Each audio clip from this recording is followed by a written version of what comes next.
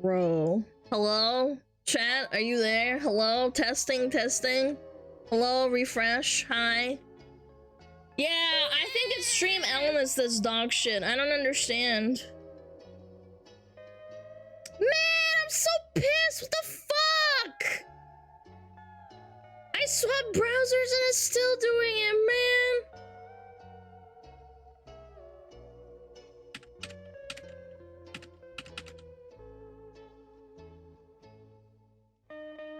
There we go.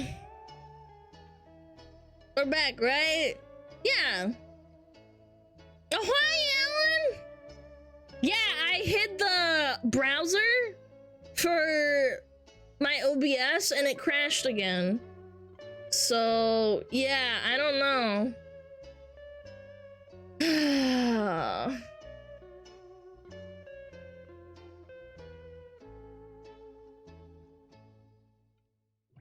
Oh my god, man. I'm so pissed off. Yeah, Roxy, thank you for the 500 biddies! AOL dial-up internet. No, that's not what happened. My entire fucking OBS stream fucking crashed because of one little thing.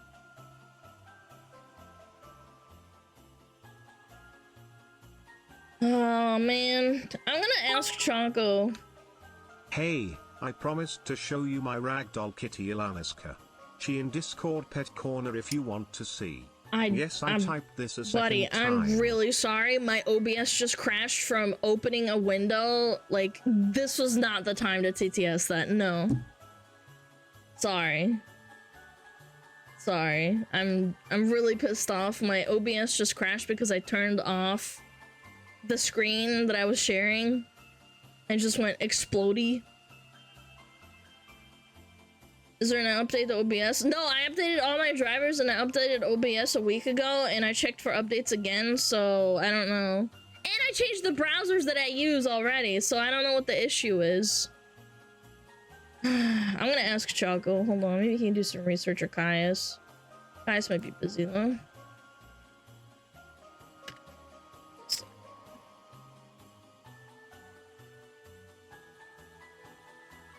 Crashing because of a window being hidden or turned on for screen capture. I swapped to a different browser from Chrome to Firefox and it still crashes sometimes.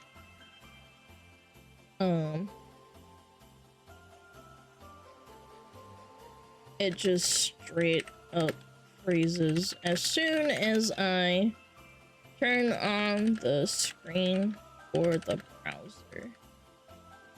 Share.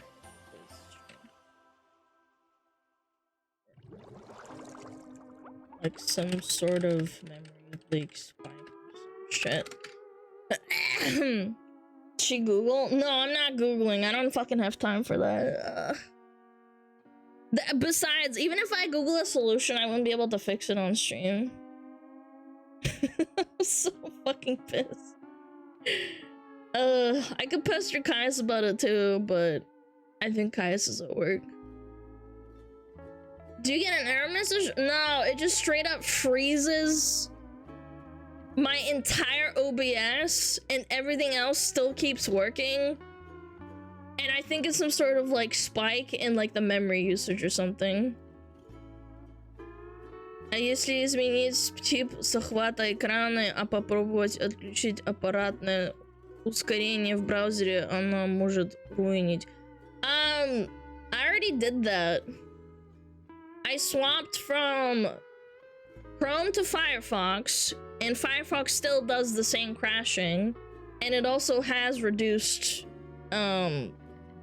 like, I know what you're talking about, but like I'm translating in my head right now, so it's a bit hard to say. It's an OBS crash. I'd have to like Google it some more. OBS crash from sharing screen. OBS crashes when trying to share screen. PC crashing with screen capture. Like, it's like there's so many problems that could arise from this, and I don't know what it would be. I'd have to like make a fucking I don't know. It's not my PC that reboots. I just force close OBS and everything's fine. I don't know what it could possibly be, to be honest. Is there a button? Well, I don't... Again, it's frustrating. I don't know what the solution could be because I already swapped browsers. Yo, what up, Isam? GPU decode in the browser. How to turn off GPU decode in Firefox. I mean, I already did that for Chrome and it still didn't help. Turn off hardware acceleration. Boom, boom, boom. Open Mozilla Firefox. Okay.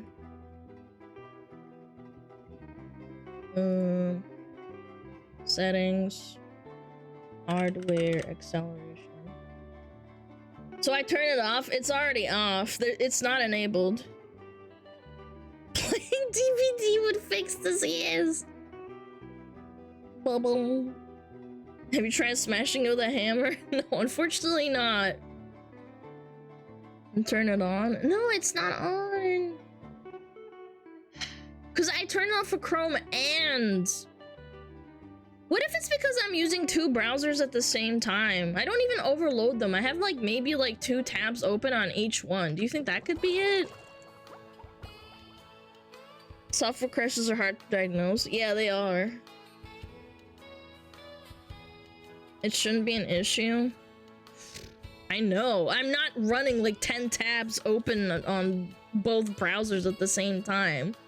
And I need 2 browsers because sometimes I open links that I don't want people to see.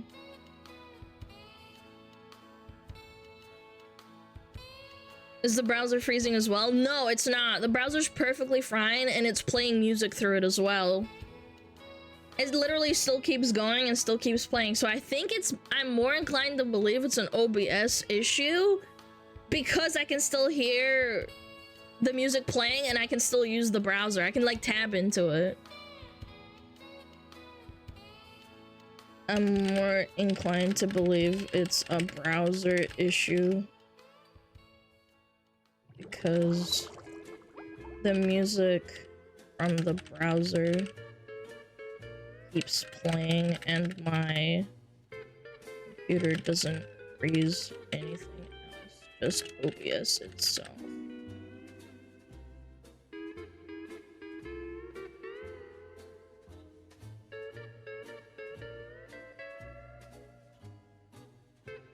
Okay. Really appreciate art.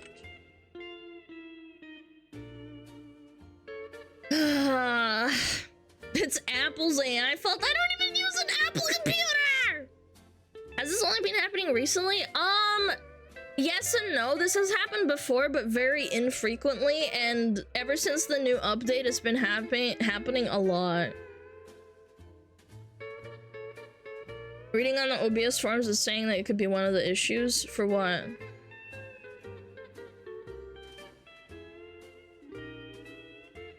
If you have a crash log? Yeah, I do have a crash log, probably.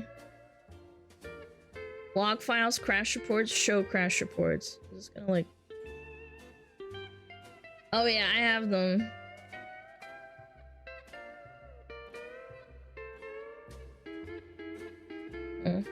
Oh, it didn't log the crash from 8 days ago, chat. It logged it from 8 days ago, but this didn't count as a crash for some reason. So it's like not even registering this is a crash. How annoying. Yeah. I don't have a crash log from today or yesterday. It's because you force quit it? Oh shit, you're right.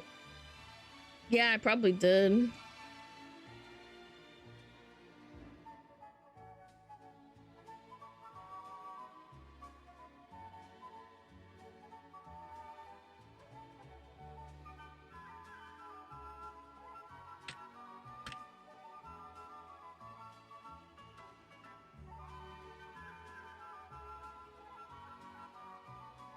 Yeah, I had to force close it. It might be some audio Windows capture issue. It's common. Ew! Windows! Crash it intentionally. I guess I'll just stop fucking showing my fucking screen, man. I want to show chat cool stuff in my fucking if I'm looking at, but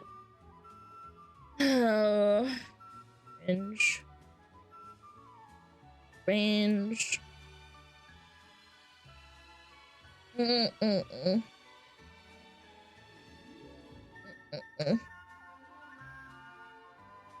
Open window capture at the start and keep it hidden. Keep it open hidden if possible. What does that mean? Like, it's open but it's hidden? But that's what I do have it on. Like, I have it when I flick it on to show or hide, that's when it crashes. I don't swap screens. That's what's the problem. Like, I'll flick it on from being hidden. Yeah. That's so dumb. Like, I didn't swap screens. Then stop flicking that bean. Oh, shut up. Grayson. He did this. He's trying to take me down. Every time I crash. Grayson's fault. Not swapping, but adding an element or something. I don't understand. I guess you could explain it. I don't know. I'm talking to... What kind of capture do you? Screen capture? Yes. Yes, sounds like driver issue, hardware exertion, 2 browsers shouldn't probably, it's hard to tell.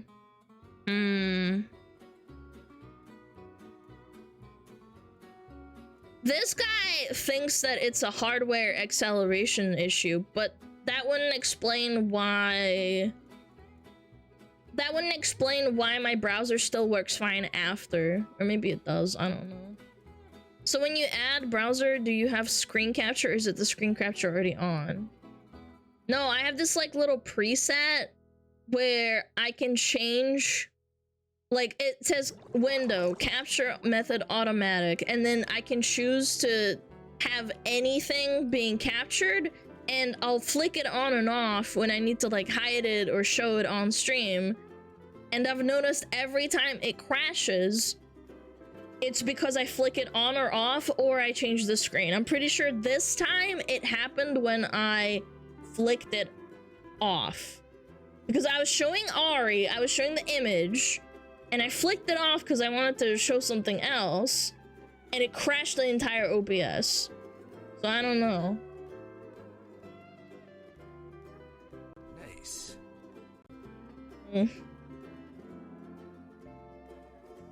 Might have to do some tests after stream to find out what's causing it, but I can't. I'd have to be streaming, which is impossible.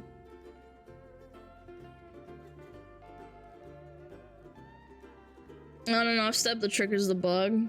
Yeah. I'll try to replicate on my setup. It might be also difficult to replicate because I have a lot of shit running at the same time. Like, let's see how much RAM I'm using right now.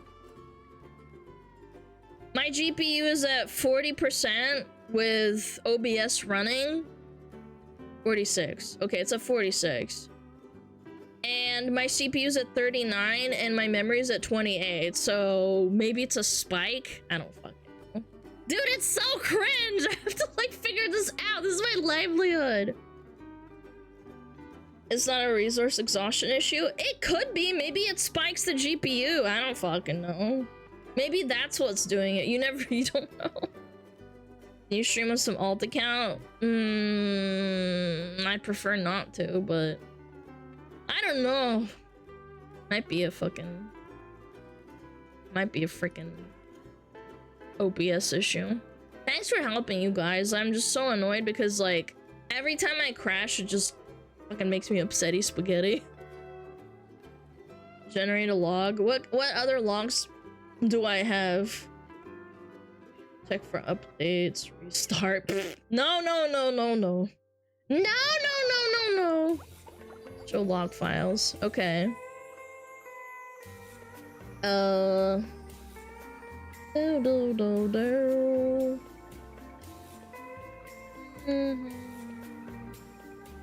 I'll send them this as well.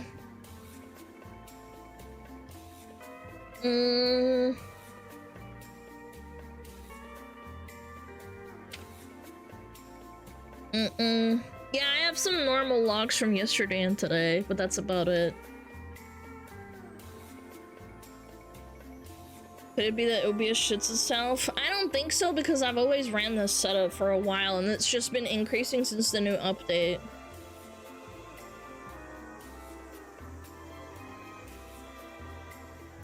Does it have anything to do with the gifts you're running? I kind of doubt it. Do you think that could be it? What if we hide the gifts? How about we try that, chat? We hide the gifts. It's never done this during React because I don't switch my screens a lot. At the top of the crash log, it should have a field that says fault address if you have to paste that line. Can you install the most recent update? I already did. That was like 3-4 days ago. Did you ever do a full reinstall? No, not recently. Again, I installed OBS and I just kind of never uninstalled it. Crash log. Fault address.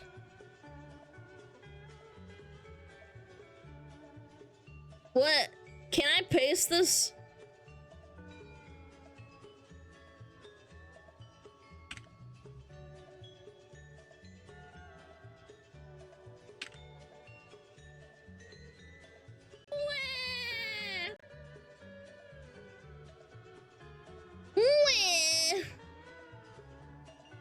Wait, what? What happened? Why are you 07ing? Why are you 07ing? What's happening? What, did I die? Chat, am I still here? Hello? God, you guys are scaring me. I thought I was 07ing. Oh my god. They're the gifts. Oh god. Okay. Alright, we're gonna try and do it without the gifts, I guess. Size of cringe and this. Okay, they're all gone now. They're still alive, they're just hidden. You guys are scaring me.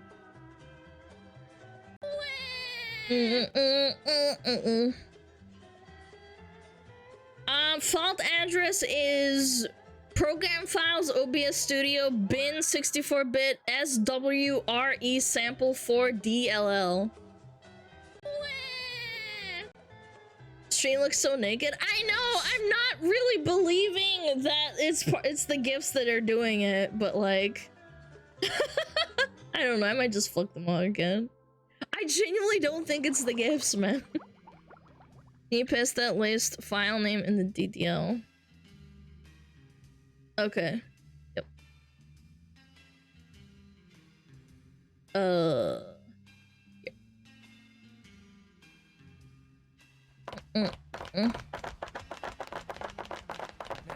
Nice. Stream looks way better. Shit was hurting my eyes. Man, what the fuck? You're a weenie. I want to punch Chat in the face and you won't even let me.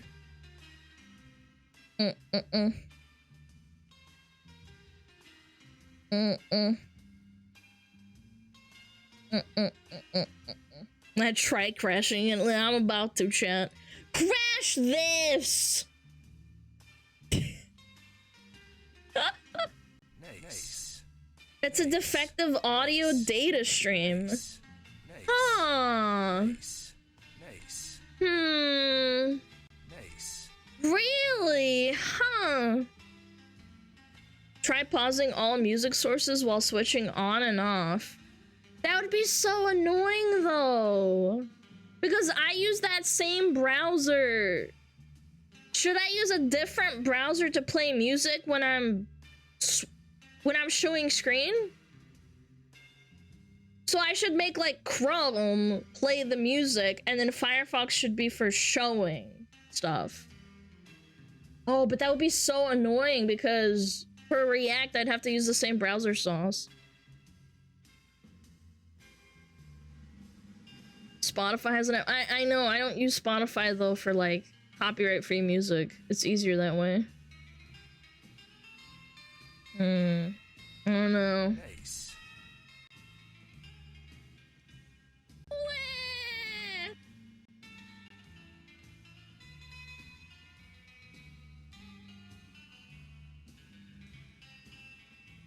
There's a bunch of forums talking about it. Yeah, how unfortunate. There's a topic in OBS about the SWE sample for DDL. You can play music and browser storage inside OBS. I don't know how to do that. I have... But this is like from a browser. I can't play Spotify. Like, I can't play this through Spotify. This is like just something I found on YouTube.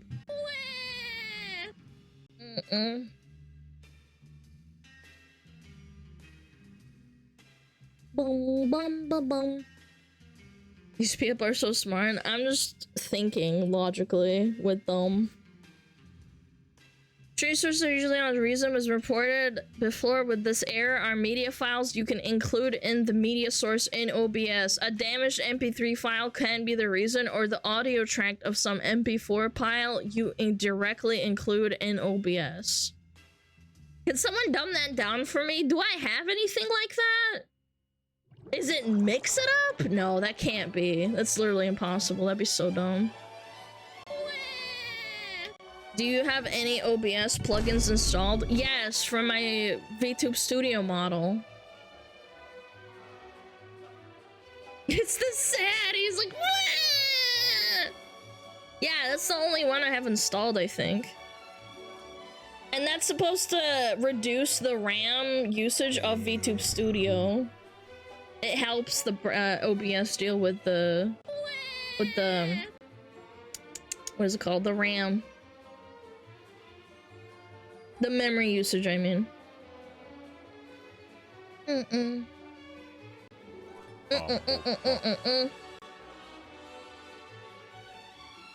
Holy shit, that's big. Big nuts!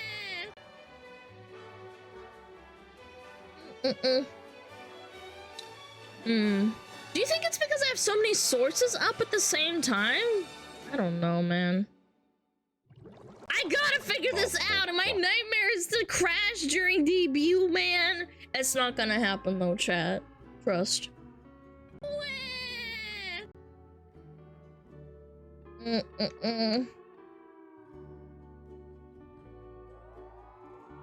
need to try to start something, turn off all sources, and try turning them off one by one. But I don't want to crash on stream again. That's really bad, chat. I don't want to diagnose on stream. But then we can't test it if it's not on stream because I'm not using like it's to its full potential. Why? Because I'm streaming?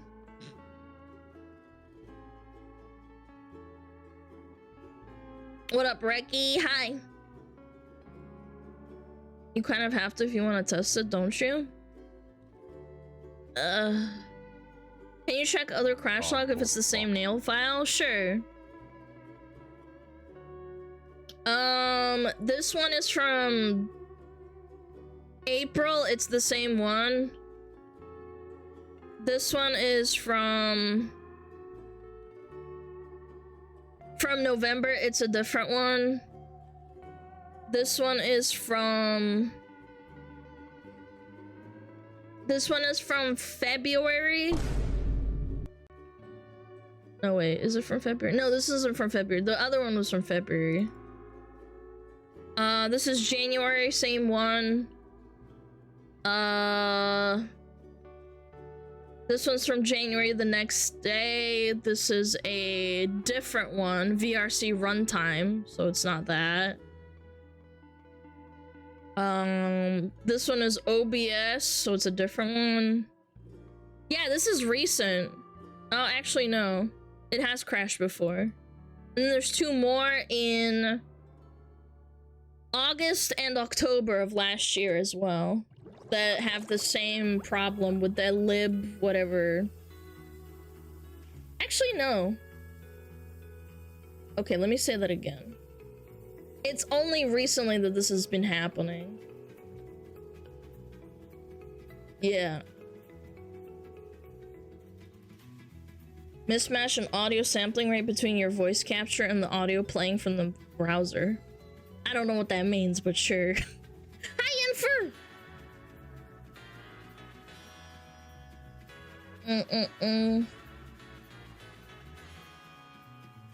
You basically now can only talk. When we're gonna diagnose that?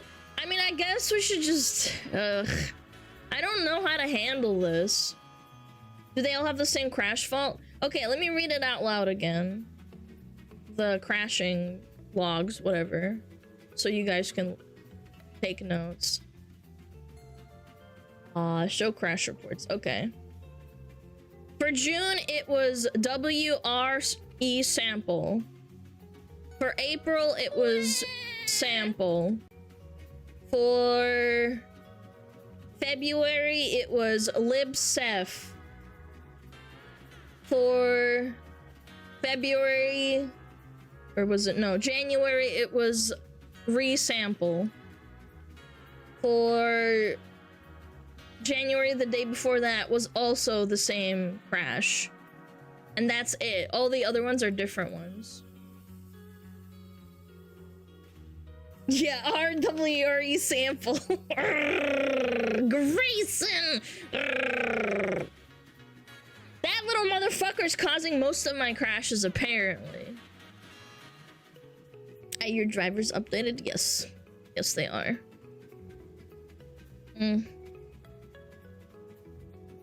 So, I don't know. Man. I don't want this to keep happening. I use my browser so much to show you guys stuff. Maybe I have to, like, start swapping to, like, big gaming screen or something. I don't fucking know. Ugh. Just don't stream? Yeah, you're right. Yeah. No streaming. Is your SmugAlana updated? Yes! Yes, she is. Yes.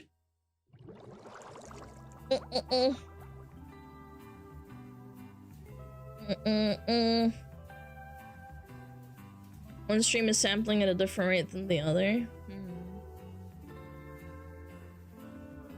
So if you crash again, the fears you won't get it back up again. No, man. When I crash, I lose a lot of viewers, and it's just like really sucky.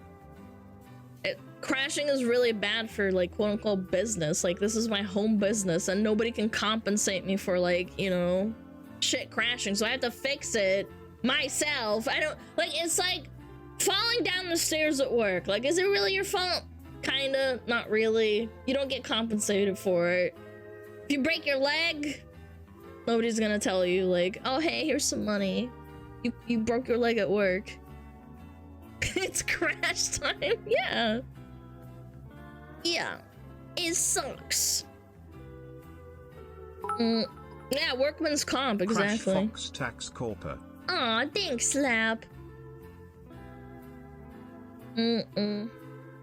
So how do we fix that, though? Should I maybe, like, wipe all my sources out?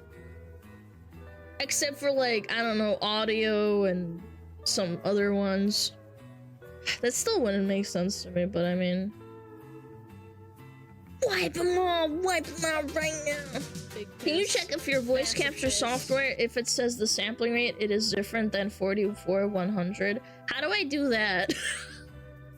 I don't know how to check.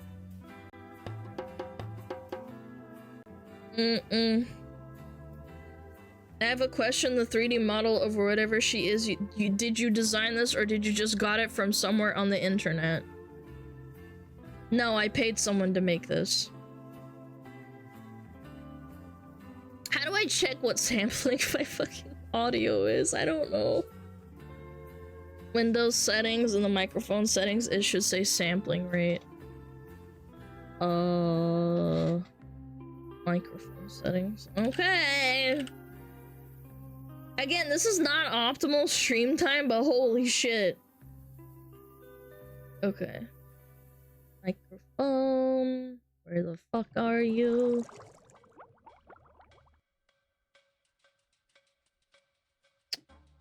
Microphone. On a scale of 1 to 10, how gay are you? I am 10 million out of 10. Bum bum bum. Also, this music is really tech supporty as well. I can't find my microphone setup. What the fuck? Manage voices. Speech. I click microphone settings and it just says no. Hold on. Open sound settings. Sure. Here's your input device. Manage sound settings. Manage sound settings. Okay. Big piss. Massive piss. Yo! Schmojo, thank you for the 10 gifted. I really appreciate it. Hold on. Input.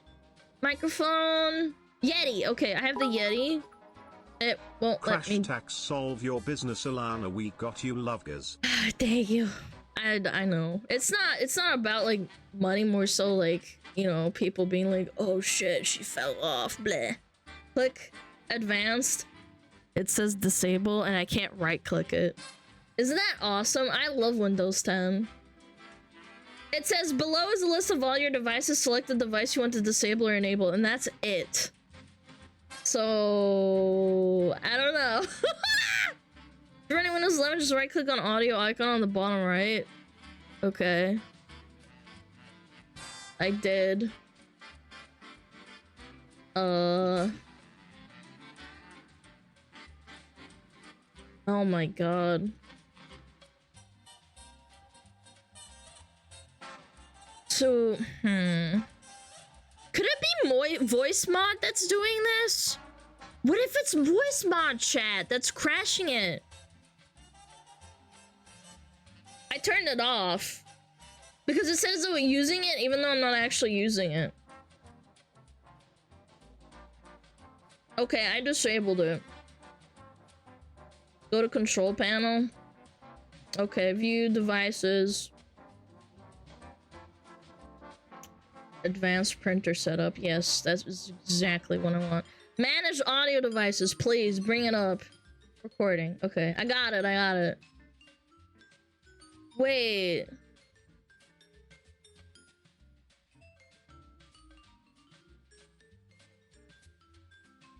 Hello?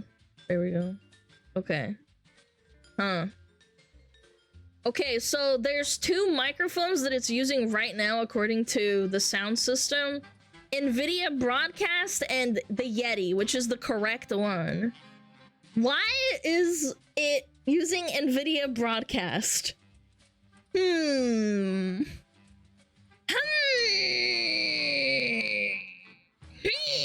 wonder why. That's very weird. NVIDIA Broadcast is so it can capture the audio that the PC is playing. Okay, so it's fine that it's running. All right, that's fine. I know what it's doing. I just wasn't sure if it was okay. All right, let me like click it. Properties, listen, levels, advanced. It is using 4800 DVD quality.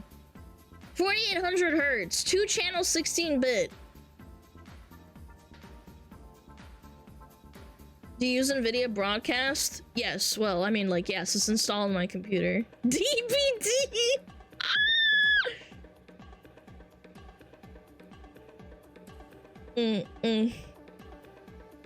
How much is NVIDIA Broadcast using? What do you mean by that? Like in my control panel? Okay, let me check. Sorry, this is also really delayed because we're streaming, obviously, so I'm not, like, not listening. I'm just...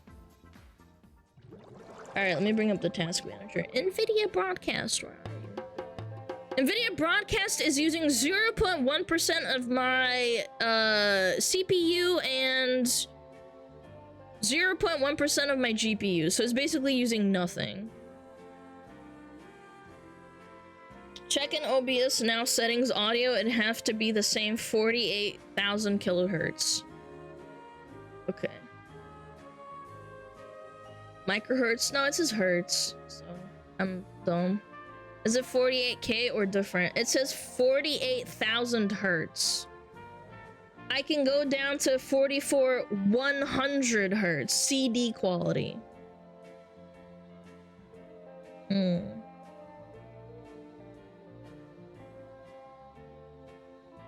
48,000. Sorry, I'm cooked. Numbers. Yes, 48,000, not 4,800. Think.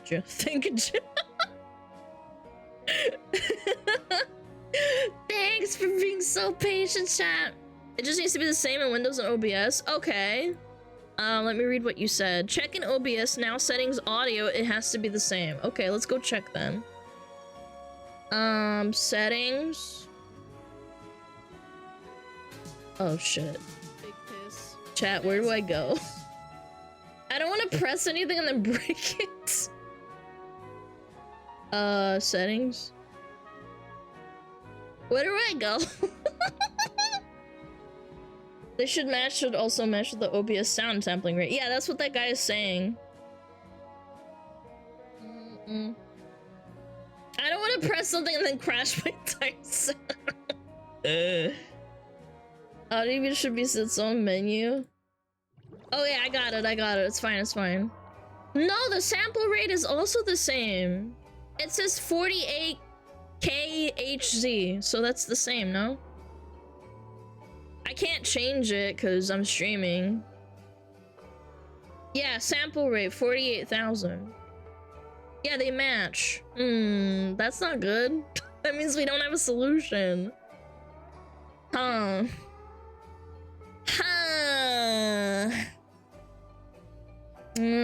Unfortunate. Big piss. Massive piss. 5 gifted! Yeah, back to square one, chat. We got it. I really appreciate it, Shadow Knight. It doesn't mean to be the direct cause. Yeah, it also could be just like OBS being dog shit. We don't know. I was hoping you guys were right and it was just missampled or like you know, not correctly sampled audio. OBS. Alright. OBS is crashing with Windows 10 and 11 causes the games to crash. Well, I'm not playing a game. Adjust compatibility settings, allow OBS, install repair system files. Oh.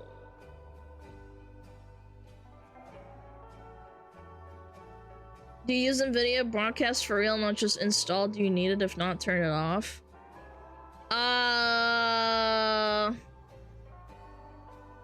No, I do not use it. What the fuck do you even use it for? NVIDIA installs this shit, like, actually. Do you know what I'm saying? Like, Caius is here. Let's go! What's the audio issue? It's not an audio issue. Can you guys explain that we're, like, going through the crash log and we thought that maybe it was something to do with the sampling not being correct? It's not an audio issue, it's because you know how, like, when I turn on my screen share and it flicks on and it crashes my OBS? That's happened again today. And I didn't want to bother you, so I sent out a little help signal. Yeah, the window crashes, the OBS, when I swap. Like, I turn it off and on and off. I'm, like, hiding. So, I don't know. Cringe. Remove background from webcam. I also do voiceover from mic. You can mess with audio devices. Okay. When you hide or bring forward an element, you know how you can click hide element, the little eyeball? I turned it off. I was showing like Ari's design on screen and I flicked it off and it crashed. So we were trying to figure out what could be the issue. So Someone is telling me to uninstall NVIDIA Broadcast because I don't fucking use it, and NVIDIA like forces you to install it basically at the start and you don't know any better. So yeah, I would not touch it, use it. You have a crash log? I actually don't have one from today or yesterday because I have to force close the entire OBS every time it crashes. But it seems to be a consistent issue, and I looked at my previous dates of my stream crashing, and it seems to be that issue, apparently. We could be completely fucking wrong though. I don't fucking know. Hold on.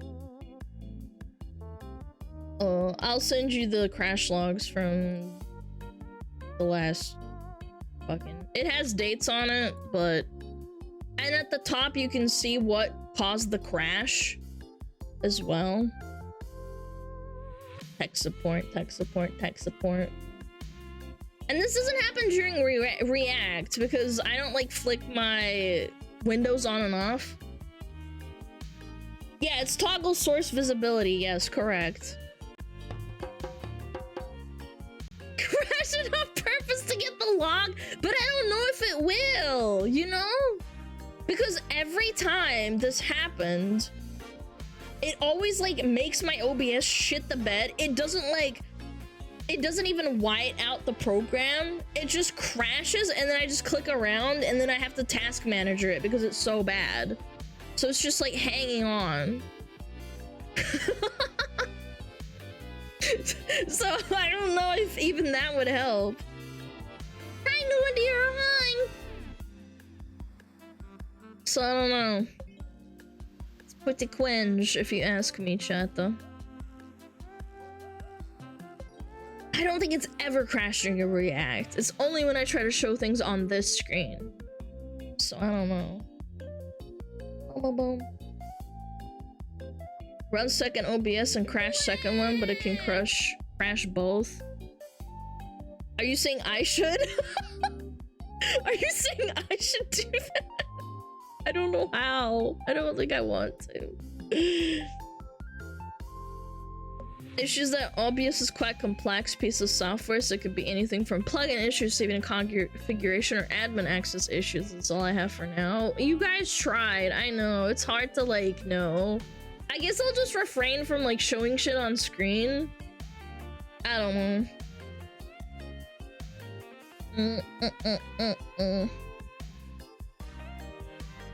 It literally can be anything. Yeah, correct.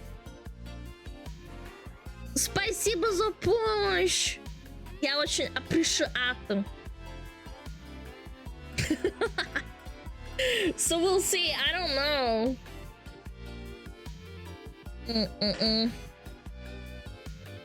There's a hardware window browser acceleration on by default on OBS too. Where? I'd like to see it. Maybe it's on and I can turn it off.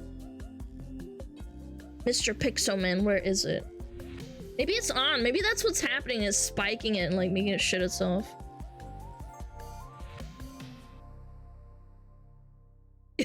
Appreciate what you're trying. Oh, on advanced in the bottom. Okay, let me see. Advanced. At the bottom. It's ticked! It's ticked, chat! What if we turn it off? It says enable browser source hardware acceleration. Should I turn it off? Okay, boom. The program must be restarted for these settings to take effect. Okay, never mind. We can't restart to the whistles crash. It'll crash my stream again because I have to restart. How about I do it after stream? Yeah, that might work. You never know. Besides, can someone explain to me why the fuck that's a thing?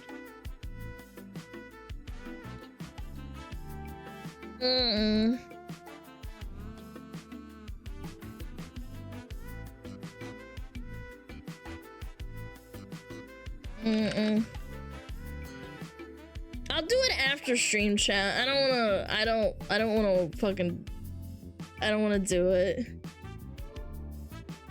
It's supposed to make things load faster, it's also a bit wonky. Okay, I'll try it after stream today, and then we can start diagnosing tomorrow. How about that? I just won't do anything, like, you know, crazy. Try it next crash? Yeah, actually good idea. If I happen to crash again, I'll turn it on. Yeah, because I have to restart it anyway. Because they're kind of bad at processing images and videos, so most modern software like uses libraries to offload these tasks to the CPU. So what if the CPU just spikes and like fucking shakes a fat shit on an OBS or something? I don't know. Avoid crazy challenge, difficulty impossible. I get that in my stream every day.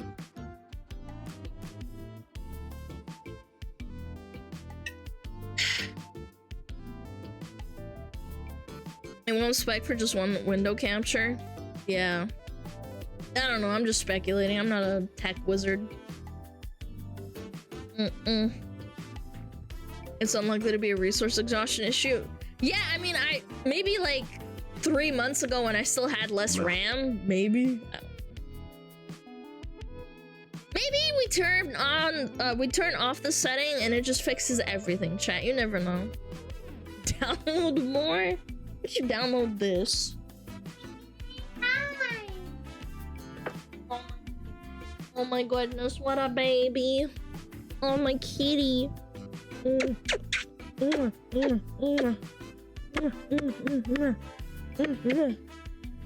He hates it when I kiss him. It's my kitty cat. Well, thanks guys. At least we got something like sorted out, I guess.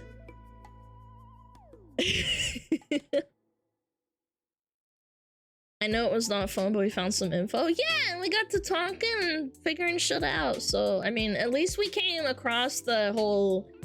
And I'm probably... I don't know. I might uninstall NVIDIA broadcast. I don't know. It seems kind of annoying. Like, why do I even have that? Boom, boom, boom.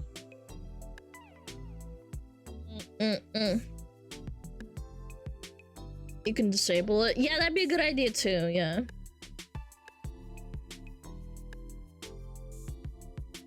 And turn it off. Okay. Alright. Let me write this down though, because I'm gonna fucking forget. I'm gonna write this on my fucking hand. Okay? Turn off NVIDIA. And I'm gonna write down turn off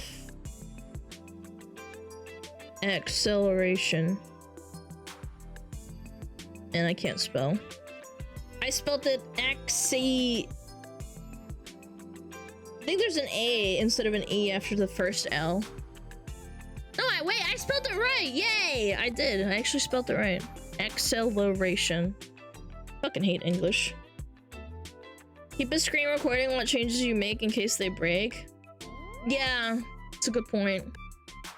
Acceleration? I don't even know how to spell acceleration anymore. Accio NVIDIA! Accio balls! Thanks guys, I really appreciate it. Acceleration. Grab his dick and twist it! That doesn't sound very smart. ESL bitch. Why are the emotes so big? Why not? Okay.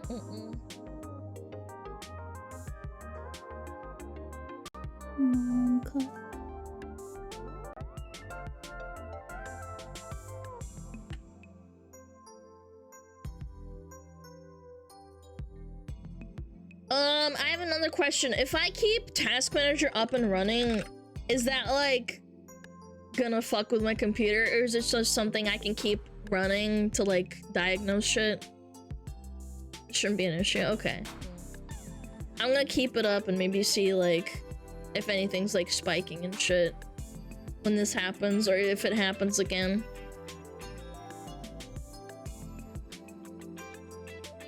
Yes, yes it will.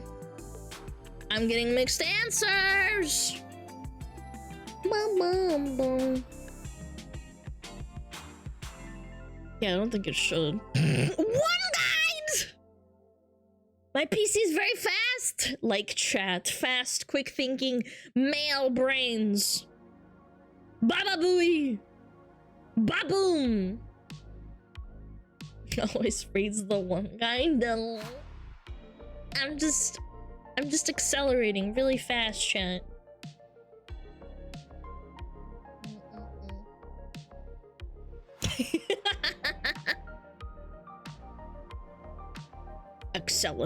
Acceleratron, chat. Proper oils and correct prayers wouldn't have crashed. So true, gang. You're right. Huh. My disk says it's running at 99%. Hello? Disk transfer rate. Monka. What? No, I'm serious. SSD 100%. Why? I don't know. I don't know. Chat, am I gonna die? Huh? 96, 68, 81, 95. Like in the performance section?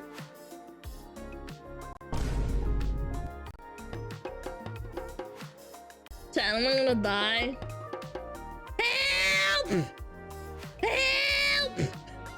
I'm gonna die! I only have one drive though. Is that why? You downloading something? No.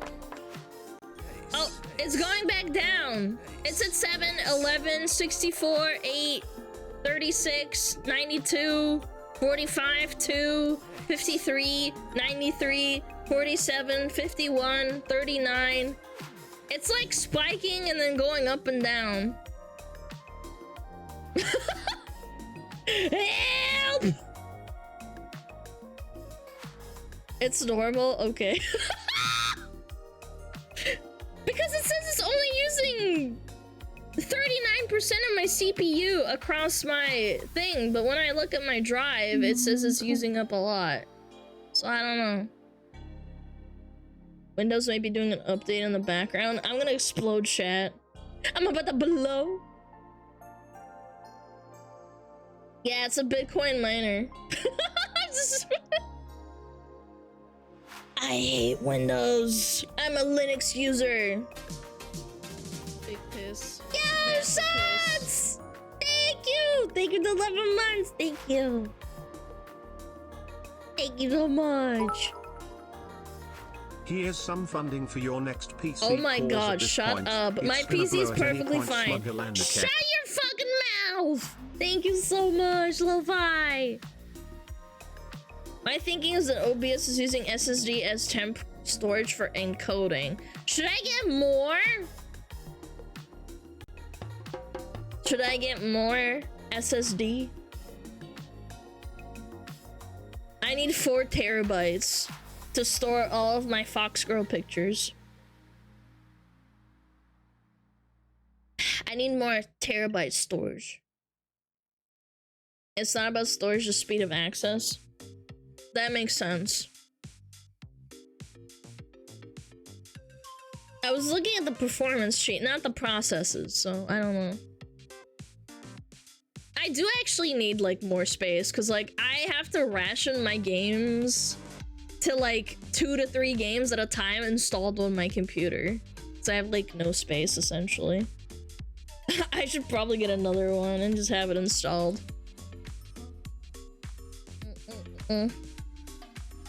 Modern gaming? Nah, I just think I have a really small drive. I only have one drive and it's 1 terabyte and that's it. Yeah, I have 1 terabyte. That's all I have right now. And it's cheap too. I'm just lazy. I'm lazy. I should probably just get more. It's not expensive. What is it, like 5 terabytes for like $60 or something? It's really, really ridiculously cheap.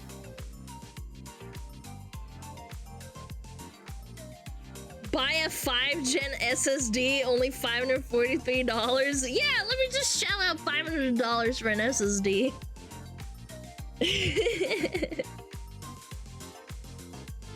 Yeah, maybe I should do that. I do have to go to Best Buy. I might have to take a day off because it's like an all-day fucking trip for me to go into Best Buy. Go for a fast FSD if someone knows recommendations like Kaya's. Yeah, I'll ask if I have to. I have 4 drives, 2 500 gigs, and 2 1 terabytes. Holy shit, you're a monster. You're a monster. Hold on, I need a piss, chat. Thank you for helping, by the way. I'll be right back, okay? Don't die.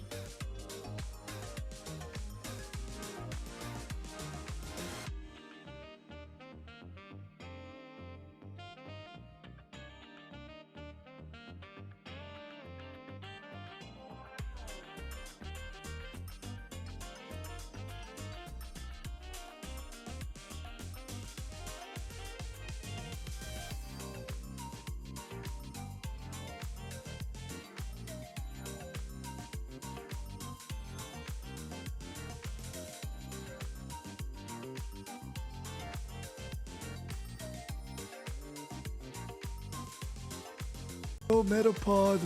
Oh, Metapod, use Harden.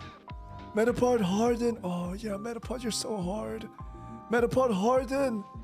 Oh, he's so hard. Look at those 2 hard throbbing Metapods. They're so strong and hard. Wow.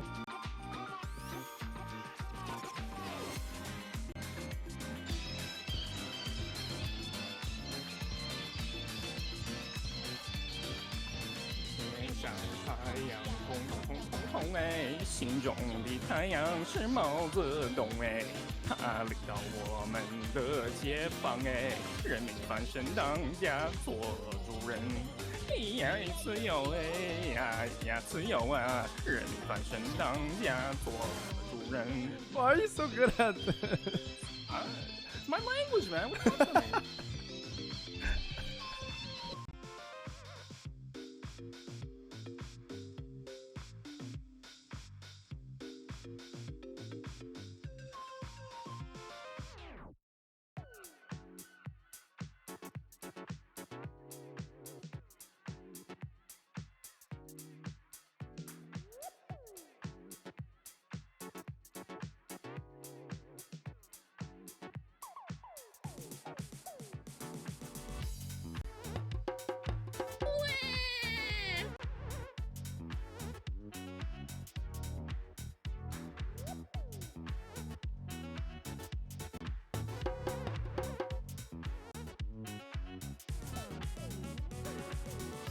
Meh.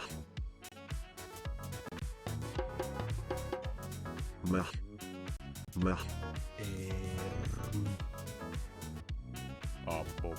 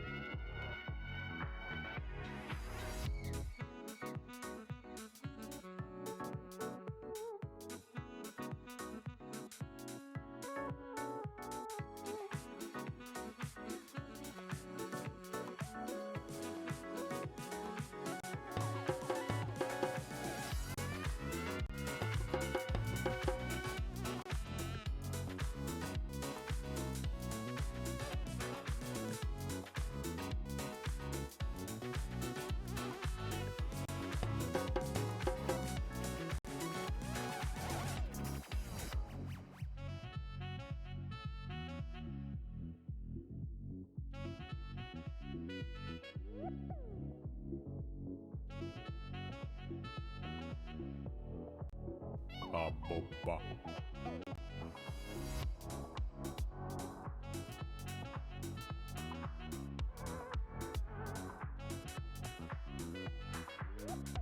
Huh? Abba.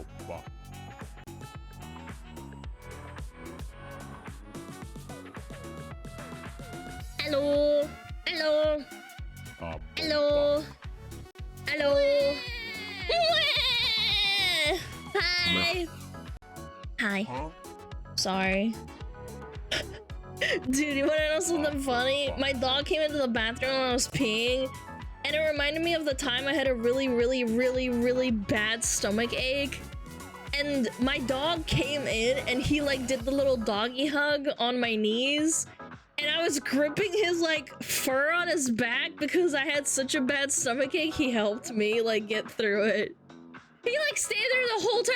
I was petting him. I was like, oh, Gigi, I'm in so much pain. I'm like keeling over. I think that was one of the worst like stomach pain I've ever had in my life. And I remember him just like staying there the whole time. And I was like petting and I was like, okay, I feel better. Thank you, man. Thank you. I'm here for you, bitch. Yeah. Was it the Bulldog Ramen one? No, I think I ate, I ate Taco Bell one time for the first time in like 3 years, and my stomach just exploded. It was literally, I almost threw up with how bad the pain was for my stomach. I never ate Taco Bell again. I legit haven't had Taco Bell in probably like 3 or 4 years. It's so bad. Shit is so ass. But that was the worst stomach pain ever. So it was so bad. I wanted to draw it to you, but then I remembered I probably shouldn't do that. Because it was so funny. I'm like, you know, I'm sitting on the toilet and he's doggy hugging me. Like he's got his body curled into me, like his little back, so that I can scratch him and like hug him. And I remember patting him and gripping his little fur because it helped me like not want to fucking die. Is Taco Bell even good? It's literally just trash, not Mexican food. Hi! Hi, Snake! Hi! No, it's not good. Big piss. Massive piss. Gungers. Gungers! Thank you, Snake! I never ate a Taco Bell. Have you ever had Mexican food? It is literally the most watered down dog shit, like, form of, like, I guess, Tex-Mex food ever. Yeah, it's just horrible. I would rather make my own tacos at home or something. It's not even considered Mexican. Well, I'm saying like quote unquote, I'm saying it in quotation marks.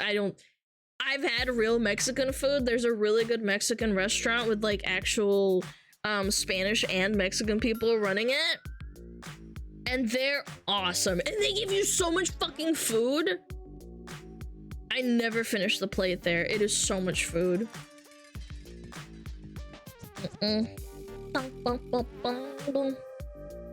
Taco Bell's literal garbage, and you only eat it when you hate yourself and want to apply self-harm. Yeah, it really is like that. It's like Macca's.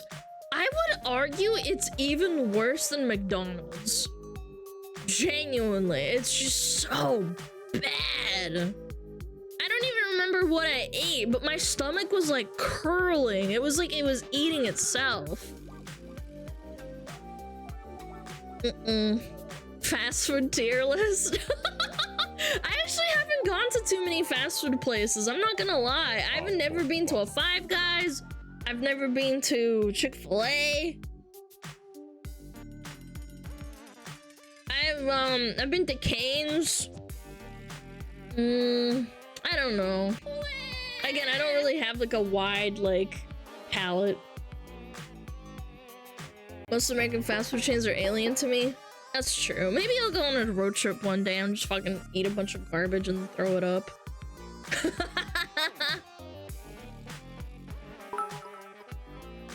As a comedian once said, Taco Bell is the only place where you can get a colonic for $1. Yeah, no, for real. Wasteful Alana? No, I always take it home and I eat it, but I'm just saying I never finish the plate. I always ask for like a takeaway. I remember they gave me 3 tacos, and I only finished 1.5, and then I was like, oh my god, I'm so full, and then I just put it away.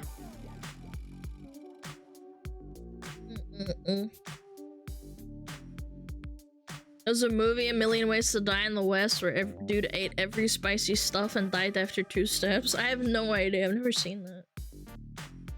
A tier list ranked based on how much the food made you cry. I'm pretty sure McDonald's made me cry one time. I felt so bad. You have a bird stomach? No, I'm saying they give you so much food. So I ordered, I think it was tacos rancheros or something. And they piled on so much guac and cheese and meat. Like, they give you so much food. Like that place. Rancheros tacos. Yeah, that one. Super good. Yeah, there's so much. Bye, Earl, bye! Hi, Con Man! Hello! You need a better fast food stomach, brother. That's right, I really do. I don't know, I don't really eat fast food. Do you have any European besides Italian US? No, there's Greek restaurants. I know there's a bunch in like bigger metropolitan cities. Yeah, there's different culinary and cuisines. French? I don't know. I've never been to a French restaurant in America.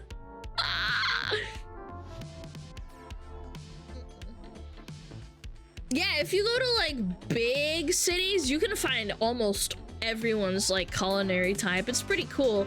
I know someone went to an Ethiopian restaurant once, so it's really nice. Weirdest dessert you've had? I can't really think of one, I'm not gonna lie. I like all desserts. I have a massive sweet tooth.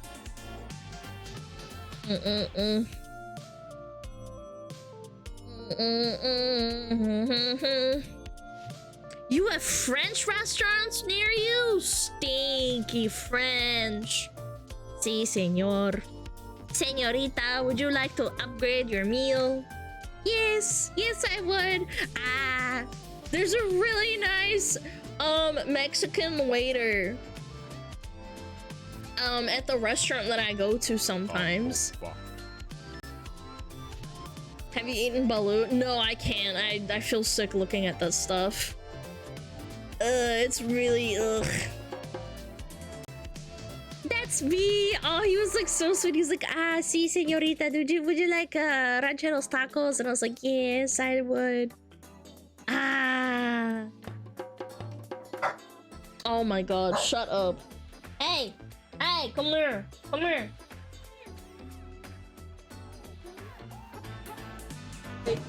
Oh my god. He is such a toddler.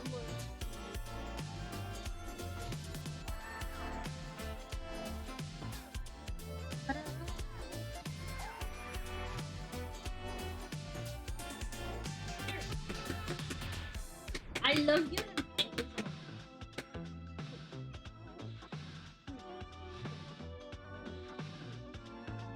No babe. One of my favorite things at Ethiopian places is injera. Ooh, that sounds good. Injera. Ingest this. Remember that time I helped you shit? Dude, that was awful. I still remember how I felt to this day. Ingesture. Have you had chicharrones? No. I know what they are though.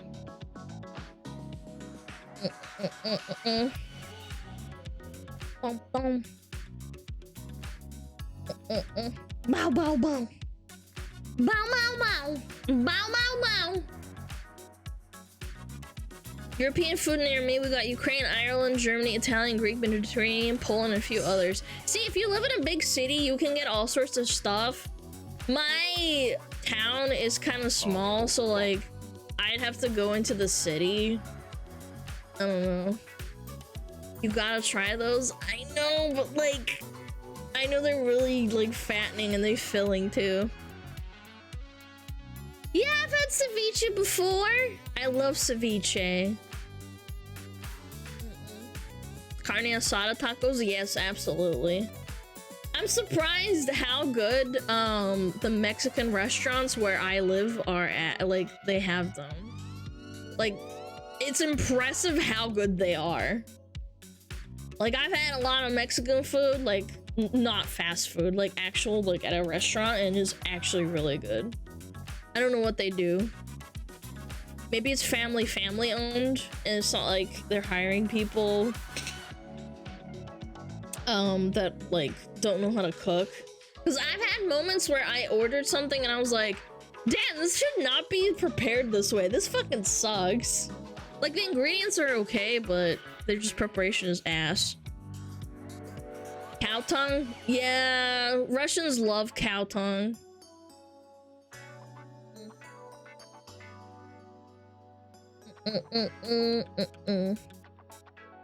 Bum bum bum bum.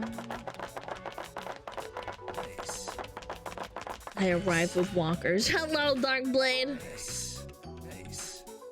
I didn't eat lunch. I'm gonna have tacos tonight. I'm gonna make tacos. Tacos. I have this really nice sauce I got too. It's really spicy. I don't have any sour cream though, which is a shame. Yo, what up, Matthias? Spicy this sauce? Hold on. I know what it is though. Hold on.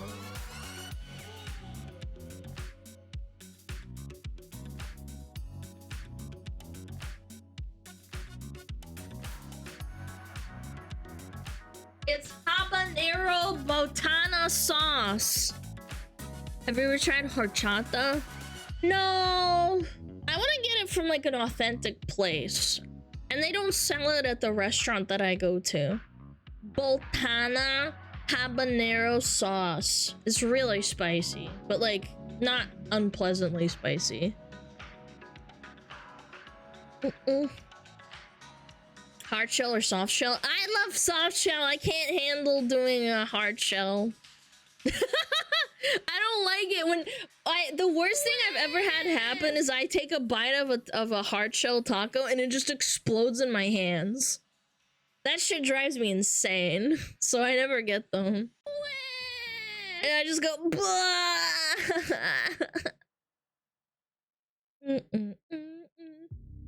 hard shell needs to be eaten immediately. That too as well. I don't know. I prefer soft shell. I don't think there's anything wrong with liking hard shell, but I just prefer it.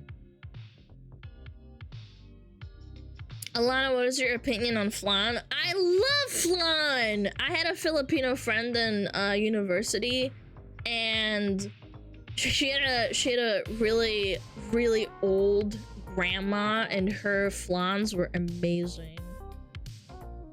Yeah, flan is awesome.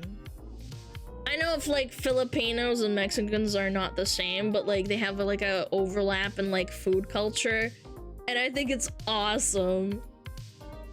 It's delicious. It was amazing. I have 16 flan in my fridge. Don't tell Chet, they'll steal it! Yeah, flan is great no matter where it's from. It's so nice. There's an overlap? Yeah. Kind of. Have you ever had falafel? Yes.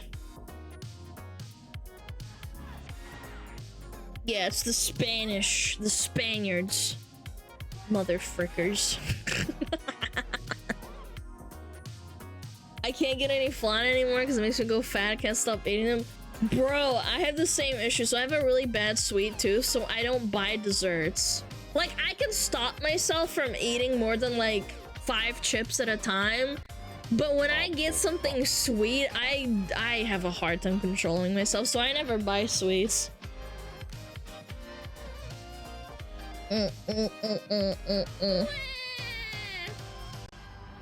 Yeah, my sweet tooth is atrocious as well. It's just so bad.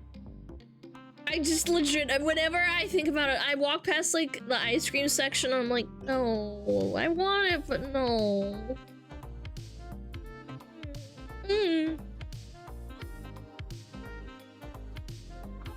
If it's not the home, it's fine. If it's in the fridge, it's gone in days. Yes, like, it's bad. It is bad. I would prefer not to. What's your favorite Italian dish?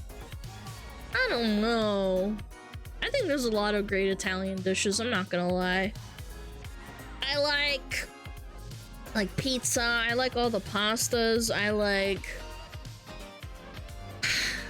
the dumplings they make. I like gnocchi. I like their desserts. I like gelato. Manicotti is really nice too, yeah. Cannelloni.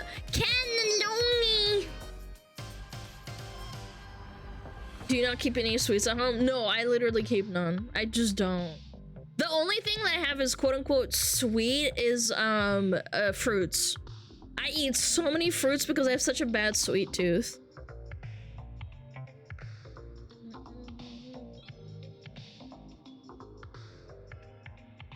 My Thai grandmother has been making me sticky rice every day. Oh my god, I'm so jealous. Like, sticky rice in savory and sweet form is great. Some love today, lovers. No, I love food, I know. That's why I run and like work out. Cause like I love food, but I can't. If I become sedentary or I'm not like fucking stressed from work, I get self-conscious. I'm like, I can't. Then I don't eat food and I get sad. Another thing that's really neat. Okay, this is not a shill, by the way. You can do this with anything. If you get a bunch of ice and you have a really powerful mixer, you can make like slushies at home.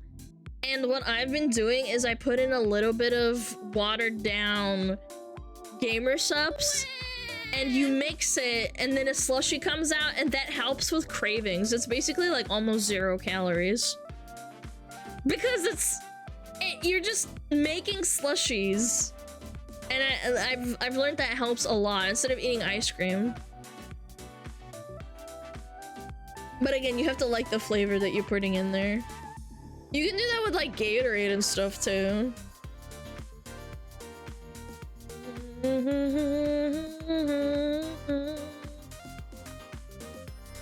Ooh, I have smoothie stuff too. Lean slushy? Yeah, you can make anything you want, but like I've been doing it recently with gamer subs.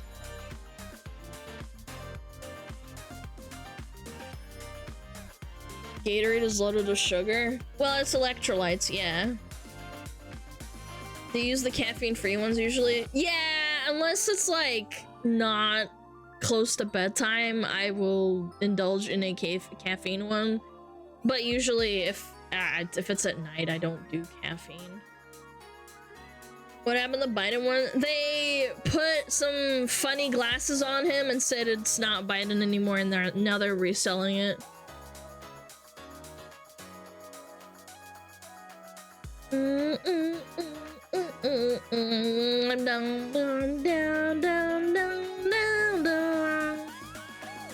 Guacamole gamer fart. Yeah, it's Bo Jiden. It's Bo Jiden. He is not gamer subs anymore, for sure.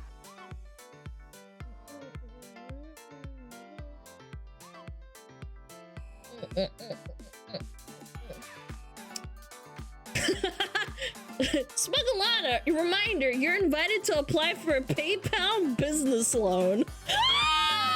What world am I living in? Hell no! Are you shitting me? What the fuck? A business loan from PayPal? Hell no, no thank you. I'm good, I don't want to take out loans. It's free money, yeah! A business loan for what? I don't fucking know. That's a good question. You could borrow up to $5,000 and $100,000 for first-time borrowers. Why the fuck would I do that? What the fuck would I even get, man? That's so dumb. I don't even know what I would do with $5,000, let alone 100 grand. 20% interest? I should check. I should check. what's the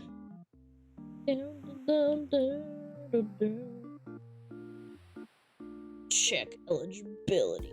Never mind, I don't want to log in. I'm bored. I'm already bored. I wanted to see what the interest rate is.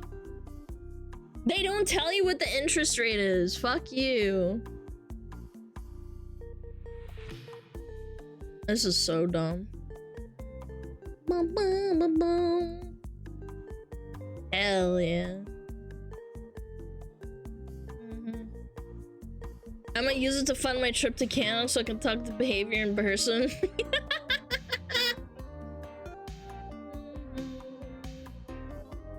10,000 hot dogs? It's a good idea. I noticed you haven't reacted to Kurzgesagt. Because Kurzgesagt is government owned, so if you react to them and post them online, they immediately copyright strike you. That's why. I read they're super aggressive because they're government owned. So I don't do that. I could react to them on stream, but like I wouldn't be able to post it. Wait, seriously? Yes. Yes. I hate feds. Based. Government funded? Oh yeah, government funded, sorry. They're funded by the German government. Yeah, so you don't see any Kurzgesagt reacts because they don't want you to infringe on their money. Those damn Germans. Bum bum bum bum bum bum bum.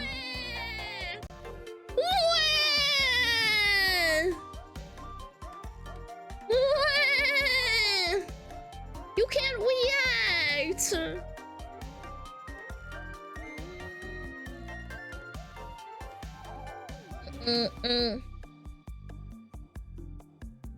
Bum bum bum bum bum bum bum bum.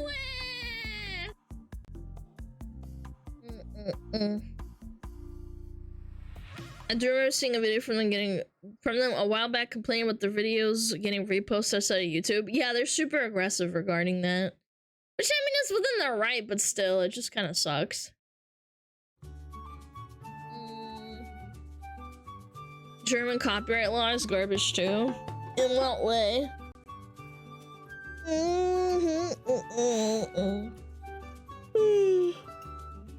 remember their argument was something along the lines of like, well, the government, we're using taxpayer money to make our videos, so you're stealing money from like the people that pay for taxes in Germany.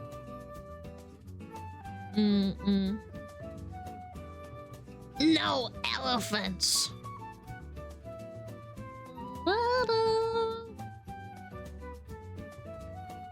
Did Disney ruin German copyright law too? I have no idea. Disney enforced a lot of really random, stupid copyright laws that just have stayed for years now. Because they're so influential.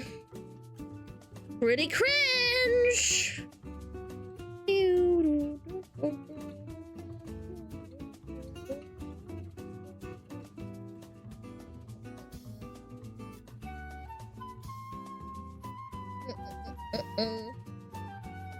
Apparently new Star Wars show's ass. Yeah, we talked about it yesterday on stream.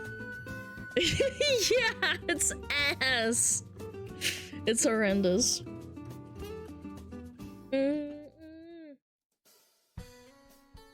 All for women. Women are bitches. Totally friggin' off kilter. Episode 3 took a fat shit on pre-existing lore and how the Force works and such. Yeah, they're just like throwing hands and shit.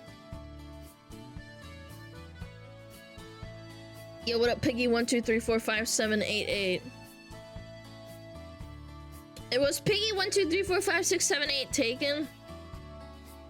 German copyright is very much in favor of original creator. YouTube had an issue where almost 1/3 of music videos were blocked in Germany because their music union didn't want to make an agreement and German courts upheld it. That's so fucking cringe. I don't want to listen to women talk. Mari_en. Based. Women talking? I am muting. Immediately. Yes.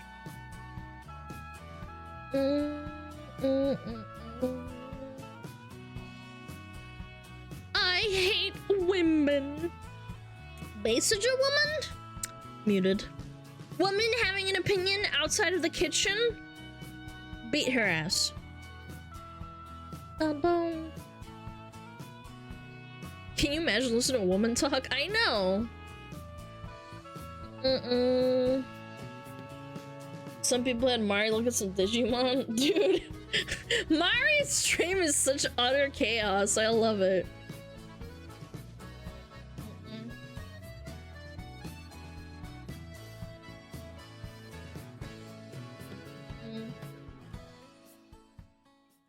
So brave of you to be anti-feminist. I'm not anti-feminist, I'm anti-stupidity. I'm anti-stupid. The only thing women are good for is cooking, cleaning, sucking, and foo. And fucking! Isn't that the same thing?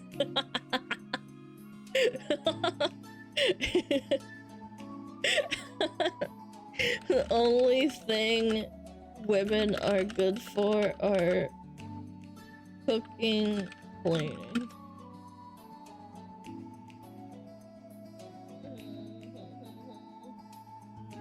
Where's the clip? I need it. Big piss. Massive piss. Fuck, I can't find the clip. I'm pissed. I'm molding, Chad. I'm molding. Kurisu, thank you for the tier 1. Thank you.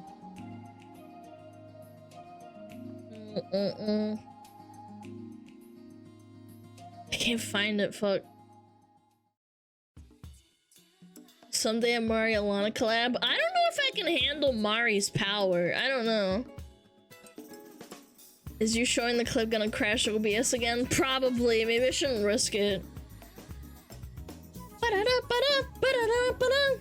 Fine, I'm just gonna dance around because I'm not entertaining enough.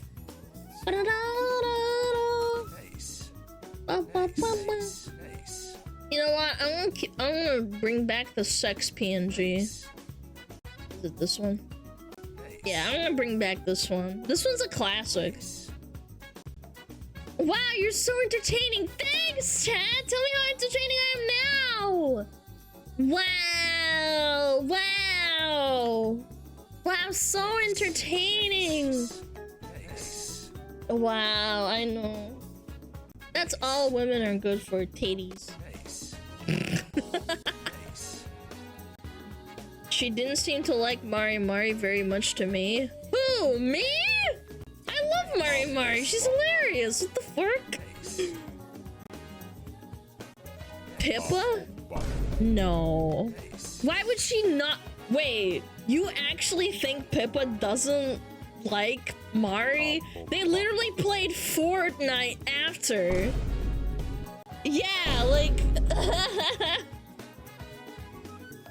Nah, Pippa loves Mari. She wouldn't have collabed with her afterwards if she didn't like her. Yeah, you're cooked. That one stream? Yeah, what if it's an act or if it's a joke or it's a skit? I don't know.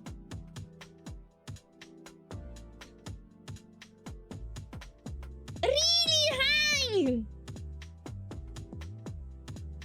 Mari's just very random. I would love for Mari to analyze me. I would ask her how to talk to women. Kingdom Hearts is on Steam now. Oh, shit. Chat, buy it. Hi. Привет.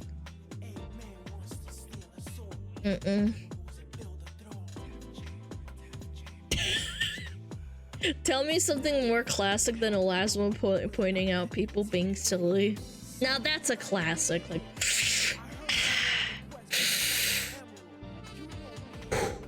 classic. Classic.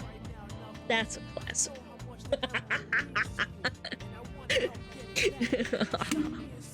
I will not buy Kingdom Hearts. Yo, what? You don't want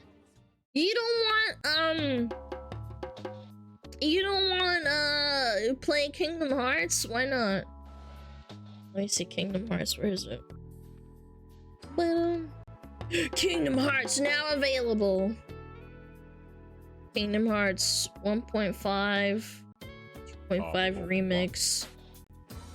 Kingdom Hearts Chapter Prologue. Kingdom Hearts Remind. Ooh, I didn't play Kingdom Hearts when it came out. Fuck Epic Store. Wait, people are saying it's good. Is Kingdom Hearts actually good? Like Kingdom Hearts 3? I thought it was trash. People were complaining the whole time and saying it's ass.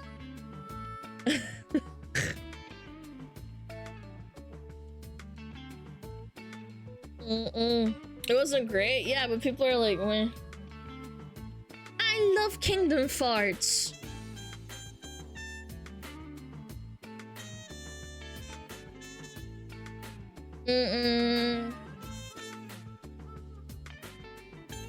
Like FF8, some people love it, some people hate it. Okay, it's pretty polarizing.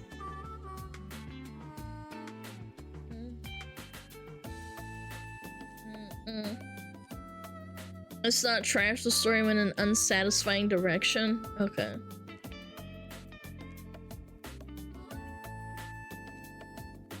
The franchise anime? No, I played Kingdom Hearts 1 and 2 when I was a kid. I played it with my best friend. She was from England. Yeah.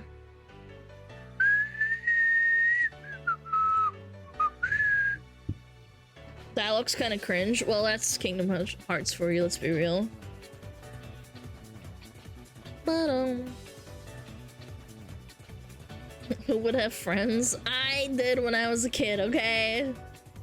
We played Kingdom Hearts 1 and 2 so much when we were kids.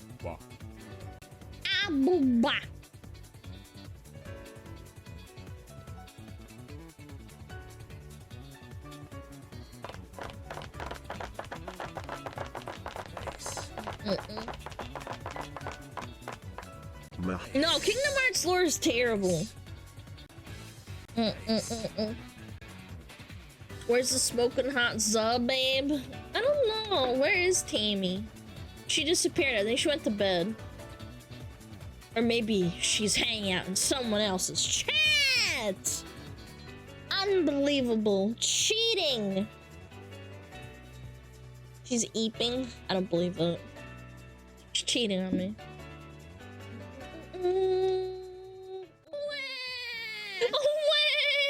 She's cheating on us, traitor.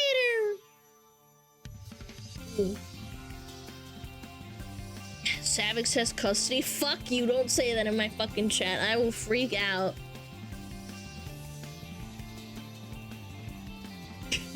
I'm gonna go check if she's in Savix's chat.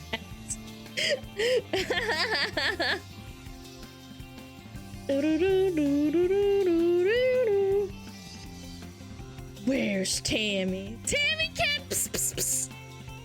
Where's Tammy cat? Pss, pss, pss, pss, pss, pss. She was cheating. I saw her. Tammy cat, give me back my cat, Savix. I knew it. I knew it. I knew it. My cat's cheating on me. Ma, Tammy is cheating on us. No wet cat food for my mods. None. Absolutely zero. She's getting second breakfast. I'm pretty sure my cat got really fat at one point because he would go out and go to the neighbor's what is it called? The neighbor's house to get fed. And they did it anyway because they loved him. 2 owners, 2 breakfast. Mmm, tasty. Boom, boom, boom, boom, boom. Cats are like that. They are. They are. Mach. Mach. Mach.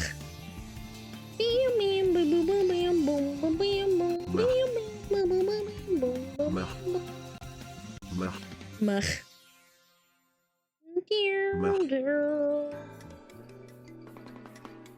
Oh, Scrims is playing hardcore Dead by Daylight. They're not playing the anniversary. Interesting. Hello, I'm new here. Hello, new here. I'm Alana. She's playing racist golf? What the fuck is racist golf?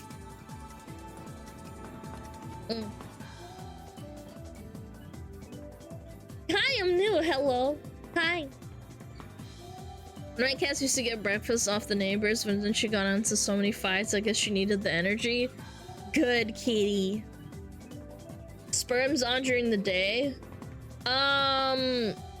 It's because I think Sway plays during day hours, if I had to guess.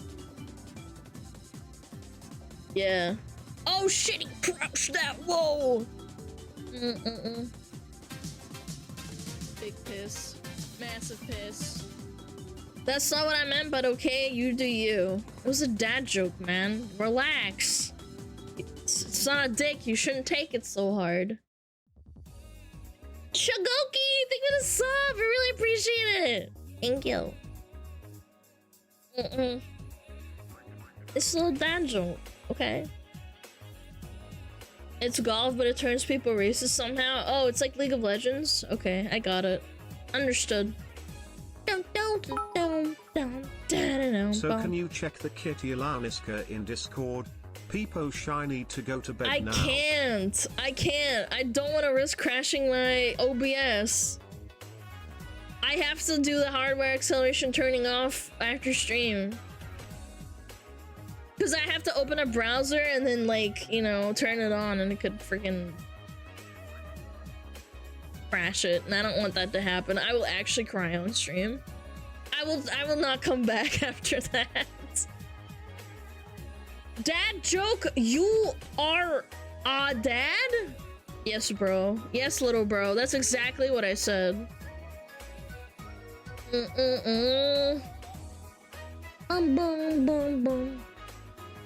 Badger through Kentucky Ballistics. I almost says Kenlucky. Kenlucky Ballistics. I appreciate it, man. It warms my heart when people join.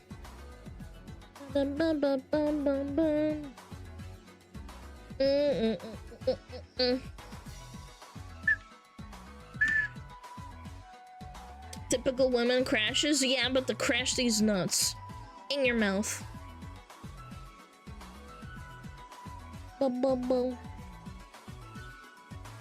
Fake teeth? I have real teeth, thank you very much. I do.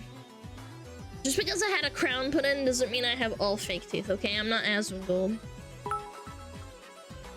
Well, bye everyone, Lovegers. Don't let the bedbugs bite, Lovegers.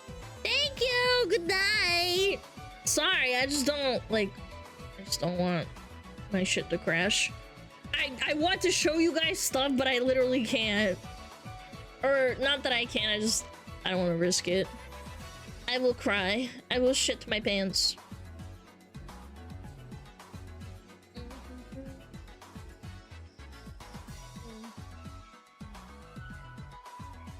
Fake tooth? No, I do not have a fake tooth installed. Show childhood?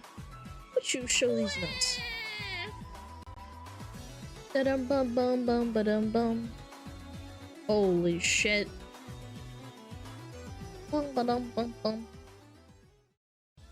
Show us one more crash? No! I don't want to. We have a react soon anyway. Gold tooth? No, I don't want a gold tooth. I think they look tacky. What other characters do you have? What? I swear to God, I think people just associate VTubers with anime. Vadim debil! Yeah, debil polny. Yeah, you're right.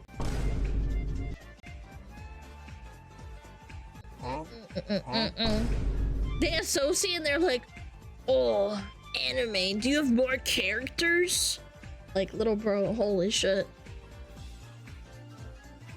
VTubers all have 60 different characters, did you not know? Yeah. True. I am Iron Mouse. I have 10 different ones. Oh shit, speaking of, I have to reply to that post. Maybe she'll see it. I don't know. Iron Mouse. Iron Mouse.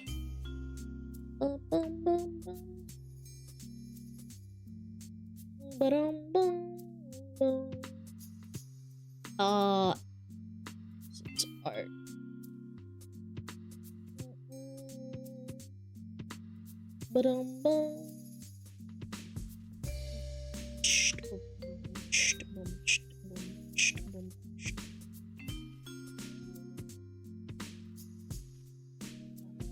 Boom. 1 second, chat. Oh shit. Oh. I bet you are small, like 4'5" small. Samuel, I'll have you know I am 5'6". So you're pretty much wrong. Weird thing to say though, but you know, I've had worse. I've had people say, hey, you have small tits. Still small.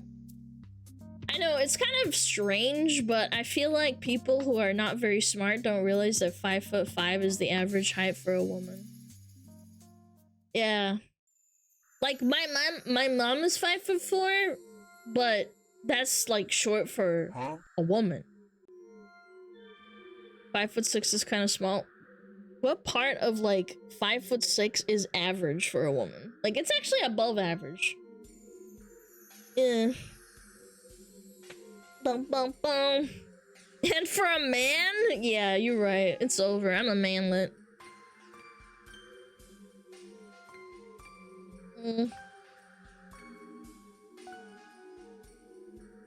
At least for my area. I don't give a fuck about your area. I'm talking about the national average.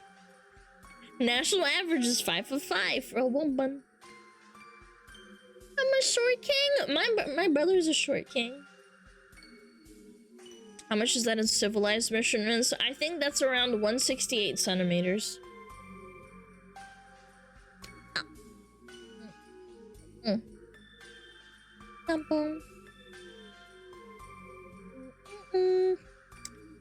Yo mama. Boom.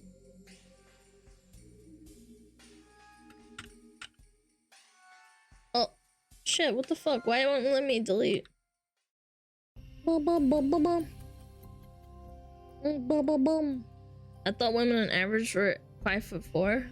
I don't remember. It was either 5'5" or 5'4". I don't really remember. Your brother's a dwarf? Whoa! He's not a dwarf! No. I think he's like 5'7" or 5'6". I can't remember. He's like almost my height. He's a little bit taller than me, like by an inch or two.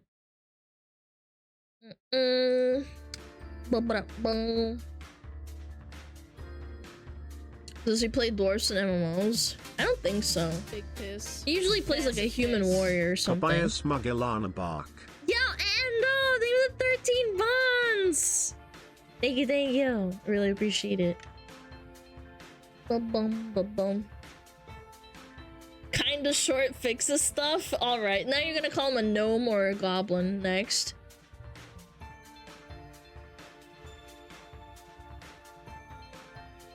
Bum.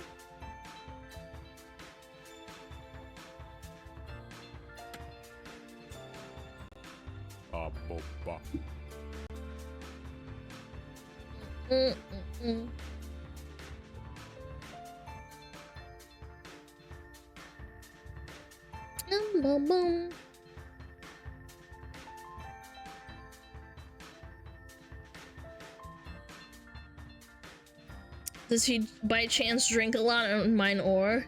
Actually, he developed a allergic reaction to alcohol.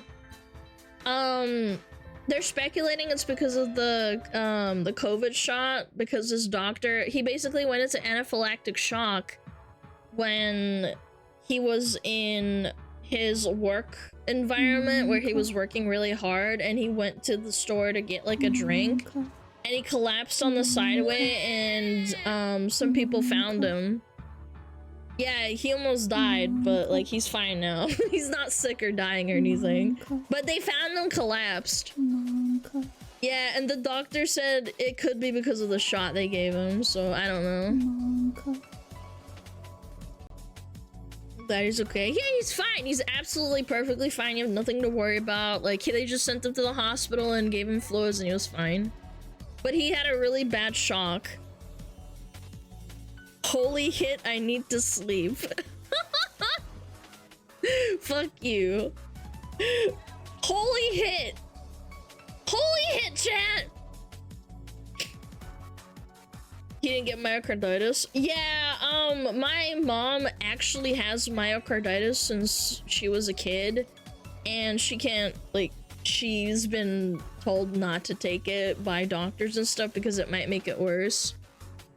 So, and yeah, it's super scary because like she's been told, oh well, it could make it worse, but it could also like do nothing. And she's like, is there a chance? And they're like, yeah, there's a pretty high chance it could fuck you up. And she's like, all right, well, I'm already pretty old. I don't want to take the risk. And she's like, I don't want to deal with it. Holy hit! My dad had a stroke after the vaccine. He's fine now, though. Yeah, my dad had a horrible, like, borderline, like, life-threatening, migraine after his shot for some reason.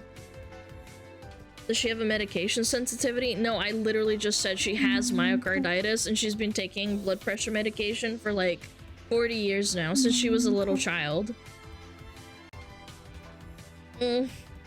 Myocarditis, she makes bad, brother. That's right. Fucking Pippa, man. No, they're both fine. It's just like, it was scary at the time. Yeah, she has the meds. She takes them every day. She's really high blood pressure and she has to take meds to keep them down. And it's not that she's unhealthy or anything. Like, she's the normal weight and everything, eats normal food. Actually, she has more of a Mediterranean diet, if anything. But unfortunately, they said it could be hereditary, but I don't have any signs of myocarditis, so I don't know. I don't know. They said it could develop when I'm older, and I'm like, monka, monka, monka, monka. Are people aware of Aboba origin? No. A terrible reaction to the 5G? That's right. The 5G's killing us, chat! What is Aboba? Aboba. Aboba. Aboba. Aboba.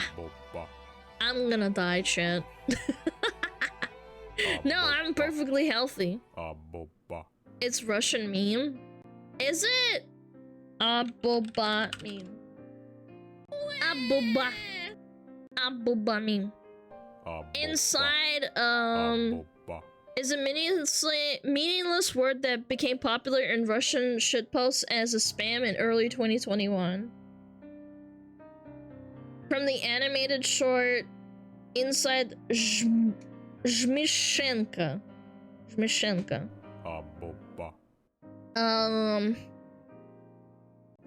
Голосуй за Aboba. It's a Russian shitpost. I did not know that. What a funny coincidence. Yeah, it came from Russia. Wow. The more you know. No idea. Aboba.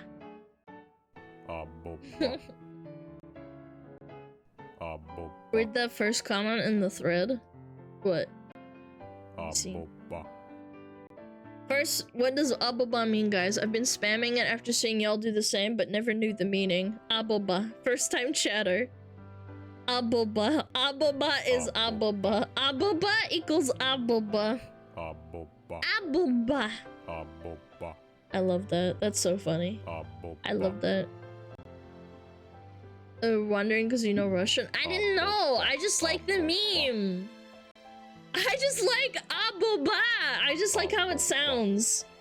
I didn't know it was from a Russian meme. What a funny coincidence. Aboba is greater than equal to aboba. Madden, did they fix the Xbox servers yet? Did they let you play DVD yet? DVD. No. Oh. No. Bo. What's wrong with the servers? I don't know. Xbox has like a bad update with DBD. Can't play the game on Xbox, but you can play it on PC and PlayStation. No sleep, no DBD. Why don't you go sleep and then you can play DBD? Sexbox being trash. Microsoft, more like micro hard. Stupid.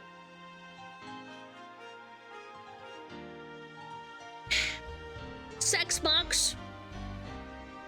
Add a massive gallon of lube to my Amazon wish list. Thank you.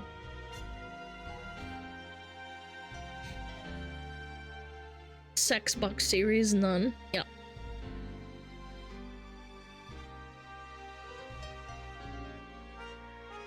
Only 1 gallon? Yeah. Abobus.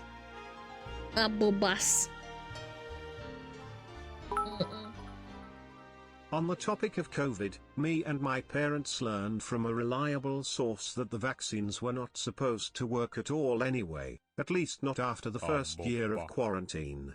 Even the FDA admitted that internally. Forgive the yapping saying. Okay, but they didn't admit that externally.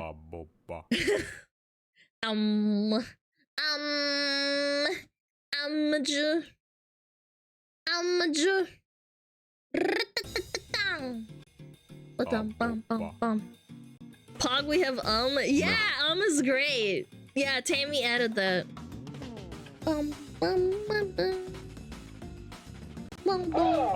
Chat, you should get your daily SmugAlana boost.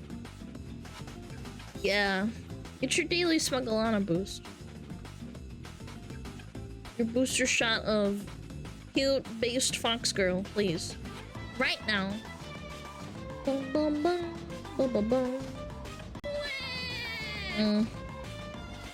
Man, why did you ban him for that? Jesus Christ. Man, you went hard on that. Maybe time him out. Wow. I don't think that was a ban-worthy thing. Maybe unban him and give him a timeout for 10 minutes. You guys go ham. Like, I looked at their previous history and it's not that bad, okay? They seem kind of just, they're just happy, okay? Maybe they love Rule 34. Yeah. Jesus, you went so hard. Little Gooner, it's fine. At least they didn't say, hey, can we look at your tits on stream or something, okay? Be a little nicer to the Gooners, okay?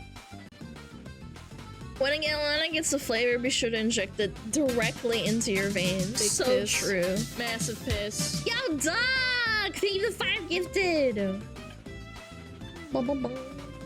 Oh shit, Raiders! Hi! Raid! Yo, I hope you had a great stream. Привет, здрасте! Меня зовут Алана. Я витюберша из Америки. Спасибо за рейд. Рада познакомиться. Большинство мы по-английски говорим. Внимание! Это английский стрим. This is English stream. Там-там. Очень приятно. Здрасте. No hablo Russian. Mm-mm-mm.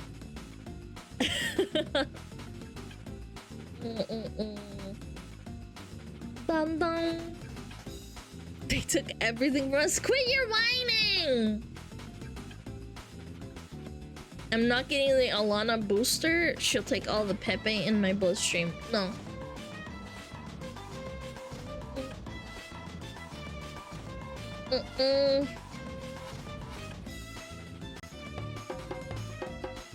Alana got MMD. I have Mr. Pixel, who has a working 3D model that functions in VR chat and MMD and Warudo or whatever it's called. And he has made a bunch of GIFs and it's really cool. One day I'll get a full 3D setup and I'll be able to go crazy with it. Yeah, he makes them for fun. Many GIFs.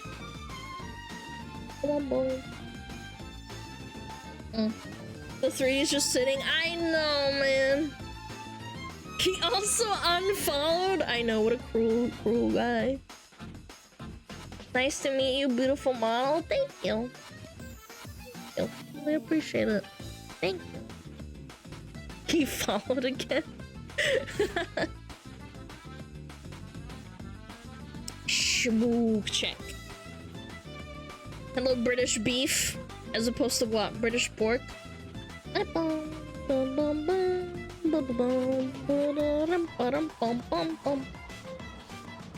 Woo!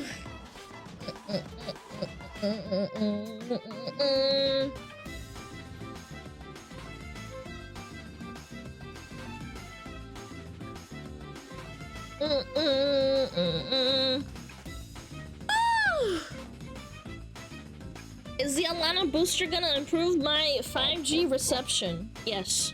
Got the other booster hoping for better mobile internet and was disappointed. Yes, it will absolutely boost it. 500% boost and your balls fall off.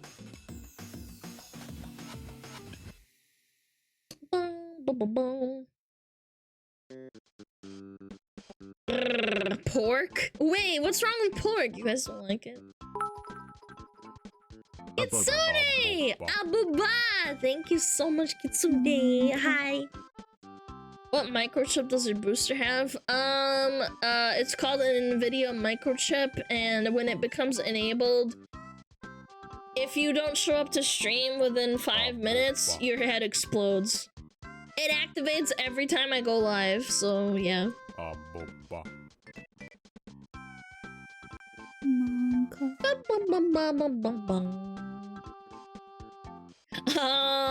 Kaboom.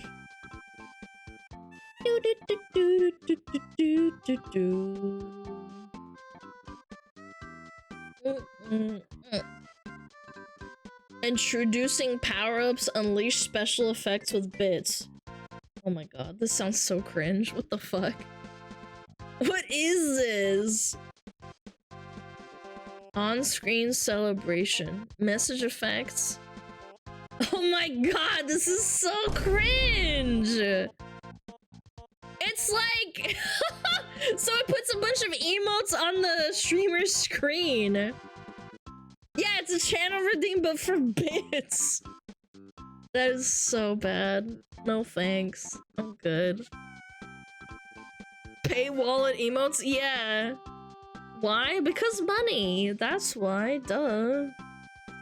Yeah, so you can put, like, emotes on the screen. So, like a SmugAlana rave. What are we yapping about today? Well, the first, like, hour and a half, I was trying to fix why my fucking stream crashed yet again.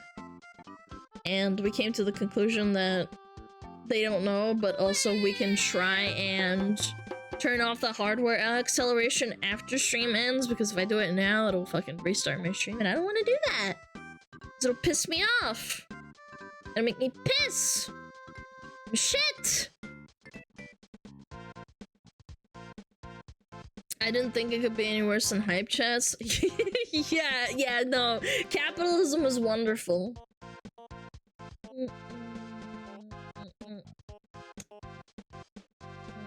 I Hasn't that been a thing for free for longest? I remember a streamer I watched used to do that on the screen. Yes, but now they're having like it pay, right? Like you pay for it to happen, and if you're dumb and you don't know you can set it up for free, now you can pay. It's wonderful. I love it. I love my corporate overlords.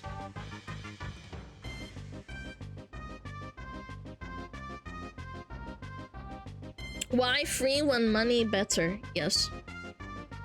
Bam, bam, bam. Bam, bam, bam, bam, bam, bam, bam, bam, bam, bam, bam, bam. Donation was just something similar, but for real money you can play meme on stream. No, it's not meme, it's just emotes. Yeah. With bits. It's ridiculous. Instead of channel coins. So, I don't know. How much does the average VTuber make here on stream, I wonder? I have no idea because it's really varying between people. Yeah.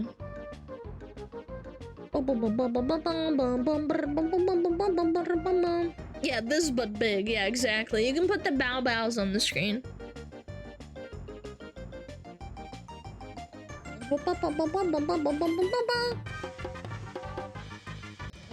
I'd pay if I could get a giant version of Muh. What's average when it comes to VTuber, the mean or the median? I think it would probably be similar to like OnlyFans, where the top like 0.5% earns like a lot, and then the bottom 95.5% don't actually make a lot. If I had to guess. I'm not sure because it's like, I don't know, it could vary from person to person. 80-20 rule. Yeah, something similar to that, yeah. Twitch takes a 50% cut from these bits? No, bits don't take 50%. No. No. Bits don't get cut. Gifted subs do. That's where they get their money from. Or do you mean like you give them money and then they give you? Because that's different. Like when you buy bits from Twitch, they are an increased price and they take that increased price as a cut. Yeah, you pay taxes on them when you buy them, like an extra like $2 or something. Yeah. Yeah, what up, Lord of Vord? What up? Bum, ba-dum, bum. I'd have to add "ma" as like an emote for the channel in order to get the really big "muh." If that makes sense, I don't know if it does. Plug. Muh. Muh. Muh. My chat has brain rot. Muh. Muh. Muh. Muh. I could. I could add it. I think I have space for animated emotes, but I'm not sure.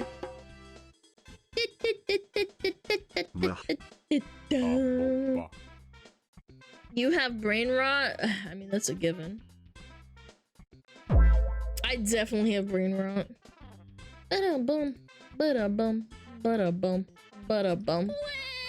I can muh everywhere. I could. Can someone get me the muh? I'd have to save it, but I don't know how because it always comes out with a web P. Muh. Muh. Muh. A lot of chat popped out. No, I do. Chatterino's not increasing the muh size. The streamer bot can do anything. I have Mix It Up, which is kind of like a streamer bot, but I only use about 5% of it because I can't really be fucked like setting up a bunch of stuff. It's got a lot of features, but I use it to play sounds when people use certain emotes and commands. It'll play audio and, you know, do that stuff.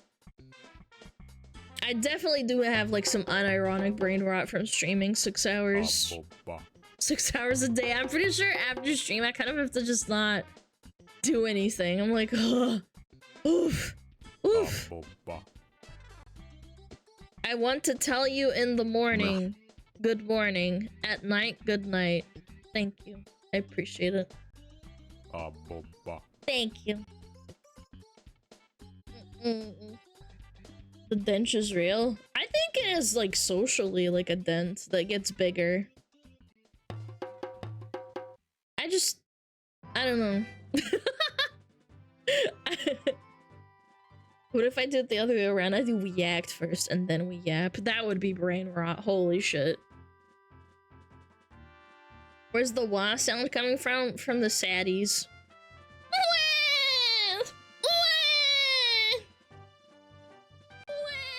I want to tell you you're redacted.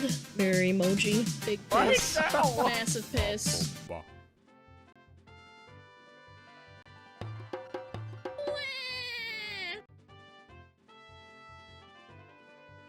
Sana, what is wrong with you? Sana! Thank you so much! Thank you! What the fuck is wrong with you, man? Thank you so much, Sana. I really appreciate it. If you got a gifted sub, please say thank you. Please, please, please. Big piss. Massive piss. Also, hi, Maple. What up? Hello. Gift chat. I still can't believe that hung around. That emote hung around from DBD. Someone from my DBD days made that, and its nemesis like trotting over menacingly. When I had like 3 viewers watching me. Yeah, it was Justin. Yeah, Justin made that. I thought it was funny, so we added it as a 7TV emote.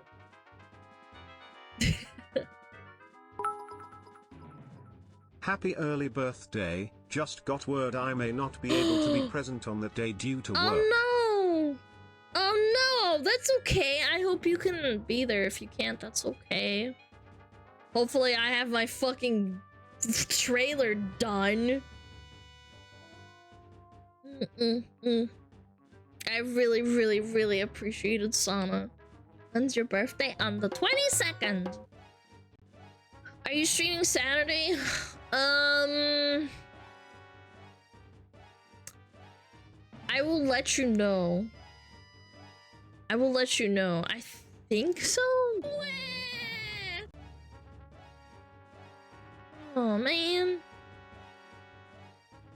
He's still ghosting it? No. He said he would be done, like, soon. And I'm like, okay. I'll let you know, though. I don't know if I'll do Saturday. Maybe I'll do Friday. Because people are not used to me being there on Saturday, so... Yeah, I'm still on the fence, but I'm pretty sure that wouldn't be a great idea because people would be like, why are you streaming on a Saturday? And then, like, this Saturday. No, not this Saturday. The Saturday next to my birthday. The next one. I don't know if I will. I think I might just do a Friday reveal because that'll be a week away, chat! That would be so exciting. Oh my god. And then maybe we do the... What is it called? We do the... with the outfit reveal we'll do on the 7th of July, maybe? Because that would be a Sunday. Why are you streaming on a Saturday? Go offline? Can you imagine? Yeah, maybe Friday. Because then people have, like, the day off, and it's Saturday for the EU frog, so it wouldn't be that bad. Yeah, I don't think it would be that bad.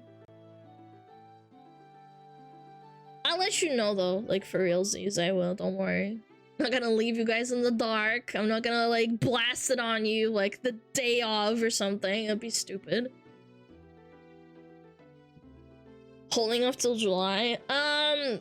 Well, I want to show the trailer, but, like, in order to build hype on social media, guys, you have to think about it this way. I am advertising this. I have to probably wait, like, a week or a week and a half until I do the full outfit.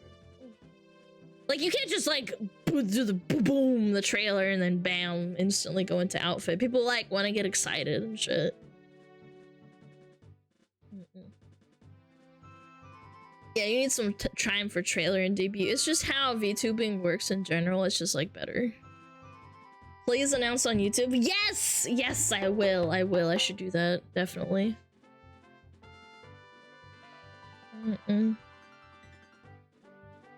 You have to hype it. Like, it's ultimately the outfit is like a business investment. So you have to kind of like look at it that way.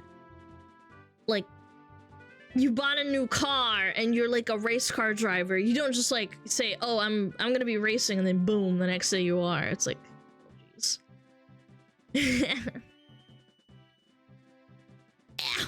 Sorry. I think YouTube announcement will bring on a lot of people. I think so too. I think people are gonna get really excited. I'll make like a little post. Dun, dun, dun, bum. I don't have the trailer yet though, so I have to wait a little bit. Hi, Maple! Hi!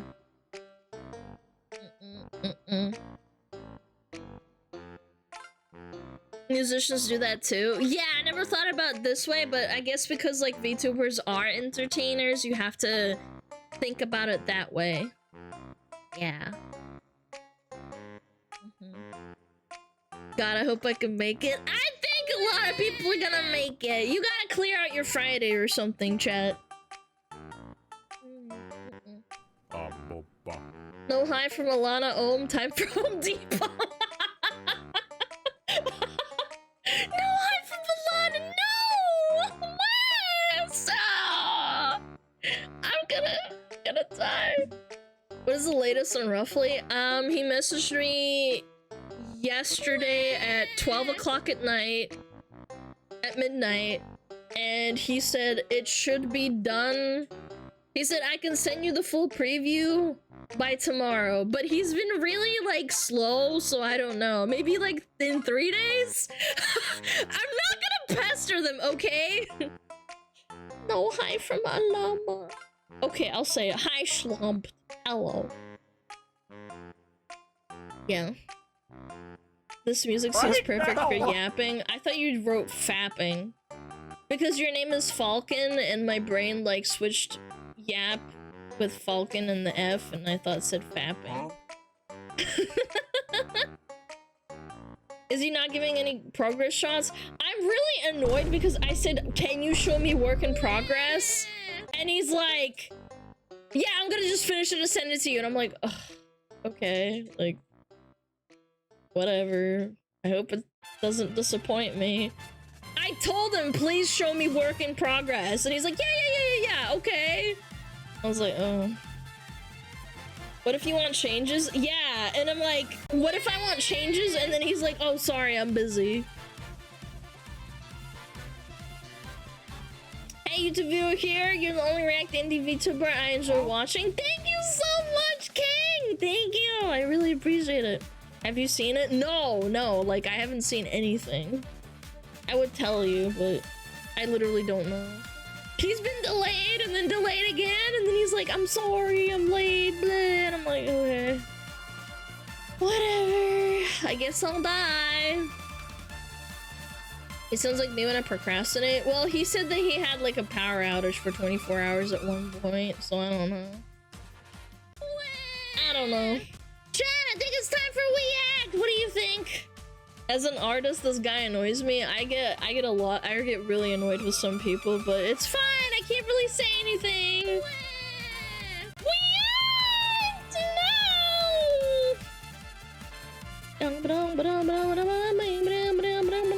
Right now! He can't stop touching himself while editing. No, I don't think so. I think he's just special. He does really good work though, that's the sad part, so I'd rather not go to someone else, so unfortunate. Okay. Chat, let's regroup. I'm gonna go. I'm gonna go. Aboba, yes, correct. Aboba. boom, boom, boom, boom. Way!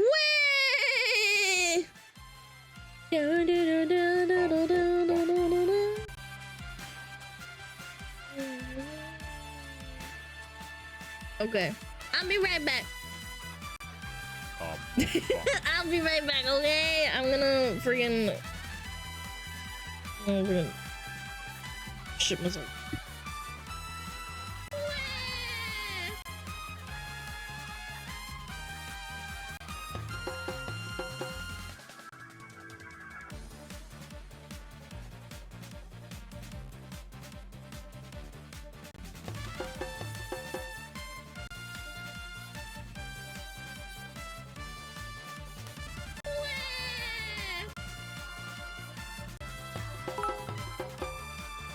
Chat, just in case nobody's already told you today. You're doing great by the way. And looking great too. Oh, Metapod.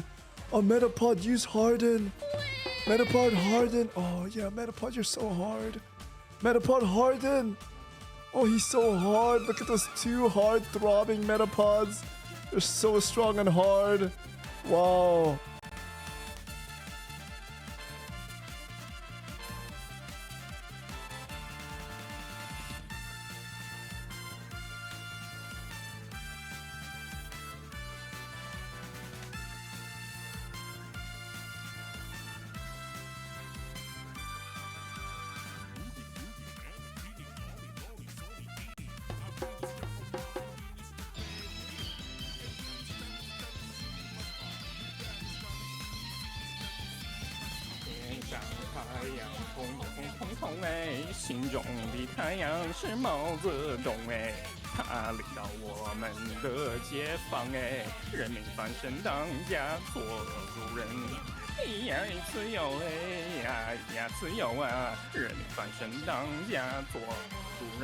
Why are you so good at this? My language, man. What's up with me?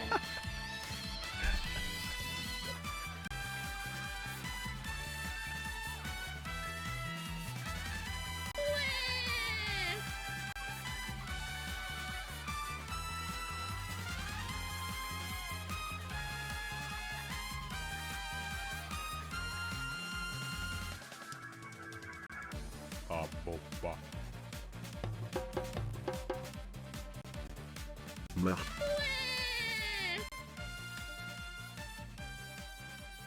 Meh.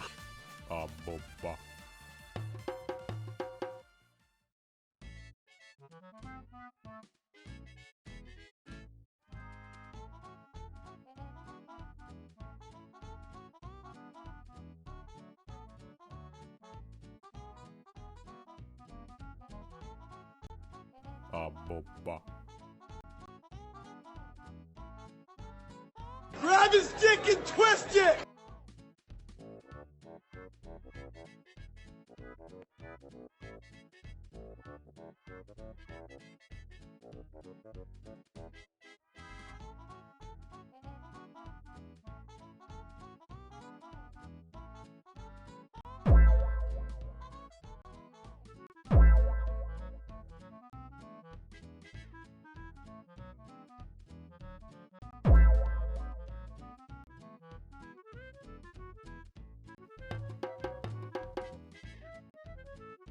Plug.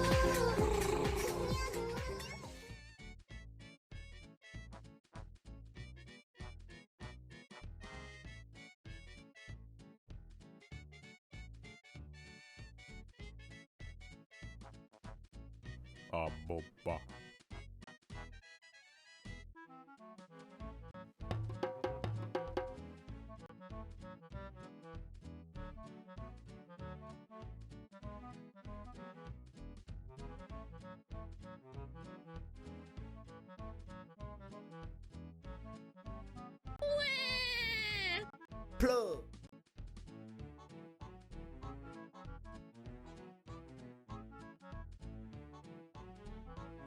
Hi, Chatty Watty. Hi, Chatty Watty. Meh. Hi. I got kefir. Kefir. Kefir. Hi. Hi. I would do it to you too, but I can't because I'm a 2D model and I can't wave my hands. Abuba. Kefir. Kefir. Alright, cranking! Cranking! You like that, chat? You like cranking? You like cranking your hog? Do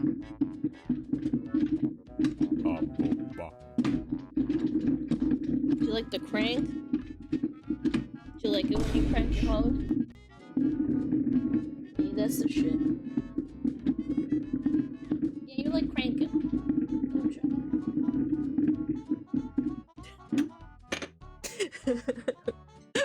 Plug. You know the most fucked up shit is about if you're a non-lewd tuber or like a non-lewd streamer, Plug. sometimes I'll watch a Skirm stream and he's playing Dead by Daylight, which is innocuous, right? But sometimes he'll be like, oh yeah, you naughty pallet, you've been a bad girl, I'm about to put you down. It's like, bro! Ew! Stop! Man! You're a bad little pallet. It's like, bro. And everyone in this chat goes, huh? Huh? Huh? Huh? Huh? Gotta keep the viewers around? Yes. Absolutely. Yeah,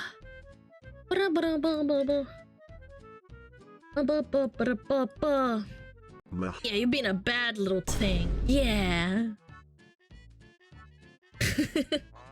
Why are you asking me about cranking my hog?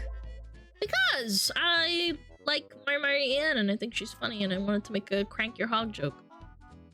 Я недавно кефир не пил, я больше по снежку, это как кефир с сахаром. This is kefir but strawberry flavored. Yeah, it's strawberry kefir.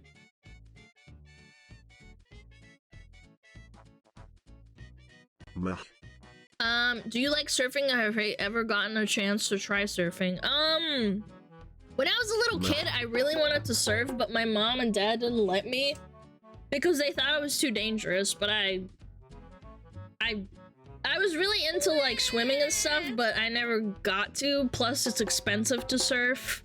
Like the boards are really expensive. Well, if isn't the bane of OBS's existence. Hi, Choco! So, Choco, we found out that it also might be because my OBS has the hardware acceleration feature enabled.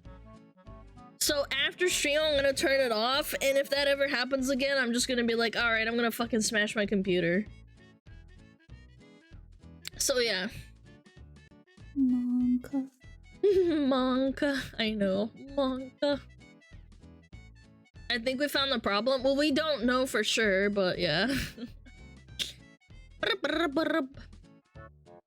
I want to see if Daily Dose is a new video. Oh, they don't. No. Oh, wait, they do. Wait, I haven't seen this one. Okay, we haven't seen this one. Let me drink. Sounds, by the way, thanks. I turned them off.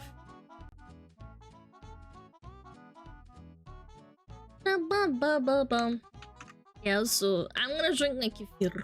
Kefir! Hello everyone, this is your daily dose of internet. This is why you never wake up a sleepwalker. Oh my god, wait, what? Bro, what? Whoa, you're sleepwalking like this?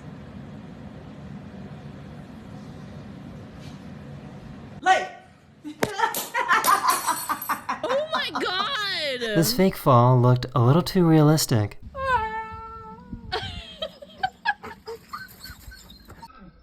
Oh my god! The pupper thought he fell! Oh my god, that's pitiful!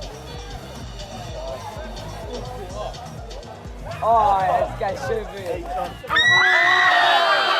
No!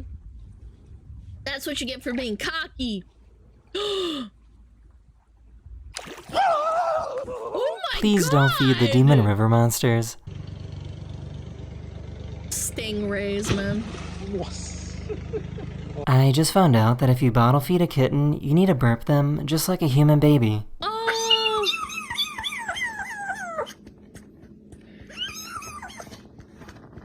Oh! Oh!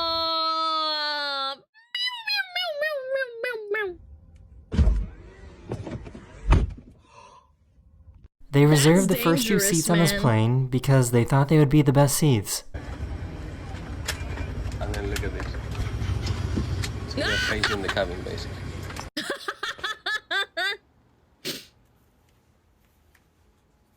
Oh my God.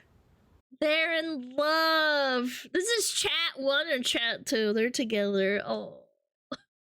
Why are you? Package Oh. thieves are starting to get really bold now.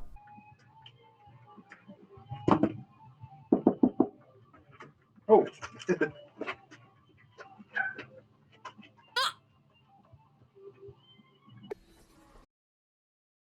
Oh, that's scummy as fuck, dude. Look at the pose, man. He's like, what the fuck?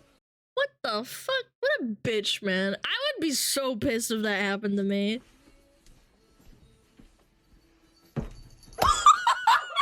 Look at how she fills up these hungry birds as if they were jelly donuts. Oh, yeah.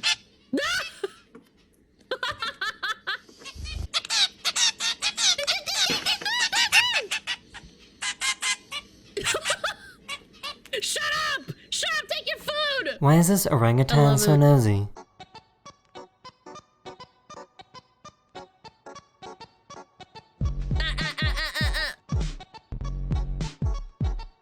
Yo, he's a G. What's that? This path was flooded, so these firefighters help people get across. Aww.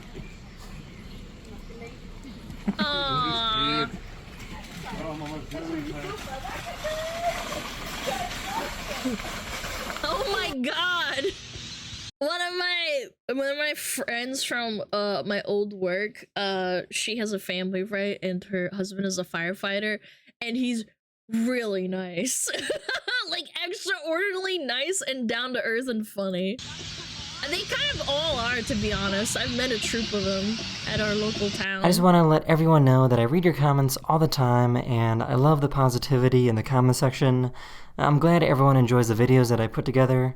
So yeah, bye now. Aw, so cute! Yay! That was a good video, chat. I'm almost done with Make You Feel. Yeah, firefighters are cool people. He told me a story. Well, we were at a barbecue at their place. And he told me a story of a time where they all got blasted and they came over on Monday. And they, they hung out at the station. Because you're allowed to do that even if you're hungover and you're not feeling too good. And then they, like, pump, like, fluids into them. So that they can recover faster. They IV them fluids so they recover from the hangovers faster on the day before where they were drinking. So yeah, they do that. Naughty, naughty firefighters.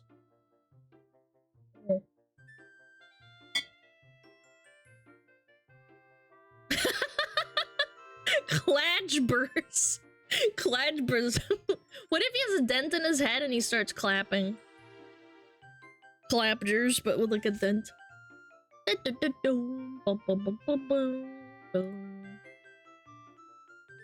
Kicking.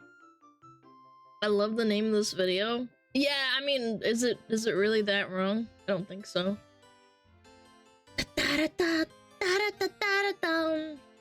One second. Let me pull up my spreadsheet, chat. My spreadsheet. The spreadsheet of destiny.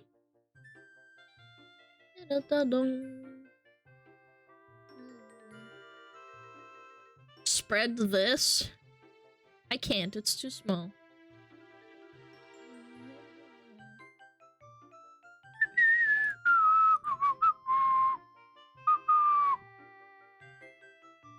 Oh, this is a good one. I haven't seen a Tearzu video in a while. Tearzu. Tearzu. Tearzu. Alana's so mean. I'm not! The spreadsheet of X. Honestly, kinda, yeah. Yeah, the spreadsheet of X is kind of strong.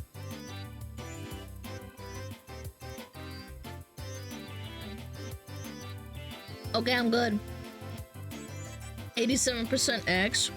I'd say it's like, yeah, it's like 25% is good, and then the other 80.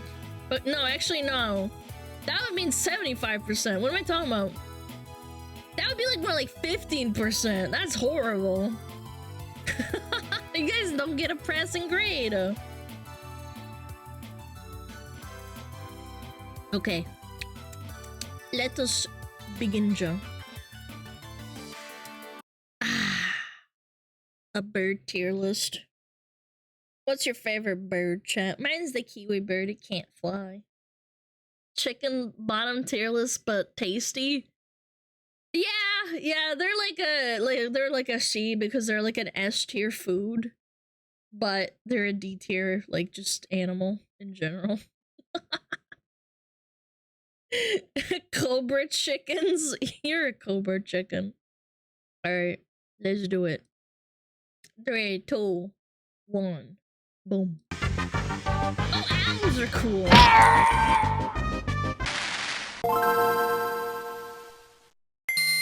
Brother. Birds are one of the most popular playable classes in the game, with a huge number of successful builds and tons of cool strategies. However, some of these strategies have clearly been more successful than others. So today we'll be going over the bird tier list to see which bird ranks highest. I love the RuneScape little memes that he puts in. But before we get into cute. looking at specific bird builds, let's do an overview of the basic attributes and special abilities the bird faction has access to, as well as a quick rundown of the history of the bird faction. Oh shit! So birds are one of the newer factions in the game, joining the game's roster during the latter part of the Mesozoic expansion. They began as an offshoot of the dinosaur faction that was specifically adapted to arboreal gameplay, but when the devs dropped the Cenozoic balance patch, these small avians were the only dinosaurs not to be hit by the banhammer. Fast forward to today's meta, and birds are one of the most successful factions in the game, owing this success to a handful of powerful unique abilities, in addition to the obvious flying attribute. First of which is their beak. Now, beaks were not an entirely new ability for the reptile player base, but birds went far deeper into the beak skill tree than most dinosaurs ever had, with many bird players opting for extremely specialized beaks to give them an edge in specific scenarios. I've seen pelicans straight up eat entire snakes. It's so fucked. However, even the basic beak offers plenty of advantages. While their lack of teeth does mean that they deal reduced damage with their bite attack, birds can be far more accurate with their pecking attacks, enabling them to hit weak points or secure grabs on smaller targets, such as the thin hurt box of a snake. Beaks also offer moderate protection, potentially reducing headshot damage and nullifying imprecise counterattacks. Beaks also offer some of the best stab type damage in the game, which, when used accurately, can deal massive damage on crit. Let's go! Beaks are also excellent tools for dealing with parasites. In fact, they're so good that oftentimes, other less dexterous players will party up with bird support players in order to have a better Look at that! Look at how happy he is! He picked off an entire fat little tick off the kangaroo. matchup against parasites. Feathers are also a unique and powerful trait exclusive to birds that provides excellent cold protection without causing the user to become too over-encumbered to fly. Feathers also offer pretty substantial defense against crush-type attacks, which is especially important to birds because of their hollow bones trait. Hollow bones are another ability meant to synergize with the flying playstyle. Now, a common misconception is that bird bones are hollow in order to reduce equipment load, but actually they're hollow in order to let bird players fill them with air, which grants them a massive boost to their maximum stamina. Without this, it'd be extremely tough for a bird to fly for any significant period of time. The trade-off, of course, is that a broken bone not only deals serious damage, but also potentially reduces the player's maximum stamina by a huge margin. So a bird player will need all of the blunt damage defense it can get, And speaking of blunt damage, the bird's lower bone density means the bird's own blunt force strikes, like wing attacks, also deal reduced damage. The top tier bird builds are the ones that can best capitalize on the strengths of their class while mitigating potential weaknesses. That about covers the basics, so let's get into the tier list. At the bottom of the tier list we have two flightless bird builds, both with essentially the same glaring weakness. These are the kiwi and kakapo. Kiwis are They are essentially worthless, chat. They lay eggs that are bigger than them. Imagine you are a parent and your baby comes out being larger than you. Are hilariously part of the same faction as ostriches, so emus, and cassowaries. For some reason they opted to give up the flight ability, but didn't use the extra available skill points to spec into gigantism like the rest of their squad did. The result is a build that can literally only exist on island servers where there is no active mammal player base, aka New Zealand. The kakapo is a flightless version of the parrot, and although parrots are undoubtedly excellent bird builds, the flightless weakness is too glaring to ignore. Due to invasive species like rats and cats establishing a presence on island servers, both of these flightless bird builds are seeing major declines in their player base, and I would not be surprised if they all ended up switching mains. Yeah, they're critically endangered. Super bad. Yeah, when the people came over to New Zealand, they brought in big problems with the rats and the cats that they brought in. Flight is just too strong an ability to pass up, which brings me to the next builds on my tier list. So I see what these builds were going for. Being giant could potentially make up for the lack of flight, but in practice this didn't quite pan out. While these are technically the strongest birds in terms of base power and defensive stats, for their weight class they are woefully underpowered. They're one of the few megafauna builds that can be taken down by cheetahs, when they should be able to completely annihilate cheetahs with their powerful claws. Their huge weak point presents a lot of opportunity for counterattack too, so if they ever get too bold, they're setting themselves up for a tough loss. Lastly, seen that clip so many times. The fact that they are forced to nest on the ground forces them into an even more vulnerable position than most birds, as ratite eggs are extremely valuable as loot. Objective defense is not an easy task even for high-tier builds, so for ostriches, emus, and cassowaries, this is a huge hurdle. No, that little Next on the tier list we have the hummingbird. This build spec'd purely into mobility and just about nothing else, and as a result is the only bird build with full 360-degree movement, similar to a dragonfly. This combined with its and they have to eat so much every day or they die. Because their metabolism is so extreme. Extremely small size enables the hummingbird to very quickly change direction mid-flight, allowing it to easily dodge attacks and fly around obstacles. More importantly, it allows the hummingbird to access nectar, which is an extremely valuable source of energy that's normally inaccessible to birds, since birds are usually too heavy to land on flowers and not agile enough to access nectar mid-flight. This all sounds great, but the hummingbird also has two very serious weaknesses. The first is pretty obvious. They have no combat prowess at all, and any attack they fail to dodge will send them right back to the character select screen. But in addition to that, the insane energy cost of their flight ability, combined with their total lack of fat storage, means hummingbirds will run out of stamina very quickly if they can't constantly find food. Dude, just bully the butterfly, man! It's a bug! He's just like, please, I'm so hungry, To me, this is a high-risk, high-reward strategy where the risk far outweighs the reward, so I have to place them in F tier. At the bottom of D tier, we have the pigeon. The pigeon build doesn't really have any critical flaws, but they're held back by mediocre stats. In particular, the pigeon is sorely lacking in any combat-focused stat, like power or defense. They do best in cities where their excellent navigation ability grants them an extra bit of safety, by nesting among high-rises in loot-rich locations. But even in cities, pigeon players tend to be the main source of XP for higher-tier predators. Plus, if you're just looking to play a bird build that's good at looting cities, there are better options available anyway. Seagulls. The peacock build is another generally understated build, with high HP but little else to rely on. The park that I grew up near at, they had peacocks that strutted around the park, and I have pictures of them with them. But then they had to take the one away because people would keep ripping out the feathers from the back, and my parents were so upset. They taught me to respect the bird. So mean. Yeah, they're noisy too, and I loved hearing them go, ah, ah, and they're super loud and cool. And they were walking around the park, but then the public started abusing them, so they had to put them back in the zoo. Bunch of assholes. It does, however, have one of the highest intimidation proficiency bonuses in the game, gaining a— Oh, and another note is that my parents found one of the feathers, like, somewhere in the park, and they brought it home for me to look at. They didn't rip it out, because they're nice, normal people. Bird. Yeah, it's a scary bird, but I remember my parents brought home one of those. It was, like, plucked out or something, or someone left it there, I don't know. A massive buff to all intimidation checks when its Eye Spot feather ability is activated. Because they do shed As them impressive normally. as this ability is, the peacock's actual attacks do very little damage, so any player able to resist being frightened will have a pretty easy win.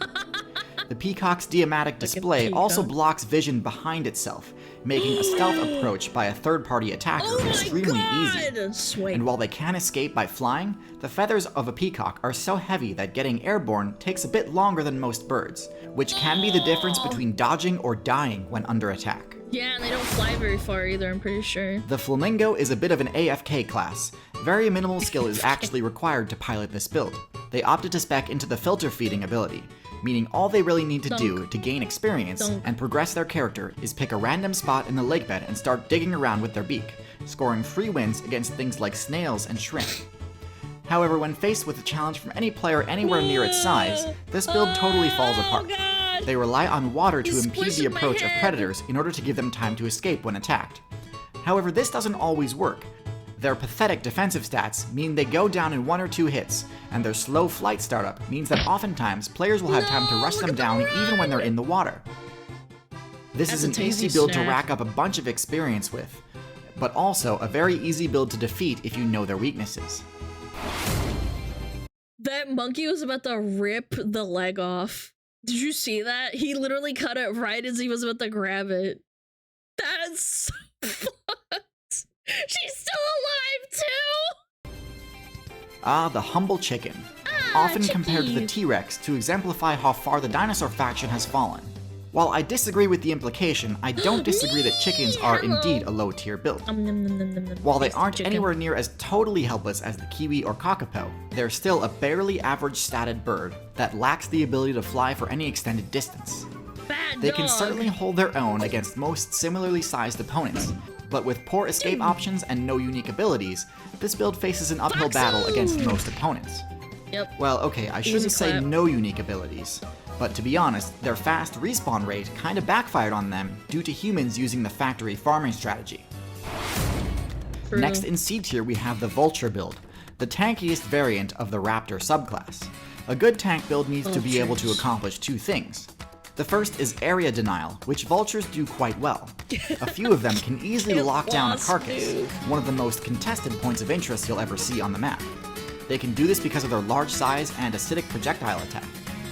The other thing a tank must be good at is shrugging off hits, and this is where vultures fall short.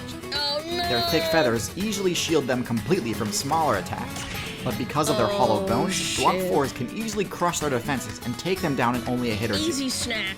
So while they can defend a carcass from hordes of smaller scavengers, they don't have much counterplay towards bigger, more aggressive brawlers. The command post is now under hostile control.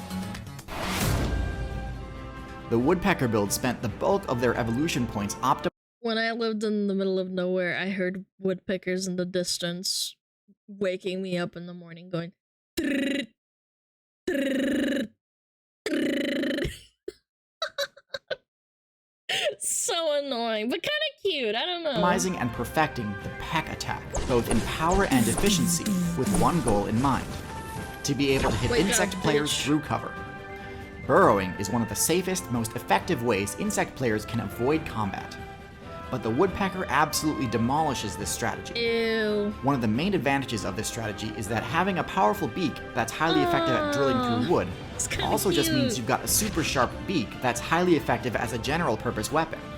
One of the main disadvantages of this strategy is that pecking at wood gives the woodpecker's location away, alerting more powerful predators to its presence while it's in the middle of pecking and is distracted. one particular woodpecker build, the toucan, opted to spec into more bulk and an even more powerful beak, which, while less useful for attacking insects through the wood, is still extremely powerful for PvP. All in all, interesting strategy. By no means flawless, but definitely has some solid strengths. So, I know I've been pretty hard on flightless birds up until now, so you might be surprised to see me rate penguins as upper mid-tier rather than low tier. The difference is, penguins actually swapped out their wings for an arguably equally viable alternative, flippers, which essentially allow them to fly through the water with incredible agility. This gives them a downright broken matchup against fish. However, this strategy is pretty much only viable on servers where there are no land-based predators that penguins would still need to worry about. So if for whatever reason a few polar bears ever spawn in the Antarctic server, it's kind of game over for that entire build. True. The predators they have to contend with in the water are even more dangerous, and while their agility does help them dodge attacks, ultimately it's still a totally one-sided matchup. Their strategy is pretty cool and actually fairly dominant due to limited competition. I had to study penguins in university for one of my, like, first year classes. I know so much about penguins, and I have no use for it whatsoever. Thank you, college. Love that. But I wouldn't be surprised to see the entire penguin player base collapse if the devs ever add new DLC in the form of an Antarctic land predator, or even if they just buff the land mobility of the leopard seal. Still, top of C tier is a respectable position for a flightless bird. At the bottom of B tier, we have the goose. I've got an entire video dedicated to the goose build. Why are people so scared of them, man? Like, even if you can't hurt them, okay, argument, counter argument, you can't hurt them because they're endangered or protected or whatever. You can just not get attacked, man. Just don't. But in short, the goose has solid base stats, including above average hit points. However, its abysmal power stat leads it to rely heavily on intimidation to secure territory. Look at this. This can be unbelievably effective at times, and it's not uncommon to see top-tier predators flee an encounter that they easily could have won. Still, the obvious flaw in this strategy is that if the goose's opponent resists being frightened, the goose will be wide open to a punishing counterattack. In addition, the goose's weak spot is I love this so one. Still, the obvious flaw in this strategy is that if the Look at him, he's just like, what are you gonna do to me? What are you gonna do to goose's me? opponent resists being frightened, the goose will be wide open to a punishing counterattack. In addition, the goose's weak spot is easily exploitable by intelligent players, so careless aggression tends to be the goose's biggest strength and biggest weakness at the same time. Yeah, get all in away all, from me. still a surprisingly effective strategy. Ooh, The heron build put a huge amount of evolution points into maxing out the puncture damage it can deal with its beak, and it did so to great success. Herons have one of the highest damage pecks of any bird, and frequently one-hit their targets, even those with scale armor like large fish and juvenile crocodiles. The effectiveness of their piercing attack is amplified by their long neck, which gives their attacks a deceptively long range, giving their strikes an almost cobra-like flash to them. They have downright oppressive matchups against fish, amphibians, and all other small aquatic builds. One vulnerability they do have is that their flight ability has a lot of startup, making it a bit less reliable as an escape option if they do happen to get ambushed. Still, it's certainly not terrible. Another weakness is that their long neck presents a bit of a weak point, making lunging forward with repeated pecking attacks a bit risky if you get too predictable about it. Good players will be able to punish careless lunges quite hard.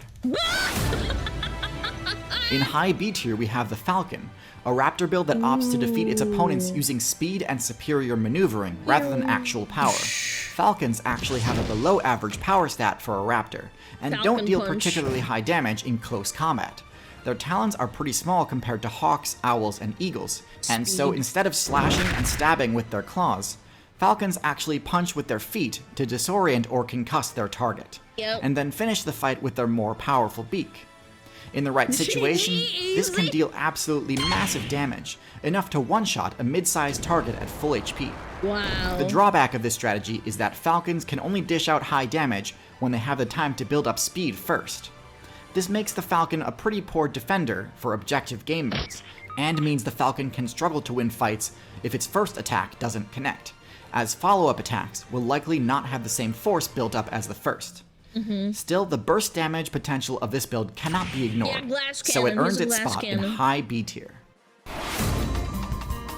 This might seem like an odd inclusion to cap off B tier, but songbirds are a highly efficient build for their size, and do deserve recognition on this tier list. This is a huge group, including finches, starlings, little sparrows, robin. wrens, and birds of paradise. And while some are flashier than others, they all have relatively similar stats, with extremely high agility being their core stat.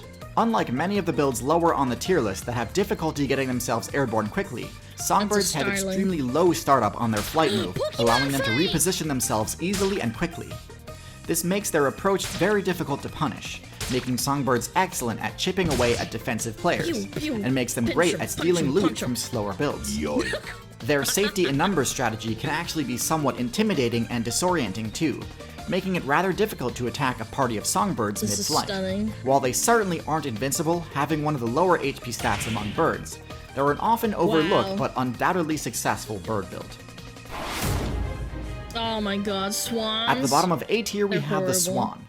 The swan is essentially a goose that has the power stat to actually back up its attempts to intimidate. The Yeah. wing attacks that most bird players use do very little damage and aren't very useful aside from pushing other players around. The swan's wing attack can break bones and concuss foes. Because of this, swans are one of the best 'em builds up, at fuck up controlling that important goose. points of interest, as their hyper-aggressive playstyle can result in huge territory Yeah. gains. Like, Of course, see, the swans are way scarier. Like, you could kick a swan and he'll be like, what, that was it? A goose will be like, oh. they do have the same weaknesses as geese, so targeting the swan's neck with an attack can defuse the threat. Yeah, grab But it, this is a grab bit by the neck, riskier of do a it. play against a swan than against a goose. All around, sturdy defender, definitely A tier. I love that. Next in A tier we have the Owl, the Avian faction's premier Edwig. stealth assassin build. It owes this reputation to its special ability, which allows it to fly completely silently. This makes the Owl's strikes very difficult to defend against, as players just about never see them coming. While not as stacked in the power department as their daytime counterparts, Owls do have quite solid base stats. While they aren't likely to one-shot high HP targets, they do have enough force behind their attacks to be able to defend themselves and their territory, it's even from me! powerful enemies. Wait, is that wolf? In addition to Never mind. granting the owl the silent flight perk, It's a wolf. the owl's thick, bushy feathers offer additional defense against attacks, enabling it to stand Get him, its ground Hedwig. in important objective defense scenarios. Interestingly, the silent flight perk did come at the cost of the waterproof ability that most bird feathers have, meaning that falling into the water or getting caught in a rainstorm can actually disable the owl's flight ability. A pretty unique weakness, and certainly something that can be played around, but interesting nonetheless. Oh, poor little owl. In the middle of A tier, we have the eagles and hawks. Hawks and eagles follow the same basic strategy, both Oh, having 7 tailored their American builds Eagle. to focus on dealing maximum damage with their talons. Hawks are the smaller variants of this group, and because of this, they are far more agile. While not as Wow. powerful as eagles, their agility enables them to weave through cover better than most birds of prey. This makes them well suited for rushing down players both in open terrain and in dense, difficult to navigate terrain like forests. That squirrel's Eagles, in fucked. contrast, are much more powerful, but their larger size and wider wingspan prevents them from entering dense forests. Still, in open prairies and mountains, Dude, look! eagles can be incredibly effective, He's dealing smashing it absolutely on the brutal damage rock! with their enormous dagger-like talons. Enough to take down players in higher weight classes without even requiring team strategies. These are without a doubt some of the strongest bird builds in the game for PvP, and have been for quite some time. Pelicans. At the top of A tier, we knew have it. the grappler tank hybrid, the Pelican. The Pelican's main Grappler strength tank. is its throat pouch. Grappling enemy players can be a highly effective takedown strategy, but birds struggle with this since they can't use their wings to grab, and since their beaks aren't always the most reliable grappling weapons, sometimes They leading just to eat targets everything, escaping. man. The Pelican's grapple is, in contrast, almost totally inescapable, and works on targets much He just ate that pigeon, man. He just swallowed it whole. Look at it. It's writhing in his mouth. Imagine you're eating your food while it's alive. And it's like as big as your hand. And you're just... Yep, that was good. That was good. larger than you might Time think. steam. Look at While this attack it! style is most effective against fish, it's quite powerful against other bird, rodent, and amphibian players, although it does have its limitations. Oh, I just ate This Cappy. combined with the pelican's overall bulk makes it one of the most difficult birds to take down in single combat, and enables it to stand its ground against even top tiers like canines. So those of you who follow the channel for a while can probably guess what the top tier birds are going to be. If you can't, that's probably a good indication that you should be subscribed. Those of you wishing the devs could unban the Velociraptor build, look no further than the Secretary bird, as it has basically all the same awesome abilities and more. Hunting on foot and in pairs, they prove time and time again that striking from the sky is overrated. They can easily defeat other high-tier builds such as the Cobra and Mongoose with their high-damage kicks. Their stomp move has extremely high accuracy, allowing Secretary Bird players to score game-ending headshots with ease. And they do all this without completely sacrificing their flight ability. If they ever find themselves outmatched, which only ever happens against builds in higher weight classes, they can still retreat to the sky or treetops. Yeah, they don't the take fact forever that this to strategy fly. works in Africa, one of the most unforgiving servers of all time, is proof enough to me that this is the optimal raptor.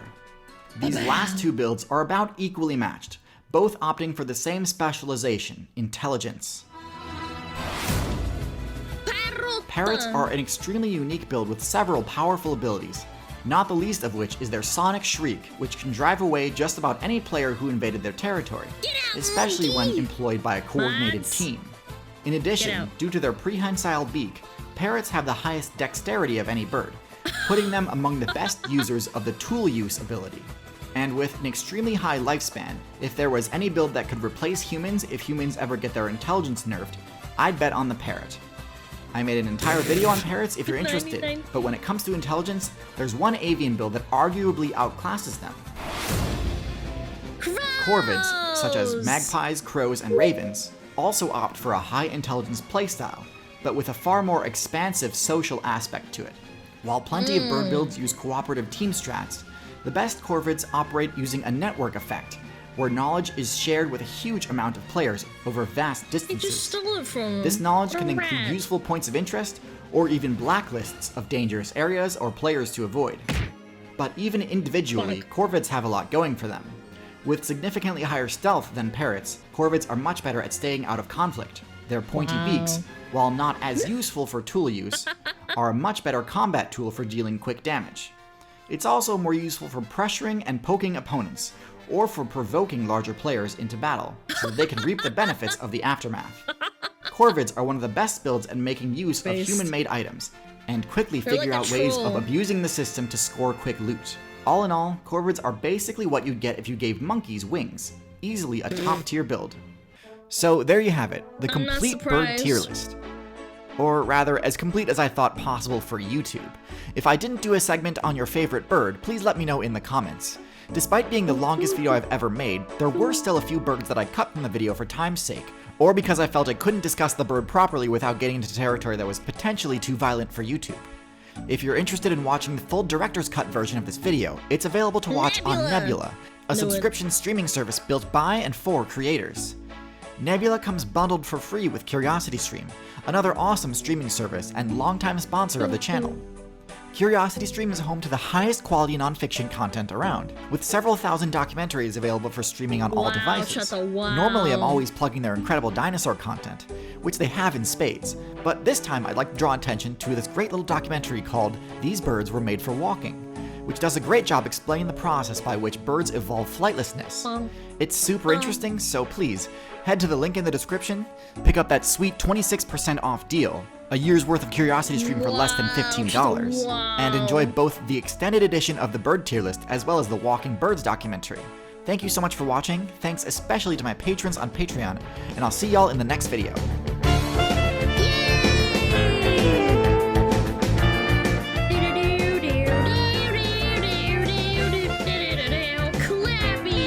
That's right, Clappy in the chat. Say thank you!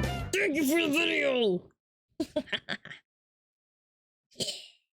Thank you, Tierzo. Very nice, very cool video. I like that. Boom, boom, boom, boom, boom, boom, boom,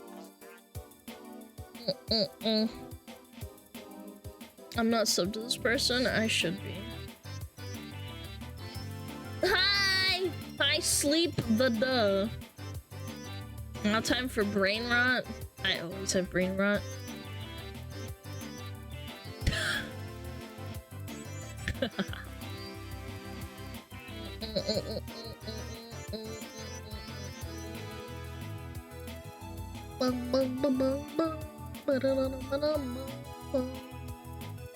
Likes are no longer public. Yeah. It's really dumb, but like it's ultimately because people are complaining about being shamed essentially. No, I liked some hentai. I don't know, I think it's dumb. What's going on? Wait, this is from an hour ago.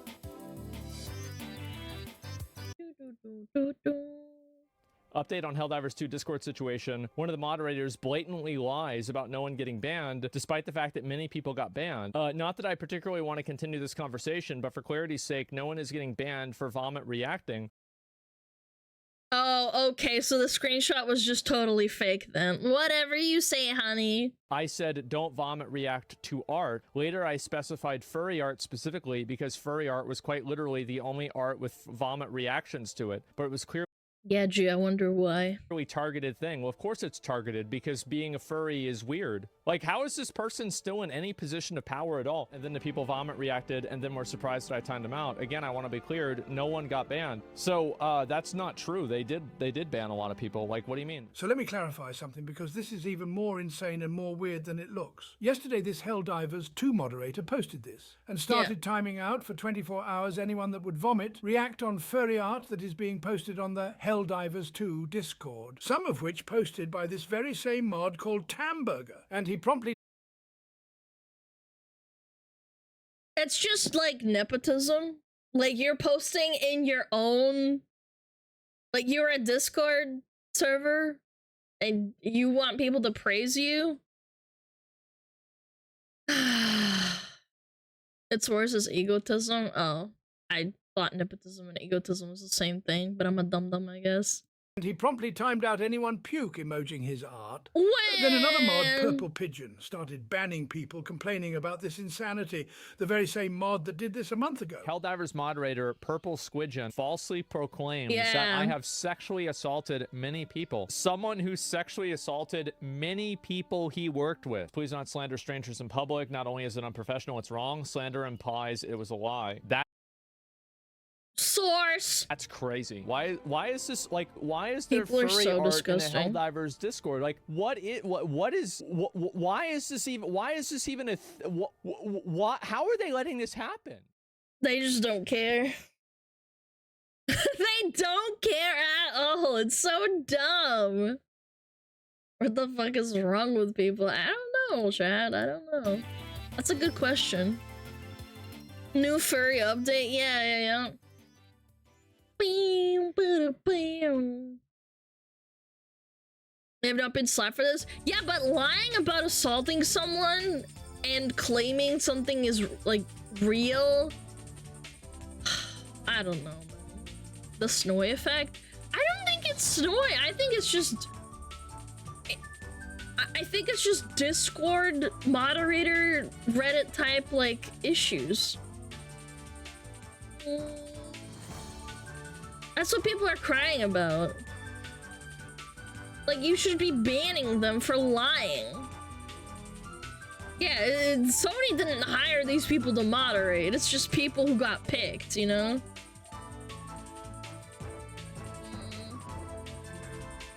If there's a fan art section, there's nothing wrong with furry art, fan art, but it's irrelevant, but it's also silly to judge people for not liking it. Yeah, that means they got butthurt over some people not liking their shit. I bet you if they posted a VTuber in like a Helldivers costume, people would also be like, whoa, that's weird and dumb, I'm gonna vomit emoji it. I bet you people would. They might not like it because it's like different, so I don't really blame them.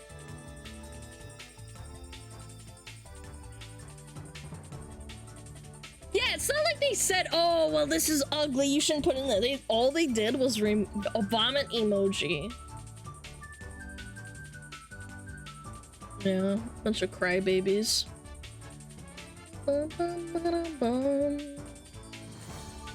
Oh. Dude, I hate this stand sometimes. Too many people think being a mod makes you feel authority IRL. Oh, I think it's people who have no control over their life getting a position of power and abusing that position of power because they don't feel that in real life, so they feel they have something they can control. It's just, if you give them a grenade, they will blow themselves up eventually, but they will also take out everyone in their vicinity as well. Like mall cops? Yeah, in that same kind of like vein, I guess. My dad yelled at me to clean up my room, so I'm gonna take out my frustrations on this person that is in my Discord.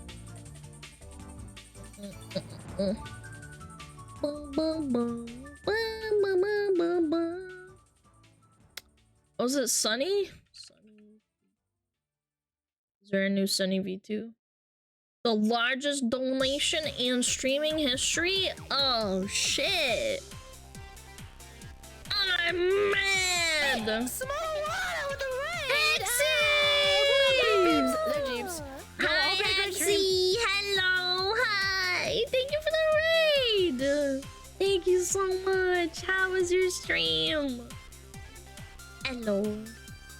Welcome, Raiders. We are doing React! We're doing React. We're about to watch some, Sunny V2. Exie says you're short? Nuh-uh. I am 5'6".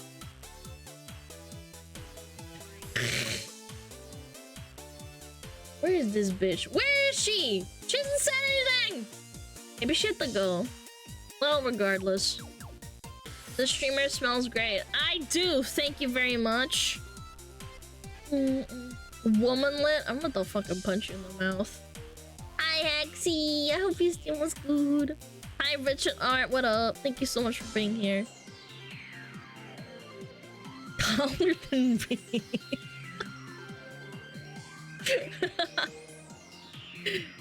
Oh my god. I hope you have a good evening, madame. Hope you have a great freaking day. I'm having a great stream. Thank you for asking. Even though it fucking crashed because my stream balance is cringe. Are you gonna have dinner soon? I'm gonna have tacos. I make tacos tonight.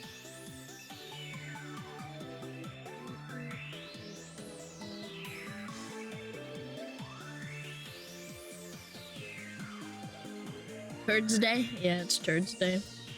Disgusting. Alrighty. Let's work rolling.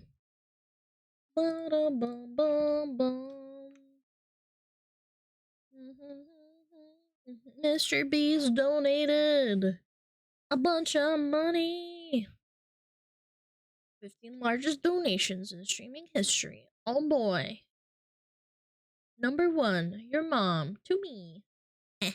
These are the 15 biggest streaming donations listed from smallest to largest, starting with 31,000 sent to Penguin Zero. Whilst playing a standard game of Fortnite, Charlie was shocked by an extremely generous donation. Oh.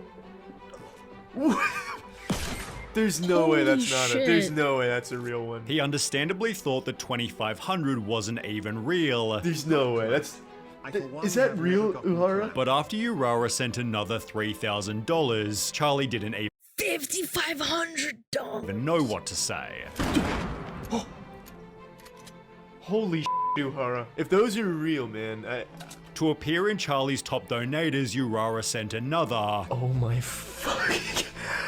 Oh my god. There's no way. This is the. Holy shit. What the fuck? Holy crap! He's a Saudi Arabian prince. Or he's the world's most powerful kingpin, and he's laundering money through the stream. You know what? No matter what it is, Uhara, thank you. Yet he wasn't finished there. Oh my god, this madman! Rounding out the stream with another 11,000. Did someone actually donate 20k? I'll do the podcast, but I can't until I'm home from Japan. P.S. Hope this makes your year easy. That's insane, Holy bro. Alright, I thought the $2 grand was already enough. I was like, holy crap. me an email for real. Right now, after the stream, whenever you can, we need to talk here. Sending a total of $31,000. 14 Ninja, 50,000. In mid-2018, Ninja was hosting a charity livestream where donations controlled the actions he took in-game. For example, for $250 he'd drop all his guns, and for $500 he'd drop his materials. Everything was going normally until Mr. Beast joined, donating $10,000 with the following message. I am going to do everything in my power to make you lose this game. Mr. Beast then continued donating to make Ninja drop his items, totaling $20,000 by the end of the first game. Determined to make Ninja lose, Mr. Beast donated another $5,000. That's a good stunt, by the way. That's a good stunt to get them to, like, you know, each other's audiences, like, aware of each other. So Ninja couldn't farm any trees, yet this was reversed by Ninja's wife Jess, who donated $10,000 herself so Ninja could play normally. This led Ninja to taunt Mr. Beast. The only way that can be overturned is with a donation larger than $10,000, which I don't think Mr. Beast even has that much amount left to donate. Who went over budget to send another $10,000. That was a direct call out to me. I'm overriding this. I don't even care for overriding. By the end of the stream, Mr. Beast had sent Ninja a total of 50 grand. 13 Finster, 51,000. In July 2020, Finster? Oh my gosh, I know Finn who was this sent a is. dono that left everybody speechless, and the person who had sent it was well known by the stream. 10 users had previously donated $16,025, as well as $5,000. I wonder how many of these are lottery winners. I don't think a lot of them are. Being a lottery winner is exceptionally rare. You're more likely to find someone who's just an oiler. I mean, there can be only one. Which was on top of literally hundreds of $1,000 donos. Finster explained 10 Muses had sent this much in total. You know, 10 Muses literally has donated $500,000. The fucking craziest donator I think Twitch has ever seen. But being over the course of one entire year will just I'm gonna puke. Holy crap. use the three biggest, totaling $51,025. 12 Soda Poppin, 57,000. In early 2013, a mysterious figure known only as I remember this. Amhai began sending Soda Poppin some serious sums of money. $7,639 from Amhai. This 7,000. Yeah, this was during MOP, I think. Yeah, I remember this. This was a big deal. I remember. Everyone was freaking out. Yeah, I think he gave Wreckful 10k as well. Yeah, Here he for the really good loved times. WoW. I totally didn't forget to send this since the start of the stream. Haven't caught a stream in a while, but I am still here lurking sometimes. Yo, Nax, thank you so much. Thank you for 14. Yeah, he really loved WoW streams, whoever this person is. I don't know. $639 was followed by another 10,000. I'm done. I'm not gonna. Nope. That's not what you're supposed to do with money. I'm high. Why do you do this? This guy's giving me almost $19,000, guys. Oh, dude, young Soda Poppin. Almost. Yet Soda Poppin's reaction only prompted more. He donated 10,000 again. Thank you, but like, why? No. After donating a total of 57,000, forum threads became dedicated to discovering Amhai's identity, concluding he was likely a member of the Saudi royal family. 11 Co-Carnage, 62,000. Yeah, it could be. During a charity livestream in mid-2020, Co paused his game to read the chat before making the following face. He'd been sent a donation of 32,000. Stretch, $32,000? But while sitting there stunned by the money he'd received, Co was sent another 30,000. What? What is going on? Explaining that the 62,000 total was more than I made after taxes at my last IT job per year. 10 NRG Ronaldo, 64,000. Ronaldo explained that his mum had debts. It's Ronaldo, chat!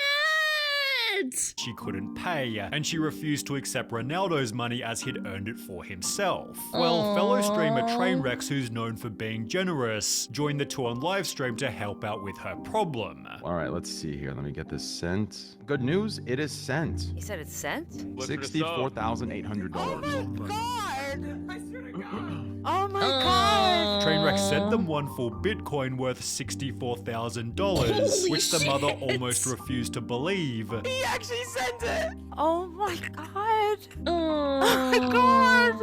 I swear to God he sent it. That's it. I swear to God he sent you 64 grand. And after the two eventually finished crying, Ronaldo tweeted, Trainwreck's literally just gave my mum 65k. What the actual? This man is truly one of the best people in the world. And his mom refused to get money from her son too. That's like, I don't know. This is heart-wrenching. Massive piss. That's very sweet. Lord Seth, thank you for the prime. Courage, 70,000. Mr. Beast was back with another Fortnite challenge. The rules were pretty extensive, but all you need to know is this. Courage was offered 70 grand to win a single game. If I lose, I'll probably never have my parents speak to me again. They will probably disown me. Courage began the match with a super safe landing, although he was quickly caught in a pinch, leading Jimmy to state this. Oh, no, this is not good. This is not good. Thankfully, Courage was able to free himself with 16 players remaining, although after taking out another player, he was minigunned to 16 health. After healing, he had another close call, and then another one, yet he managed to pull the victory, with the final player being caught in the storm. Courage was so excited he had to call his parents. They just joined my stream and said, if you win this next game, we'll send you $70,000. And I just won the game, Dad. Ending his day a whopping 70,000 richer. 8. Exotic Chaotic, 75,000. Exotic Chaotic was a Fortnite streamer who, at the time, had just 16,000 followers and 32 viewers per stream. He and a loyal viewer named King Mascot were trying to purchase every Fortnite cosmetic, with King Mascot being an early investor in Bitcoin and now trades stocks. I've heard this so many times. Holy. Well, for Exotic Chaotic's birthday, King Mascot decided to help. Dude! With the chat, bro! What is that? What is that, dude? What is it? Okay, so 75k? Exotic explained to Kotaku, at first I thought my moderator Aish was messing with me. He sometimes would test $100 donations through Streamlabs just to set the alert off and startle me. So at first it was like, oh, this must be a joke. Then I checked my PayPal and saw 72,000 on hold. It cleared 24 hours after he donated. 7. Shroud, 100,000. The donation came with the message, been saving my pennies all year for this, yet Shroud was extremely skeptical. That's a troll, right? What are you gonna do with all that money? You always have to be really skeptical of really big donos because people can also backcharge them too. Yeah, it's really scummy. I would not blame them. That's a troll, right? Yeah, Is that it's a troll. What? And his skepticism was certainly justified. Shrouder said that the 100k donation is pending and the donation can be cancelled at any time, which was followed by another tweet reading, "Alright boys, looks like it's fake. Just a 17-year-old trying to gain attention for his stream." However, 3 years later, Mr. Beast made things right by giving Shroud 100 grand in person. 6. Ninja, 100,000. During the same Fortnite charity stream from earlier, an anonymous viewer went a little crazy. An anonymous $100,000 donation. Taking the total donations from 169,000 to 269,000, meaning Ninja had to get not one but 2 tattoos. Where can I get a llama tattoo where you... Nowhere. What if I get it on my butt cheek? You'll never see that. His first tattoo came 6 days later, reading Ninja in Japanese kanji, although his second tattoo took another 5 years when he'd get banned from Legends of Legaia. 5. Sora629, 110,000. The Korean streamer joked with her chat, saying she'd cosplay as Yondu from Guardians of the Galaxy, but only if someone sent $10,000. With a small to medium 28,000 followers, her proposition was meant as a joke, until a viewer named Takeo actually sent the needed money. Sora honored her Chat, I will not cosplay for $10,000. How about that? her side of the bargain, then casually returned to normal until just under 3 months later when streaming on her birthday. birthday. Takeo 10x'd his previous dono by sending 100 grand with the message, "Happy birthday to our hardest working, best dancing, most beautiful Sora. All of our lives are better for having your positive energy in it. Hope all of your dreams come true. This is for Johns and maybe some good food and cute outfits too." For Jacksepticeye, 145,000. Every year, Jacksepticeye hosts the Thankmas charity stream, where in 2020 a familiar person donated. We just got a very generous donation from Mr. Sweden himself. It just went through. Felix, thank you for $145,000. PewDiePie treated his donation like it barely made a dent. Felix, thank you for your donation, by the way. Did it come through? Yeah. Amazing. Nice. We all freaked out about it and you were deafened, so you couldn't hear it. Oh, nice. Which the audience seemed to appreciate, judging by comments such as this one. 3. Valkyrie, 200,000. Between some $20 and $10 donos, Anonymous snuck a casual 200,000, leading to maybe the best reaction we've seen throughout the video. What? What? What? I would shit my pants on the spot if I saw that. I'm not joking. No. What? Where? What happened? Who did it? Valkyrie spent 4.5 minutes convinced it was a troll. Is that real? It's anonymous? Why is this anonymous? Accepting her donation by breaking down in tears. How do you have $200,000 to donate? That's crazy. What the heck? Any That's Oilers? actually crazy. That's so nice. 2. Dr. Lupo, $1 million. He hosted a 24-hour live stream called Build Against Cancer, trying to raise $2 million for the St. Jude Children's Hospital. At 1.3 million with only a couple minutes remaining, We have 5 minutes left to raise $700,000. it seemed Dr. Lupo wouldn't reach his goal until he was given a mystery present. Dr. Lupo unwrapped the gift to find $1 million check, bringing him to tears while completing the stream's goal, with the insane donation leading to a story on local news. As an honorable mention, iShowSpeed was also sent $1 million. Yo, $1 million, bro. Dude, we got $1 million dono, look. Oh my god. That's Why? Holy shit! That's 1.5 million. Oh, well, we just translated it. It's not $1 million. $1 million, and that is $64.17. But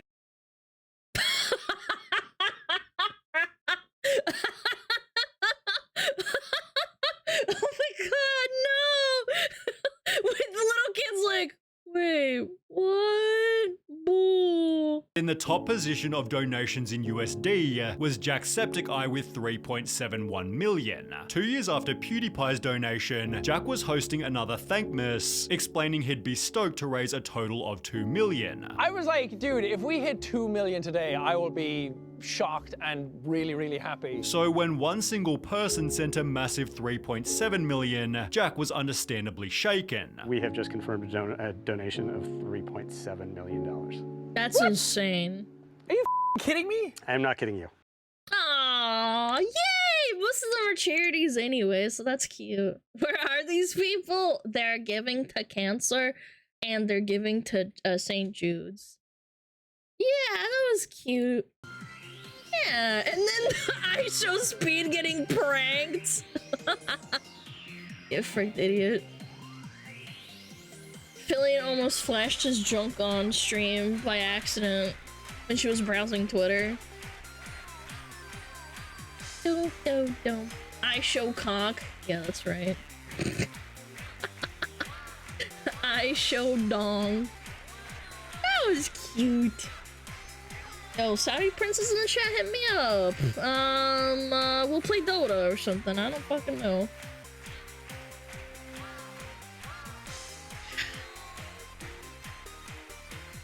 You said his and she? Yeah. Fillion is a girl.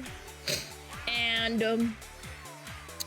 iShowSpeed is a guy. And she was looking at Twitter and she accidentally almost showed his junk. Is she? Well, some would say she's a Filipino boy, but I'm just saying. My Filipina boy. Have you seen her? You've never seen me. A Filipino gal.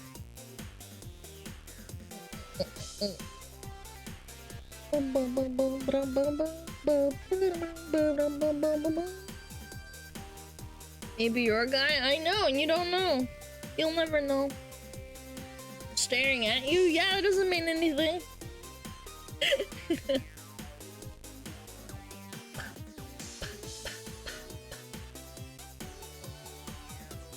A Russian Filipino? Do you think there's a Russian Filipino out there? Like they live in the Philippines? Did you choose the date to collab with Fillion? No, she hasn't responded, but I don't know. We'll see.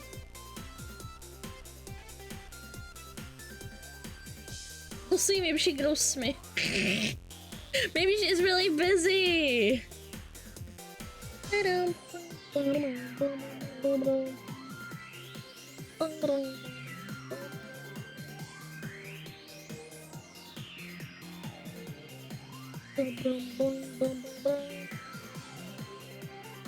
you watch your reaction response and backed away slowly?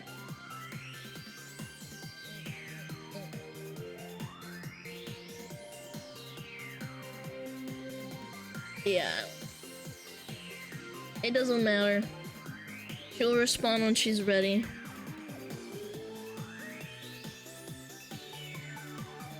I will tell you. I will tell you. Bum bum bum bum. Alright, let me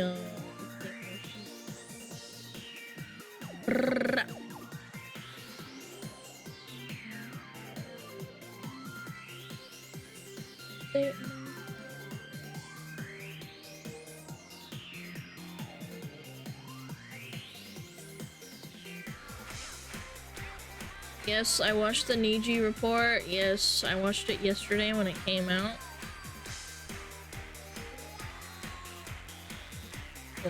Oh, fuck. I swear I had the tears. How did the internet archive situation get worse? I didn't realize there was a situation. Is it cool? Yeah, we should look at a Shiba. Shibu! Look at that wiggle. Shiba. My friend is holding me hostage, forcing me to watch this stream. Cool. Goodness.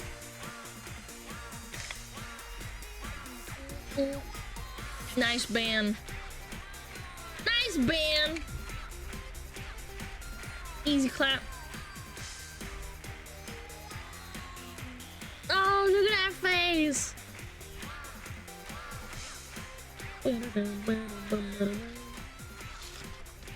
Got you, brother. Be free. Nice.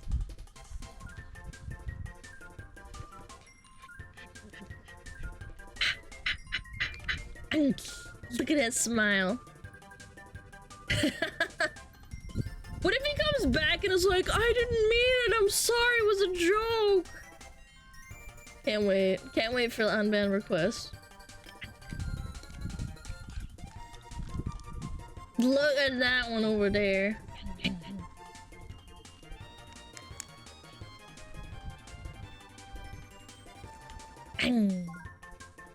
Aww, so cute.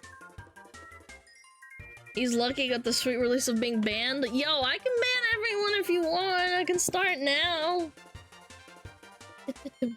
I had no idea there was a situation in the internet archive shit. Is it interesting or not? I'll look at it if it's interesting.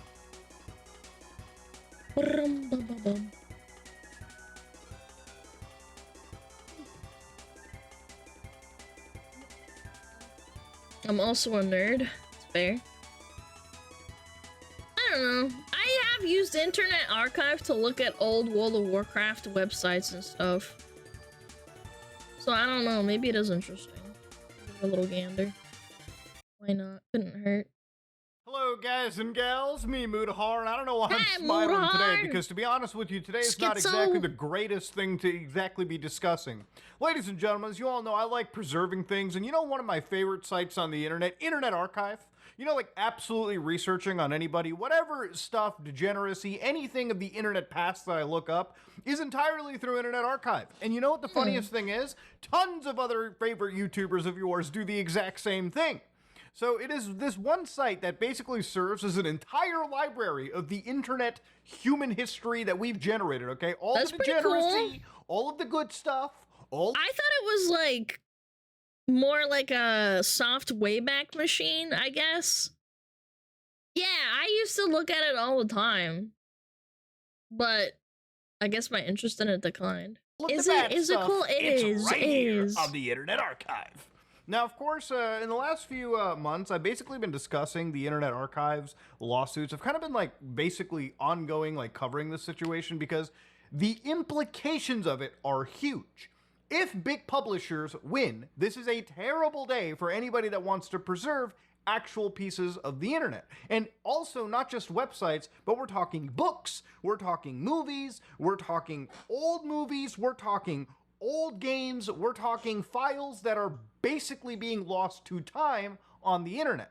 That's so dumb. So to give an idea real quick, I'm pretty sure you can download ROMs to play old Pokemon games off of there too. Back years ago, the Internet Archive during the pandemic actually launched a tool known as the National Emergency Library, which was a public service to people who could not get access to libraries during the coronavirus pandemic.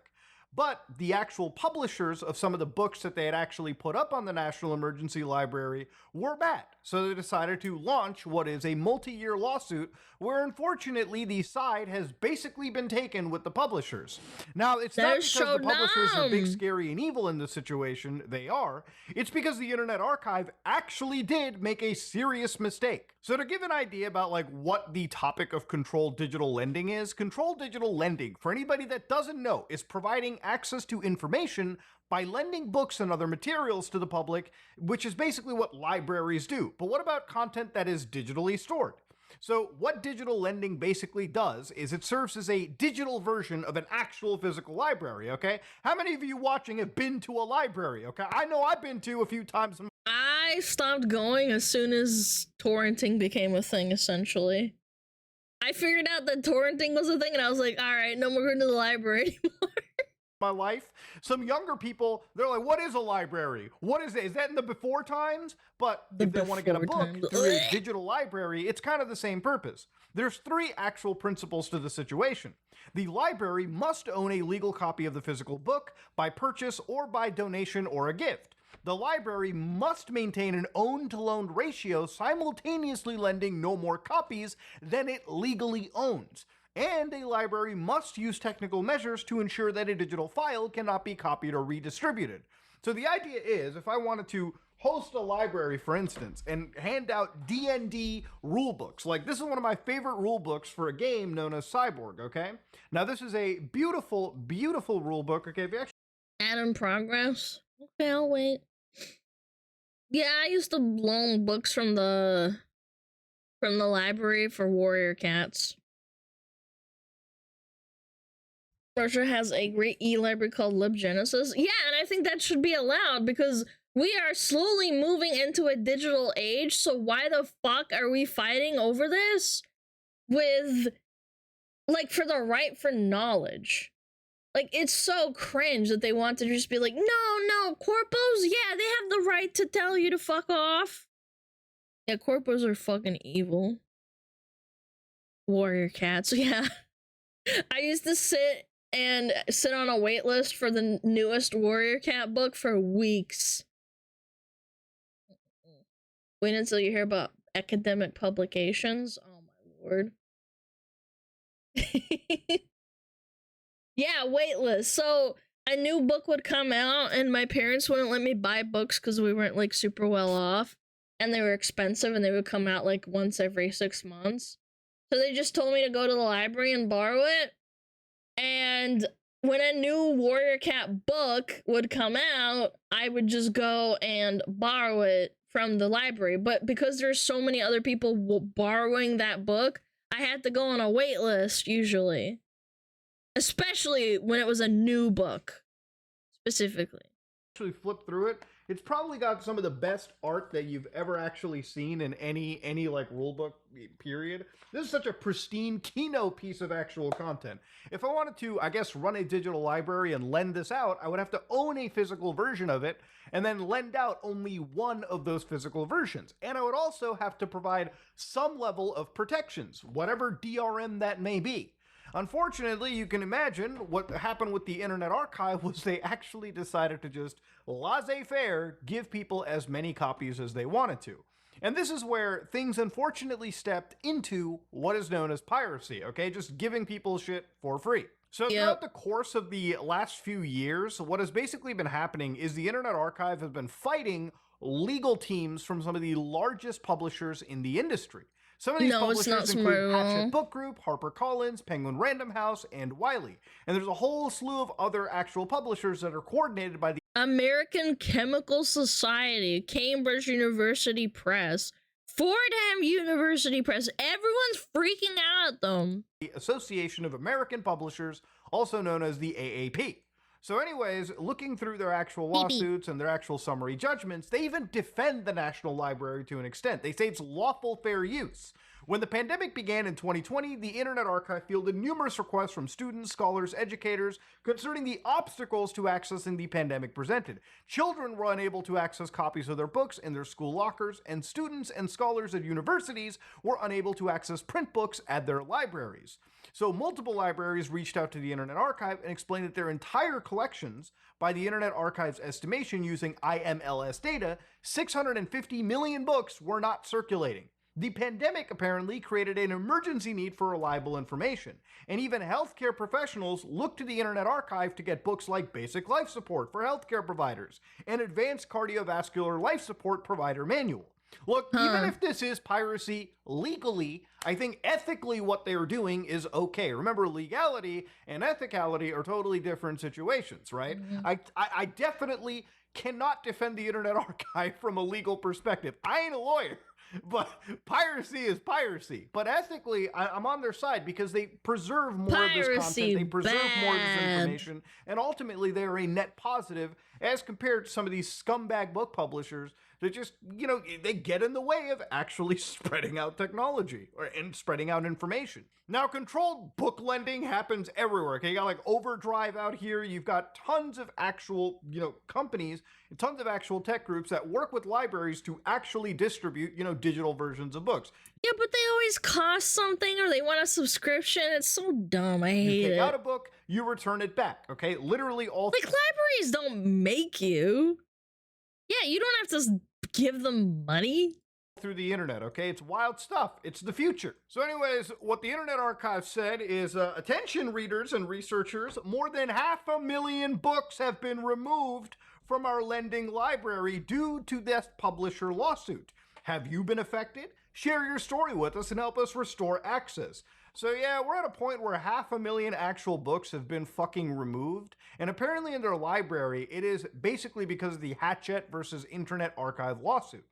So obviously they're appealing the decision, and one of the problems that I kind of brought up in the previous video is that this is a non-profit group. The Internet Archive is a non-profit organization. For them to be spending this much money on lawsuits ultimately is money taken away from preserving actual media. Now, yeah, and they're suing them too, so they're gonna have to, all that money that they dedicated to like storage and maintenance, they have to put it in a lawsuit. It's so scummy. Get actually trying to win this fight. But unfortunately, the way legal stuff works is if they lose this fight, okay, a great amount of precedent can be set through case law that actually protects a lot of these like publishers and actually ruins preservation going forward, which is a fear that I think a lot of people genuinely have. Look, I want these guys to win. But unfortunately, it seems like settling and trying to like own up to the L might be a little better, but that's just my opinion. Now, obviously the Internet Archive is kind of dangerous when it comes to actually like, you know, storing content. For instance, literally right on the archive right now, you could get access to things like the Halo 2 full game ISO file for a specific emulator known as ZEMU. Now, obviously, again, if ports, and again, these publishers, look, if the book publishers are mad, imagine... I totally didn't do the same thing for Pokemon.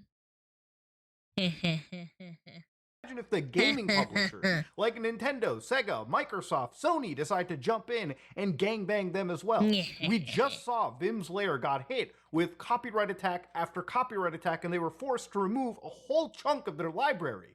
So literally, the more and more ammunition you give to some of these people in the eye of piracy, the more and more you actually harm preservation down the road.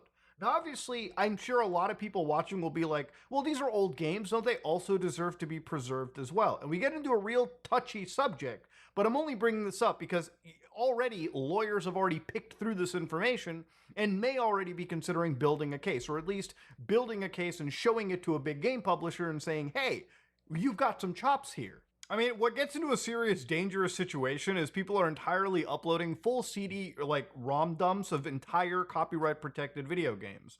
Like, for instance, Metal Gear Solid 5 Phantom Pain still being sold on actual, like, computers, actual Steam software, actual, like, you know, a version of it is being sold. Yeah, so it's basically they're turning into piracy and not helping their case, which is really, really bad. By Konami.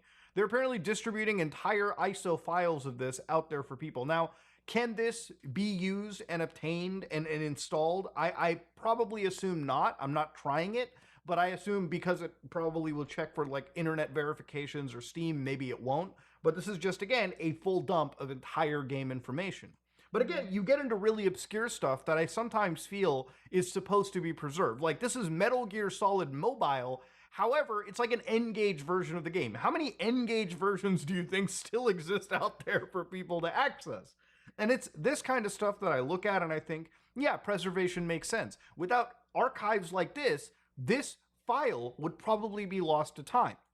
There's a really good example of something known as PlayStation 2 Linux, right?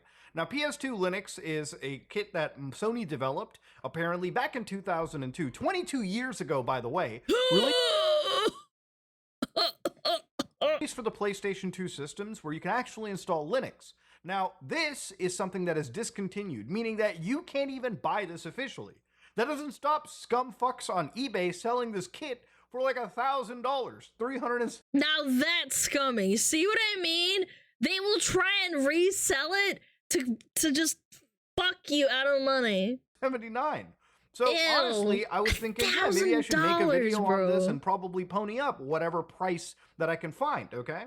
But thankfully, on Vim's Lair, literally 2 days ago, at time of filming this video, somebody jumped in and basically uploaded that entire thing for people to access for free, Disc 1 and Disc 2. And yeah, they work. So this is where preservations and internet libraries are needed, okay? Not necessarily as a facilitation of piracy, because piracy is wrong, but as a facilitation to preserve a lot of the most obscure things. Without sites like the Vim's Lair and Internet Archive, a lot of files and internet history will be lost to time forever. Just because something is uploaded on the internet doesn't mean that it's completely safe. If there is just one server hosting a file and that server takes a shit, that file is then lost forever, okay? So having an entire organization like the Internet Archive, which is the largest internet-like archive out there, as of now, is important. Oh my god, Sir Baholio, thank you for the 10! I really appreciate it. Thank you so much. Thank you. If you got us a gifted sub, please say thank you to Sir Baholio. And I hope you understand why. So according to this situation too, one thing that the Internet Archive also brings up is the 1,300 books that are banned or challenged titles that are also removed from digital lending libraries. And this is the most important thing. So last time I covered this, I wasn't necessarily jumping into the intricacies of banned books. But according to the American Library Association, a banned book is a book that actually has been removed from availability in certain regions. So whether that be the United States or other countries, it is a book that has been challenged effectively. Massive piss. Landon, thank you for the 5! Thank you. I really appreciate it. So for instance, they'll tell you a challenge is an attempt to remove or restrict materials based on the objections of a person or group. A banning is the removal of those materials. So all these situations are terrible. Wasn't Catch from the Rye also banned? Like as a book? It's all effectively based on censorship. So for instance, when they talk about who challenges books, throughout history, more and different kinds of people and groups of all persuasions that you might first suppose, who for all sorts of reasons have attempted or continue to attempt to suppress anything that conflicts with or anyone who disagrees with their own beliefs. In the book Free Speech for Me, but Not for Thee, the American left and right politically relentlessly censor each other. Nat Hentoff writes that the lust to suppress can come from any direction. So true. So again, censorship is a driving force for a lot of these people who want their specific ideas reinforced, and any conflicting idea that challenges them, whether they be in print media, movies, or games, completely banned from access. And it even extends to websites. A lot of people may try to abuse DMCA or challenge to get their information or challenge to get things that conflict with their narratives removed off of even the webpage archives out there. So these are things that we do have to fight against. And there's a whole bunch of books that are being banned, or have been banned, or are challenged. Books like 1984 and Animal Farm that are unfortunately banned even if it's in translation or from publication in countries such as Vietnam. But even the Hunger Games, I found, was banned in certain parts of the United States, which I didn't even think was possible because of things like the First Amendment, right? So here, according to the ALA, they said... What's so bad about... What's so bad about Hunger Games, bro? It's like the movies are a little bit violent, but like, I don't know, man. Warrior Cat's books are more violent, man. that these books were banned or challenged due to insensitivity, offensive language, violence, anti-family, anti-ethic. It talks about segregation. Yeah, so it's a book, motherfucker. It's a book. Supposed to learn from it. And occult satanic views. So again, one of the largest, movie series in the world, okay? Big multi-million-dollar releases in the box office. Yeah, the books that those movies are based off of are contested and challenged in public.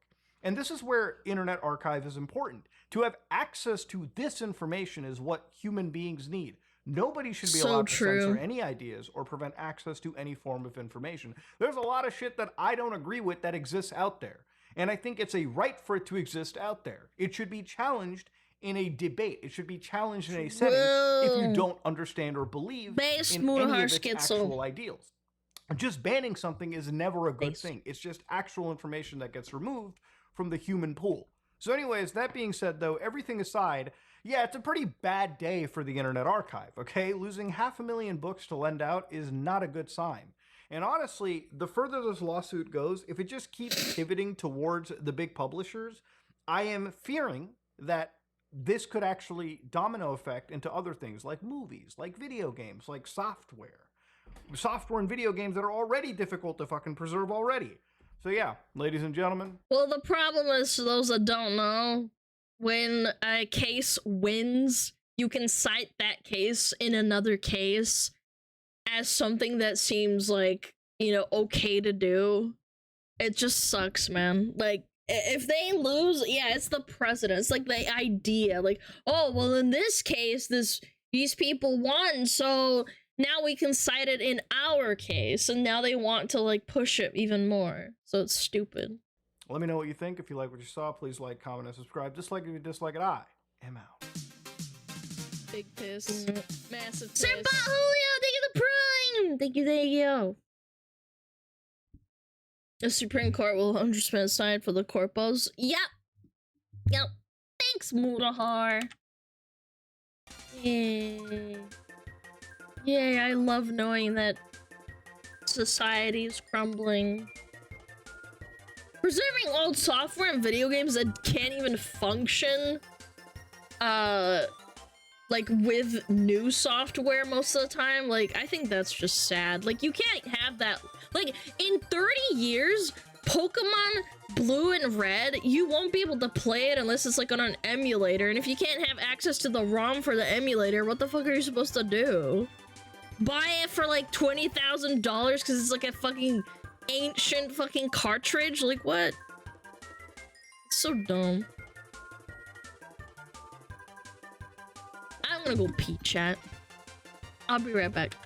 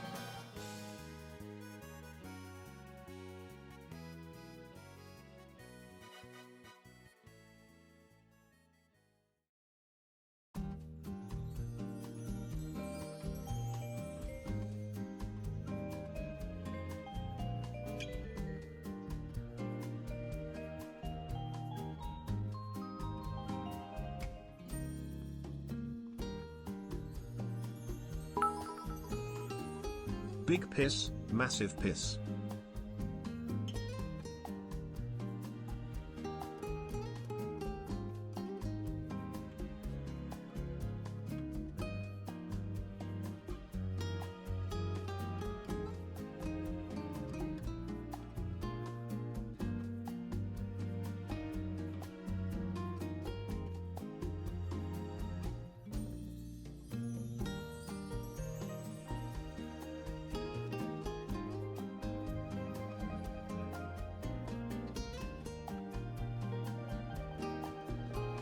Sorry, I didn't fall in. I didn't fall in. You got debated.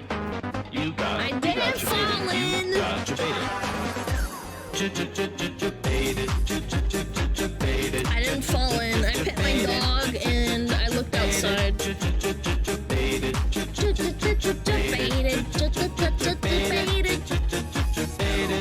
You just got debated.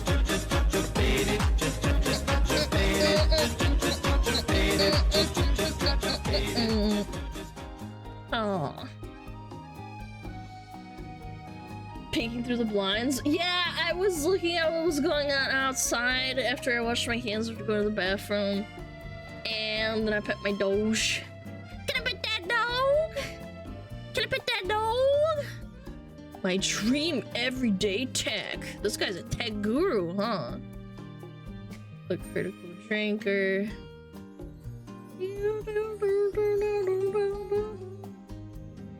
There's gonna become one more. Nah. I didn't fall in, chat. Alright, let me fucking. Let me give it a little. I want to find something that is on the longer side, chat. Wait. When did they start showing your bits beside your channel points? Cinder6 panic. If I see them, I'll want to spend them and I'll be out until next restock day. See what I'm saying? I'm it's a trick to like get people to spend their bits on useless shit. Chat, we're not gonna do that. That's so dumb. No, bad setup. No, it's a great setup for like trying to scam people. It's ridiculous. It's a fucking suggestion box. How about that? How about we get to see what chat wants to see? Okay, boom, boom, boom, boom, boom. Let me read this.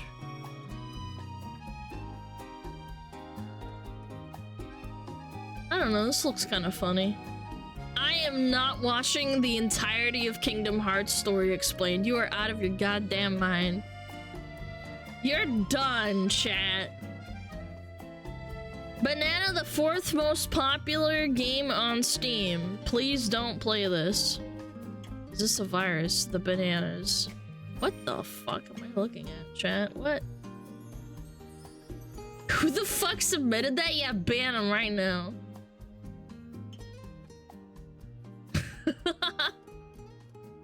Banana game? I don't know, man. It's pretty concerning that such a blatant cashback has remained on Steam, but it doesn't surprise me to know Valve's track record. Wait, this looks interesting. Hold on. I kind of want to see this. This unironically looks interesting, chat. What the frick? Who submitted this? I don't know. Did a good job, though. I'm gonna check it out. It must be getting recommended to me, too. Yeah, it's recommended to me! Look! It's this video! But someone posted it. Alright, sure, why not? On June 11th, 2020. Sorry. Yeah, I don't know. I'm interested. You've piqued my interest. But you've also maintained my curiosity.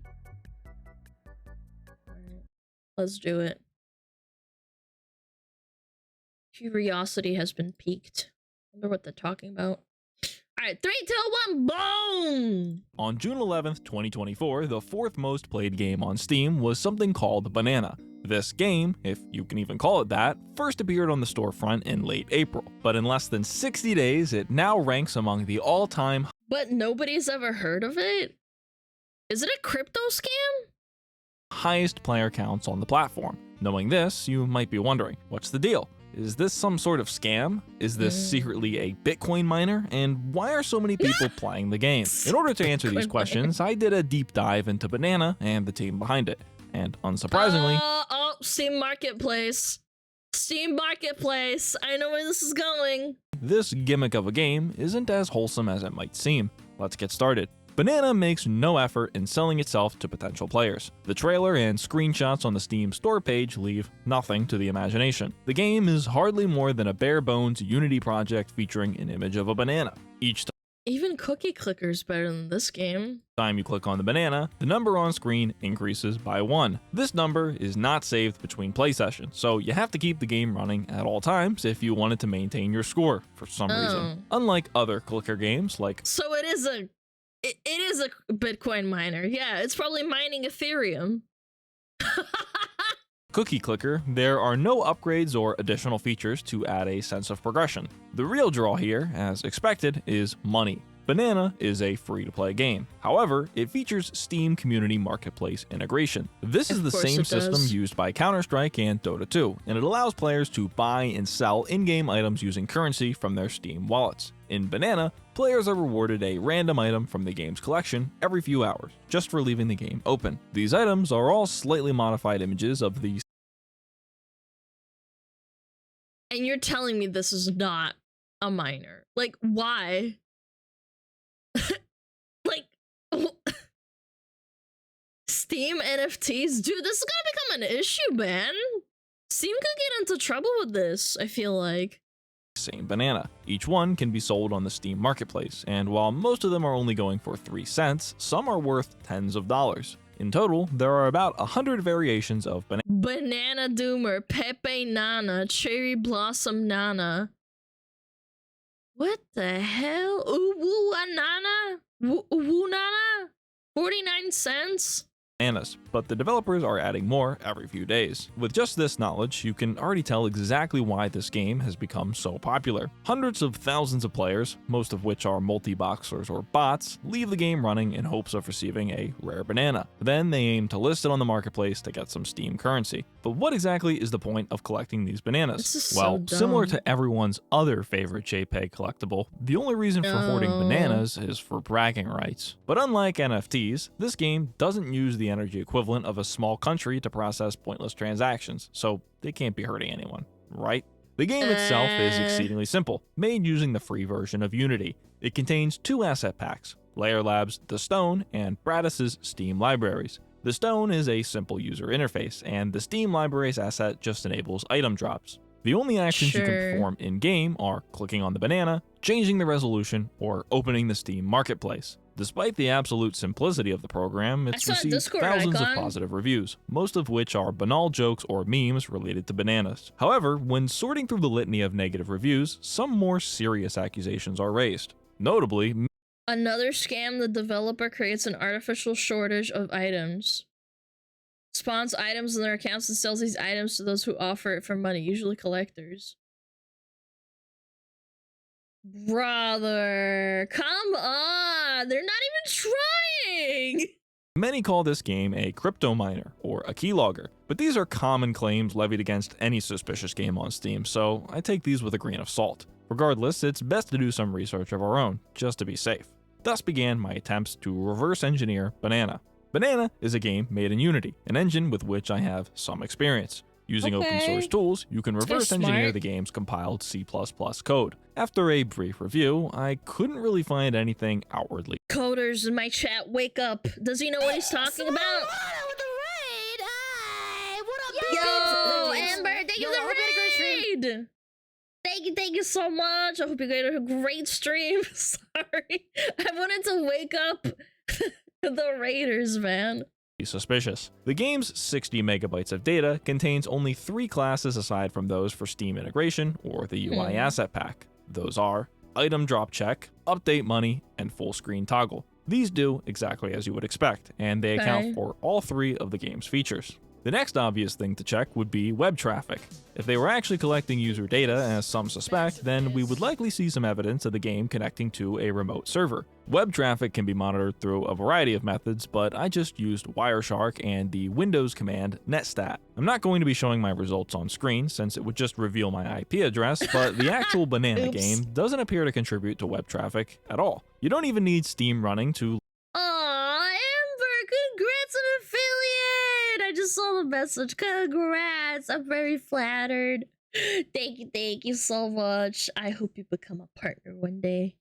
Launch the game, and it works just fine when the internet connection is terminated. Any online aspect of the game is handled through its integration with Steam. Banana just tells Steam whenever a certain amount of time's passed and a random item is given to the player. That's it. You only need to click once every 3 hours to be marked as an active user.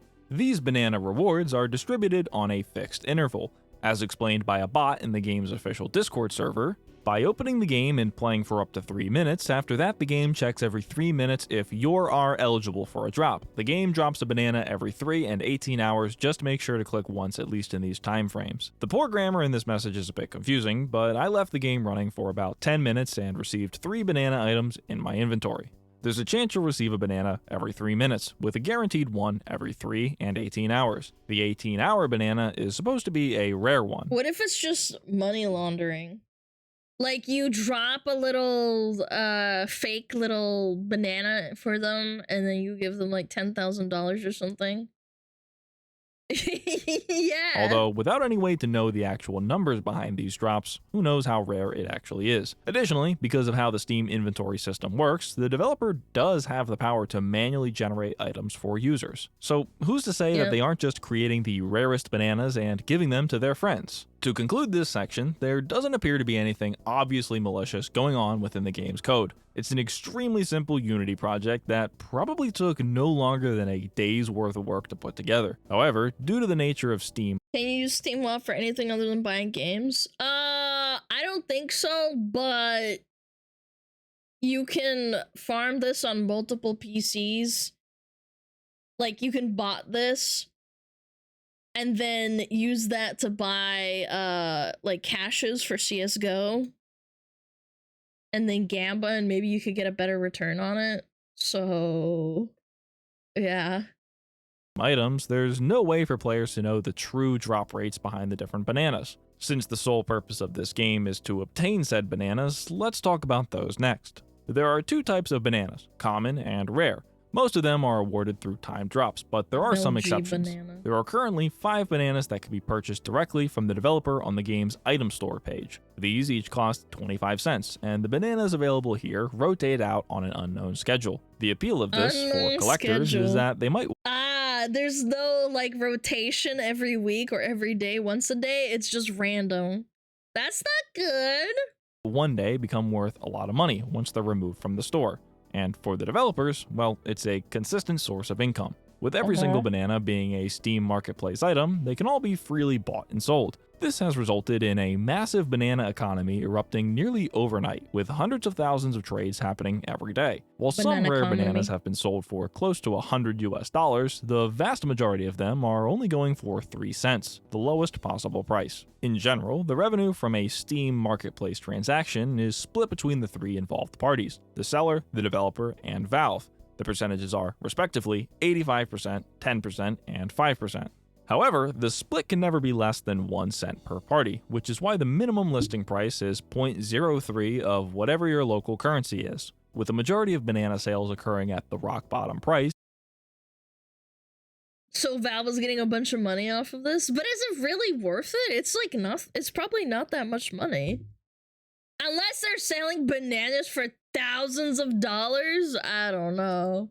Each of the 3 parties will receive 1 cent per transaction. With this information, let's do some math. According to Steam's data, there are currently 228,000 players with banana open on their machine. Every 3 hours, a common banana is dropped, for a total of 8 a day. Each common banana can be sold for 3 cents, so with that 3-way split, the developer can make up to 8 cents per player per day. Assuming every single player successfully sells each banana they receive, the developers and Valve might be making as much as $18,000 a day in revenue. That's a lot of dosh for basically nothing. Huh. So you're just printing cash. Okay. And that's strictly from the marketplace fees. Who knows how much they make from the item shop? While this 5-digit figure is what's been tossed around by media outlets such as Forbes, it's actually quite a generous assumption. In reality, a large portion of Banana's users are Russian, as indicated by posts on the discussion forum. Since 0.03 rubles is a lot less than 0.03. No, it is. SmugAlana Pat. Yo, Dad, thank you. Thank you for the 18 months. Yeah, Banana Republic. No, I mean, it is a lot less. Look, it's it's like nothing. It's dirt.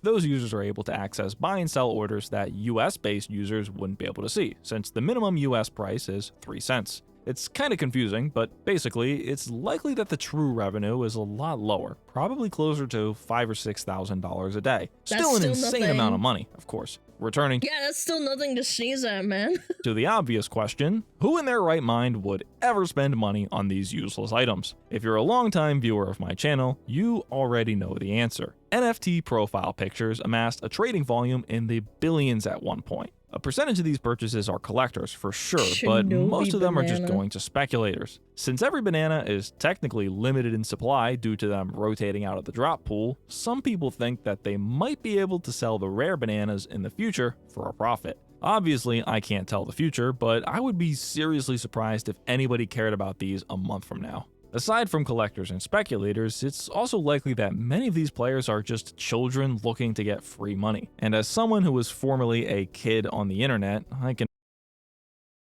They're scamming kids for money. Mommy, can I buy the banana NFT for 25 cents? Come on! assure you that I would have done anything to get some free Steam cash. Before we continue on to the next section, I want to make one more point here. Not only does no one know the true rarity of the bananas, but it's also impossible to tell who's behind the marketplace. 20 plus 10Ks for trade, DM for package deals. I'm trading my bananas for CS2 agent or CS2 skins. See? Banana sales. Unlike some items on the Steam marketplace, bananas are considered a commodity. This means that you cannot see the individual marketplace listings for each item. It's entirely possible that a large percentage of the rare bananas are held by the developer and their friends. This would mean that they're able to dump them onto the marketplace whenever they want to cash out. To add even more factors in favor of the devs, all items purchased on the marketplace are subject to a 7-day trade hold. This means that anyone who purchases a banana with the intention of flipping it must wait 7 days. I'm sure that a non-zero number of people have already found themselves left bag holding a bushel of bananas. With all these aspects combined, it's pretty easy to suspect that there might be some sort of manipulation going on behind the scenes. especially when you consider that the bananas are added and removed from the drop pool on a seemingly random basis, allowing the supply and demand to be changed at the whim of the developer. In order to assuage your fears of missing out, the developers recommend that you join their official Discord server so you never miss a new banana drop. I love it. Just fake FOMO for like no reason whatsoever. It's a fucking banana, for God's sake. Just like the average crypto scheme, Banana uses Discord as their primary source of communication. With their server hosting over 30,000 members, this community of banana fanatics is ablaze with speculators discussing the hottest new get-rich-quick. And again, it's smart to take them off of Steam where they can have these discussions and people doing trades and stuff on Discord. Yeah, it's smart. You get them off of there and you move them onto Discord so you can't track them doing like weird shit. Scheme. Here, users can learn which bananas are added and removed from the drop pool, make peer-to-peer banana trades, or participate in other community events, such as giveaways or live streams. They've also hinted at a potential upcoming offering of banana merch. While none of this is sketchy in its own right, it's worth noting the sheer value brought by owning an active Discord server of this size. The Banana team has direct access to the push notifications for tens of thousands of impressionable users. You could also sell it. It's very common to sell really popular servers and then change them and shit. Yeah. Users who are clearly interested in either collecting worthless consumer garbage or getting free money. Again, nothing malicious seems to be happening just yet, but the opportunity is absolutely there. Perhaps the most intriguing aspect of this server is the Banana Design Ideas channel. There's two ways you can look at this. On one hand, it's a great way to get the community involved in the continued development of the game. I mean, it's kind of not cute. like there's much of a game here, but you get the idea. On the other hand, it can be seen as a way for the developers to profit off the work of the community. They don't actually have to put any effort into coming up with new banana designs. They just copy and paste whatever their fans made and plop it up for sale. Not to mention that most of this art features copyrighted material, so this whole thing is really walking a fine line. Nonetheless, it's your average large Discord server. The moderators appear to do a good job keeping things orderly and on topic, and there doesn't appear to be anything unscrupulous or scammy going on at this time. While the server and community within seem to be well behaved, let's turn our eyes to the team behind the project. The Banana Discord server is owned and operated by a user named These Lions. However, the developer and publisher on Steam are listed as Aladdin66, Pony, Sky, and Aesthetic Spartan. All of these users are active moderators within the Banana Discord server. Interesting. Oh no, oh no, oh no.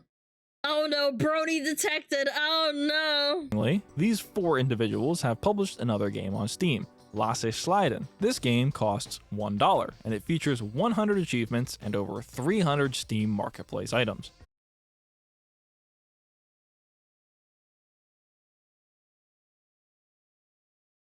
You just keep trying, chat. You just gotta keep trying. Maybe one day it'll work, and one day it will.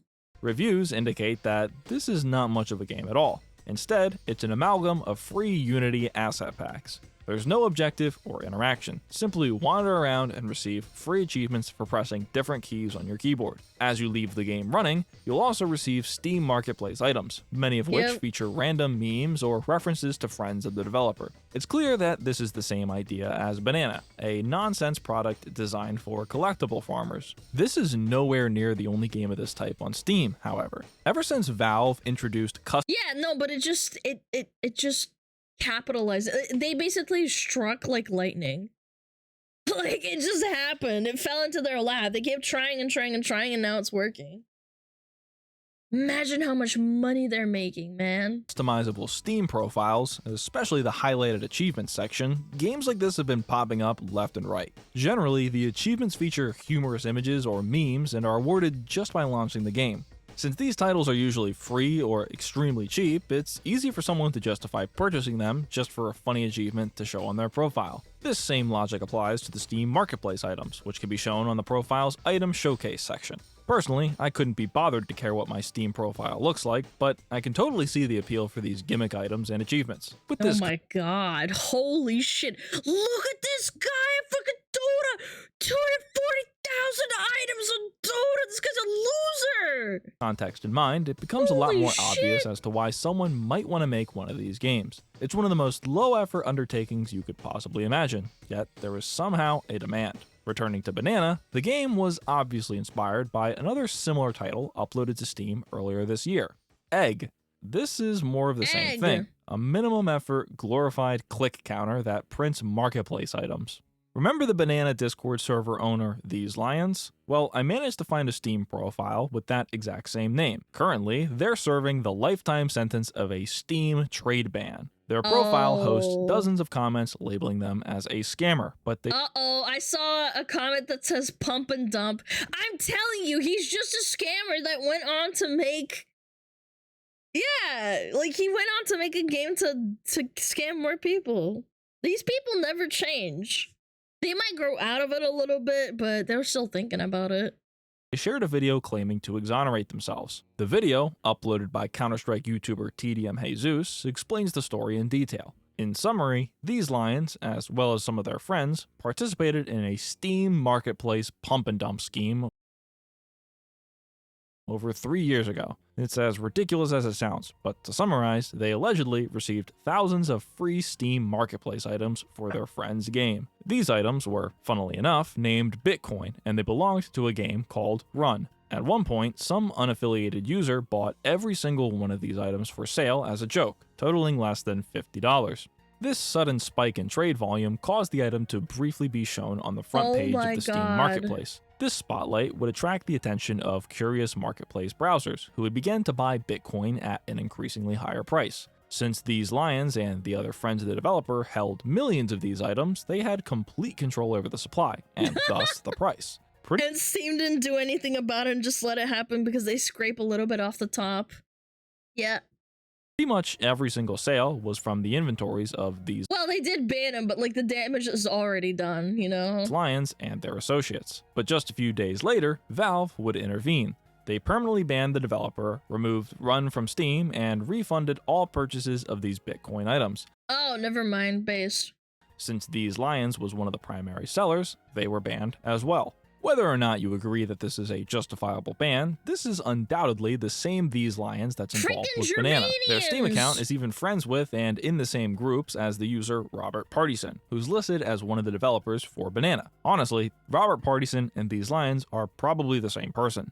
Anyway, with all these factors in mind, The Steam page has got Putin and Trump on it. It might be worth looking at Banana through a lens of suspicion. These games that endlessly print Steam marketplace items have been around for a few years now, and at the end of the day, it's really only the devs that make out as winners. This specific game was brought to my attention thanks to an email from a viewer. I found it so intriguing that I just had to do some digging of my own. I always knew about the lazy asset flips with vanity achievements, but this whole item printer concept came as a surprise. I'm honestly not sure what will become of Banana. Its closest comparison, Egg, remains on Steam 5 months after release. However, Egg didn't attract anywhere close to the attention that Banana's receiving, as it only peaked at a player count of 17,000. With Banana already having been featured in a few gaming media outlets, the growth has only increased. I don't know why they're doing this.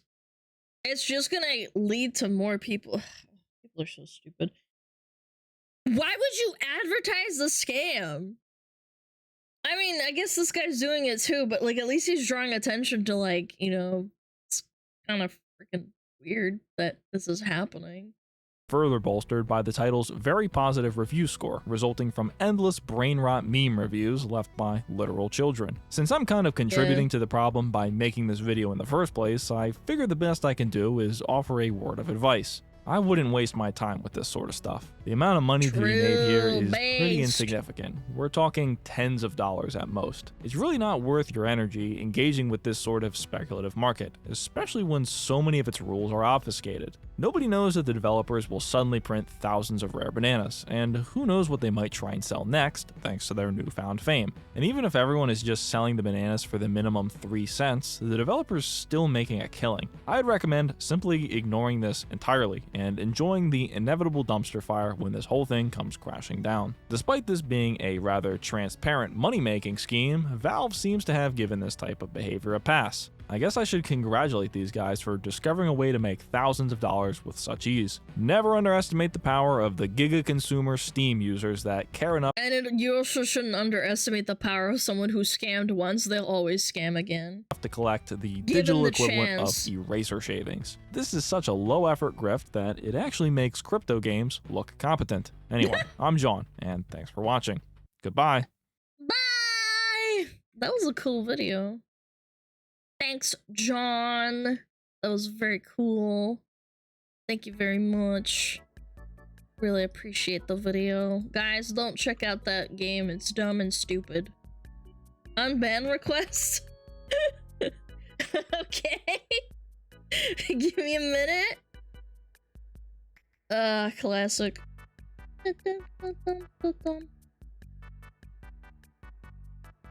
Un momento.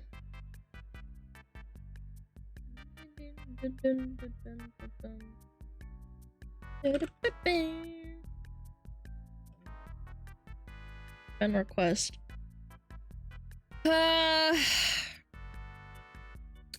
don't know why I was banned. My friend recommended the stream, so I came to check it out. Chad, did we unban that guy? I don't know what I was banned. Nah. Show his logs. It was the guy that said my friend is holding me hostage and forcing me to watch the stream. Yeah, the hostage dude. Why was I banned? Let me check your profile. Let him stew. Big piss. I don't know, they seem like a kid. Bubble Shape, thank you so much! Ban?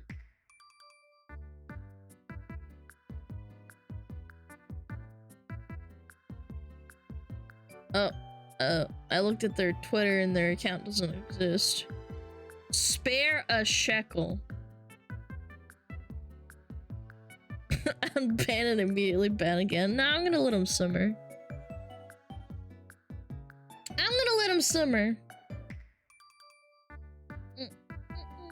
Leave him in timeout. Actually unban and force your pee down his throat. Hex! What the fuck? What's wrong with you, milady? Ew. Nasty. What's wrong with you, girl? Hexy! What the fuck? Okay, but based? No, not based!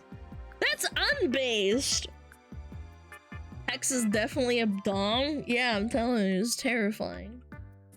Okay, let's do this. Sure, why not? Someone suggested this. This looks kind of neat. I want to watch it. Hex is too based for you? I guess so.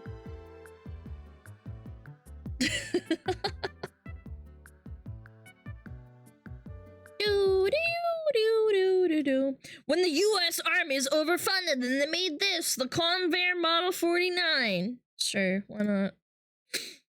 Kill some time. Look at something neat. Imagine this, but with SmugAlana to call on it.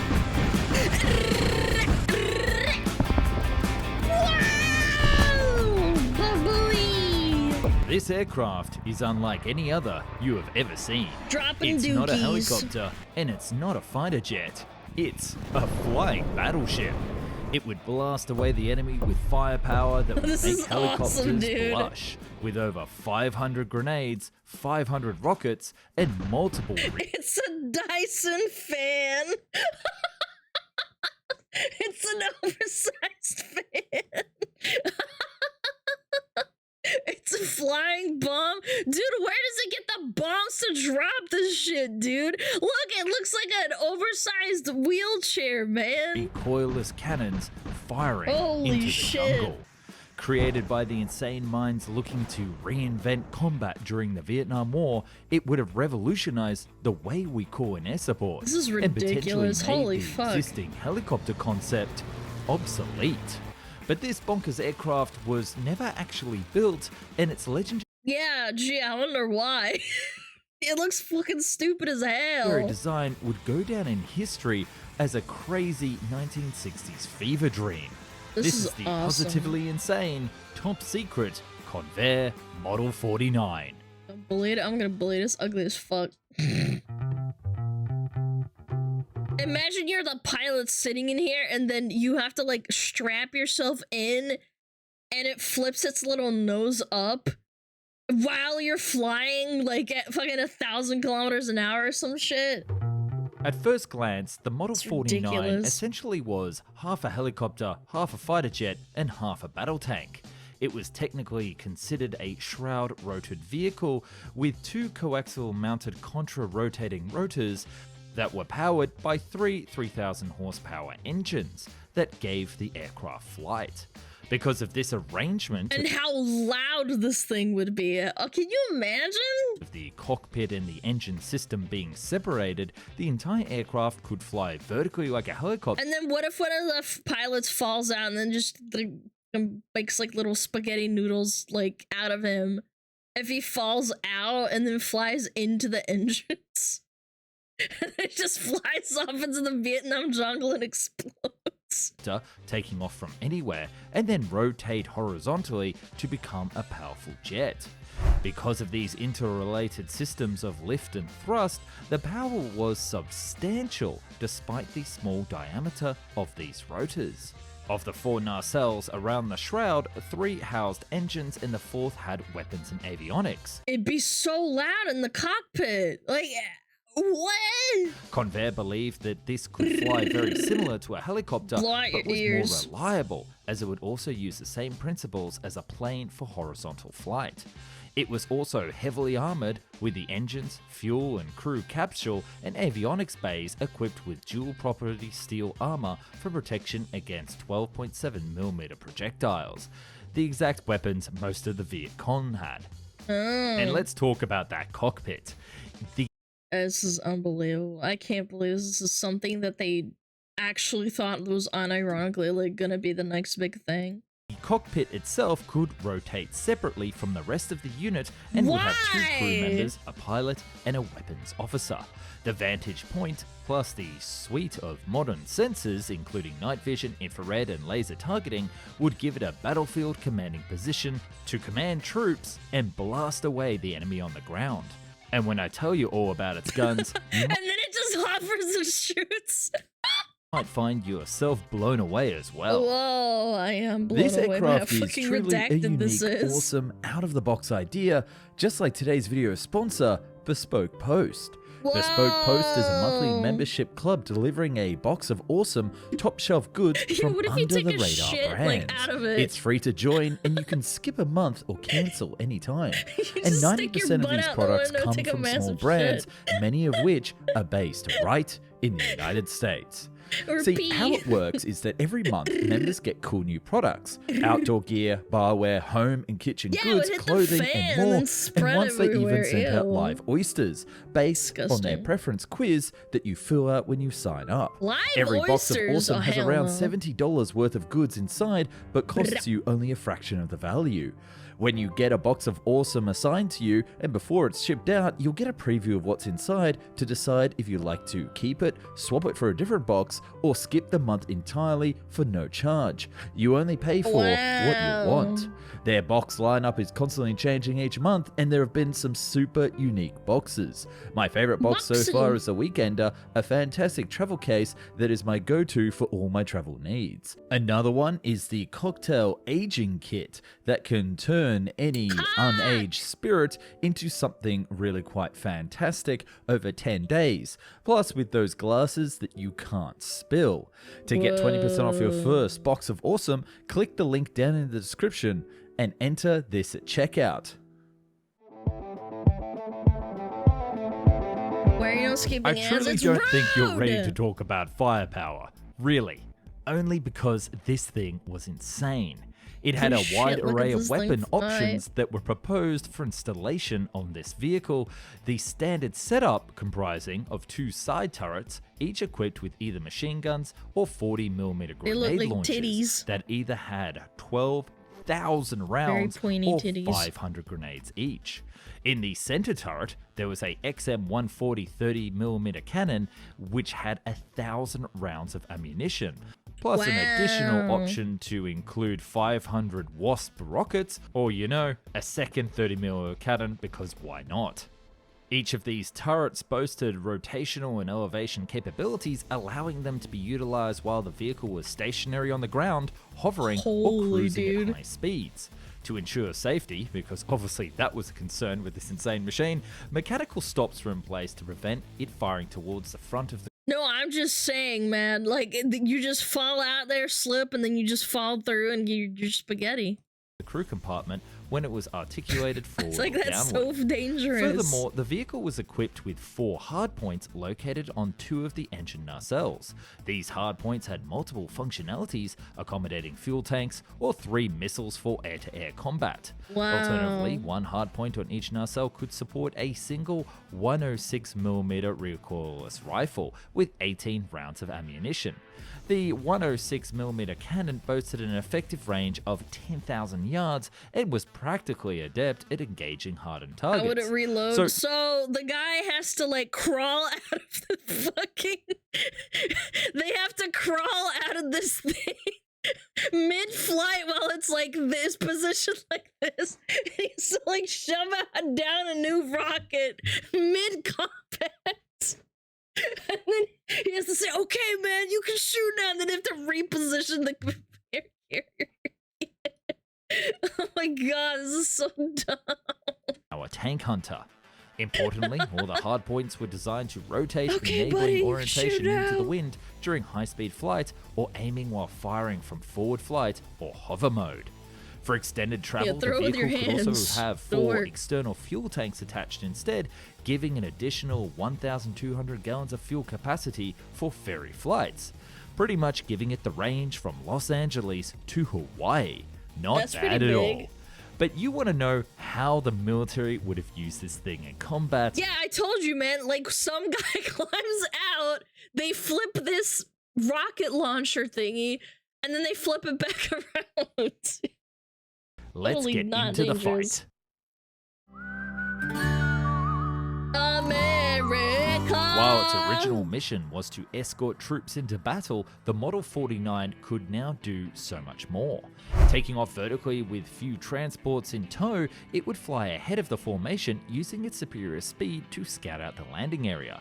If it encountered Wow. enemy aircraft, it could do some limited engagement with its air-to-air missiles, but it would really shine if the enemy was entrenched on the ground. Using what is known as dash mode, it would fire on positions below it without exposing itself to counterattack, strafing along the ground and weakening them for phase 2. Then, it would slow down to a hover, rotating the duct fan vertical and bringing its many weapons to bear onto the enemy. Once it had landed, it could then... Oh my god, look at this thing, man. I'm telling you. It could totally be a thing in like maybe 300 years. Somehow, if we figure out like how to fix like the aerodynamics, I guess. It looks like a little fucked up dino. Looks something out of Command and Conquer. Yeah, like Command and Conquer Red Alert. It's ridiculous. Operate as a secure firing platform, giving the troops on the ground more than a fighting chance. And then once the mission was complete, it would take off yet again and return to base. So if you're anything like me, this sounds this is my pretty favorite damn shot. fantastic. And you're probably wondering, why did the US military even come up with this thing? Why not, man? In the 1960s, Vietnam hit the army hard, and it taught it several deep lessons, namely the power of support aircraft and the ineffectiveness of ground vehicles in the jungle. Helicopters, essential for dropping supplies and rescuing troops, needed to fly faster, hit harder, and be more resilient in this combat environment. The army answered this call with the new CH-47A Chinook, able to carry more men, last longer, have a bigger range, and fly faster than any helicopter before. But its speed was a problem. It flew so fast that its protector helicopters couldn't keep up with it. Thus, the army would need a new escort helicopter. They pitched the idea to develop such an aircraft to the Pentagon and got, well, rejected. You see, the generals in Washington didn't think that the army needed just an escort helicopter, but rather that they needed to think a little bigger. Why not expand the proposal and come up with an insane new flying machine that could fit many more roles that they were going to spend so much developing? And thus, the Advanced Aerial Fire Support System program was begun. The ass. The ass. This proposal was simple: combine the power of a helicopter with the firepower of a tank. And this aircraft also needed to be quick, able to fly at a top speed of 220 knots, have the ability to hover at 6,000 feet on a hot day, and ferry itself to the furthest US state, specifically out of the Pacific to Hawaii. This is considerable considering that the Chinook, the original helicopter it was designed to escort, could only fly at 120 knots, so talk about overkill. But that's exactly what the Convair Model 49 was, awesome. An idea so out of the box and so like, this is pure science fiction, man. radical that Convair believed it would change combat forever. So why was it never built? Because it's dumb. Now, you're probably looking at this insane thing and starting to wonder, why on earth did it even get this far into development? Upon showing to the selection committee, they nearly laughed Convair out of the room. It was simply overkill, and the design of the aircraft was so radical that they were worried that maintenance issues, or training pilots, would be impossible. There were simply too many points of failure. Plus, the shroud design would have made it slower than a helicopter during takeoff and landing, it would have burnt more fuel, and it would have been loud as heck, giving away its position to the enemy. Yeah, it does remind me of like vertibirds, except vertibirds are more realistic than this. Before it came over the hills.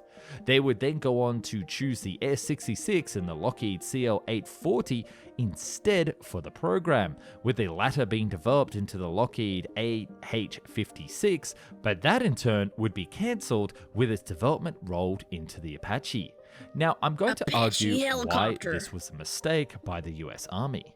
Given Convair's prior experience with tail-sitter VTOL aircraft and relatively straightforward flight and power systems that the Model 49 employed, in contrast to the more helicopter-like offerings from the program, such as the Lockheed hingeless rotor and Swarovski's translating rotopropt, it would have been more advantageous for the US Army to think creatively and embrace the complex concept rather than being overwhelmed by the complex engineering. Fantastic point highlighted by those nice folks over at Secret Projects. Another consideration that they had was this aircraft's Navy applications. You see, the issue with the current Navy helicopters is space, specifically hangars and landing decks on board ships. The Model 49 solves both of these. A regular Navy helicopter needs to have a big enough space to encompass the spinning rotor with a decent safety margin. Flight decks are usually up to 50 to 70 feet long with the full width of the ship, which is around 50 feet. The Model 49 needs none of this. With its enclosed rotors, it only needs enough space to fit on a 25 by 25 foot area where it can take off. It needs far less safety space because any collision would only be at the very small speeds it would employ during takeoff and landing, compared to the very high speeds of a rotor tip collision. This Plus, thing is the literally hangars a on sky board swamp could easily boat with guns, so Murican 07. It's terrifying. I don't know who thought this would be a good safety idea. I'm still in shock.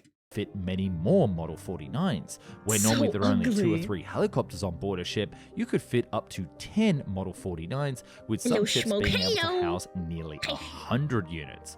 There are even some thoughts that they could be stationed on submarines, given the small internal volume that they would fill up, which is we don't need safety up this bitch. We're American. At the end of the day, this concept was superior to the helicopter, but it was too unimaginable to those with the power at the army, and its only result is to appear on this video that you just watched. Thanks for keeping the dream alive, and maybe we'll see it rolled out as some sort of drone variety into the future. I got a helicopter I'd love to know what you think No, you down don't. in the comments. I should also point Turn out on that a your lot of this stream right research now. was Show done stream. by Aerospace Projects Review, specifically Dennis R. Jenkins, who put together the original Convair Model 49 Advanced Aerial Fire Support System article in its original publication. So thank you very much for that. Yay! That was cute. It's an ugly ass little helicopter hybrid. That was good. That's funny.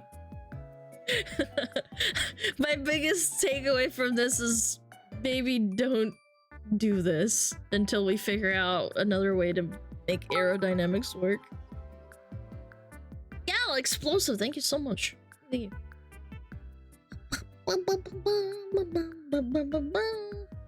Is that a flying penis? No. No, it's not. Oh, now my algo's infected with this guy. Look.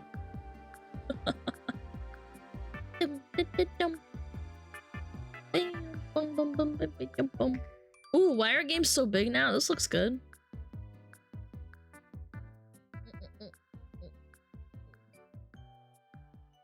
This looks quite interesting.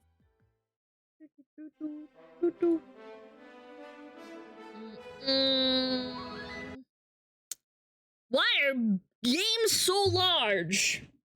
Because most games are made by American companies and everything is bigger in the US of A. That's why. Oh boy, I want to play God of War. Time to download it for 10 years. Good lord. Is this not ridiculous to anyone else? We are on the— Wait, he has a Sheba! Chat, I think we're gonna like this channel. They have a Sheba astronaut for their mascot. 9th generation of consoles. 9th. And one of the biggest hangups I have to deal with is that 667 gigabytes of usable default storage all of a sudden isn't that much. Go back a couple of decades and I'm 90% sure I— Ah yes, a VTOL alien that has not even half the normal payload capacity of a Scout heli. Totally not gonna have any issues whatsoever. Yo, Warwolf, thank you so much! 200 biddies! could fit the entire GameCube lineup on 667 gigabytes. Yet in 2024, I get to download Red Dead Redemption 2, FIFA 23, the Call of Duty HQ hub thing, or whatever it is, Final Fantasy VII Rebirth, and the Demon's Souls remake. 5 whole games. And the thought that I'd want to add Elden Ring on top of this means I'll only have 7 free gigabytes of space to, I don't know, play Bomb Rush Cyberpunk or Balatro. I don't know. If I want to play Skyrim, I'll have to uninstall one of these games. Or I'm encouraged to spend an extra $90 on a special edition storage upgrade so that I won't have to worry about this issue. I can't even— Wait, that is so dumb. You have to buy a special edition to that. Man, console players get fleeced, I swear. Even rely on game discs anymore because some of them are straight up just keys for a digital download nowadays, which can only make me feel a certain type of way for deciding to spend an extra $100 on a disk drive. Also, just to preface this video, while doing research for all of the file sizes for these games, not only are there discrepancies between PC and consoles for the same game, consoles are heavier?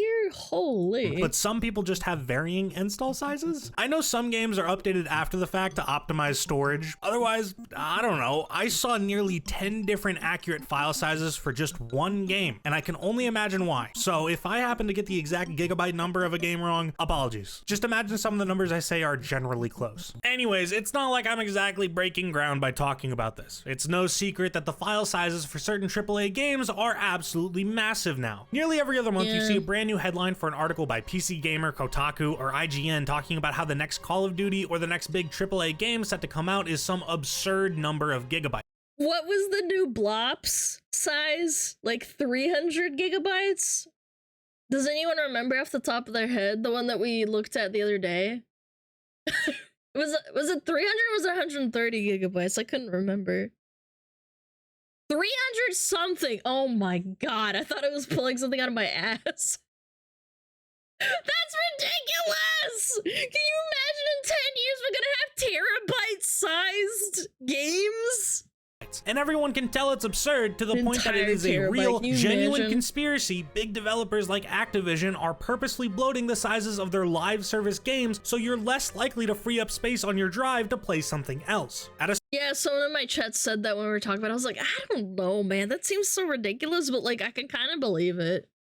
I didn't say, oh, that's dumb. I was like, I don't know. I think I could probably buy that. At a certain point, I can't even blame them, because here's Modern Warfare 2019 and here's Modern Warfare 3 2023. On the left is a 159 gigabyte game, on the right is a 240 gigabyte game. 81 gigabytes of difference. You're probably wondering how any of this possibly came to happen, and to answer that, we need to back up a bit further, a little bit. Whoa, okay, too far forward. Okay, perfect. 1996. Let's take a look at the size of some N64 games, because when this console came out, these cartridges could hold up to a maximum of 64 megabytes of data. Some games, like Dr. Mario 64, were put on carts that could only hold 4 megabytes of data, which, looking at gameplay of this, yeah, that tracks. Some other games were bigger, like Super Mario 64 coming in at 6 megabytes, or Star Fox 64 at 10 megabytes. Only a few games were actually put on the 64 megabyte carts, like Conker's Bad Fur Day, Paper Mario, Pokemon Stadium 2, and Resident Evil 2. Jumping forward I know for a fact there's people out there who still make games that are small like this and they take it as a challenge, which is pretty cool. 5 years, the GameCube comes out and introduces its own specialized format of mini DVDs that can hold about 1.5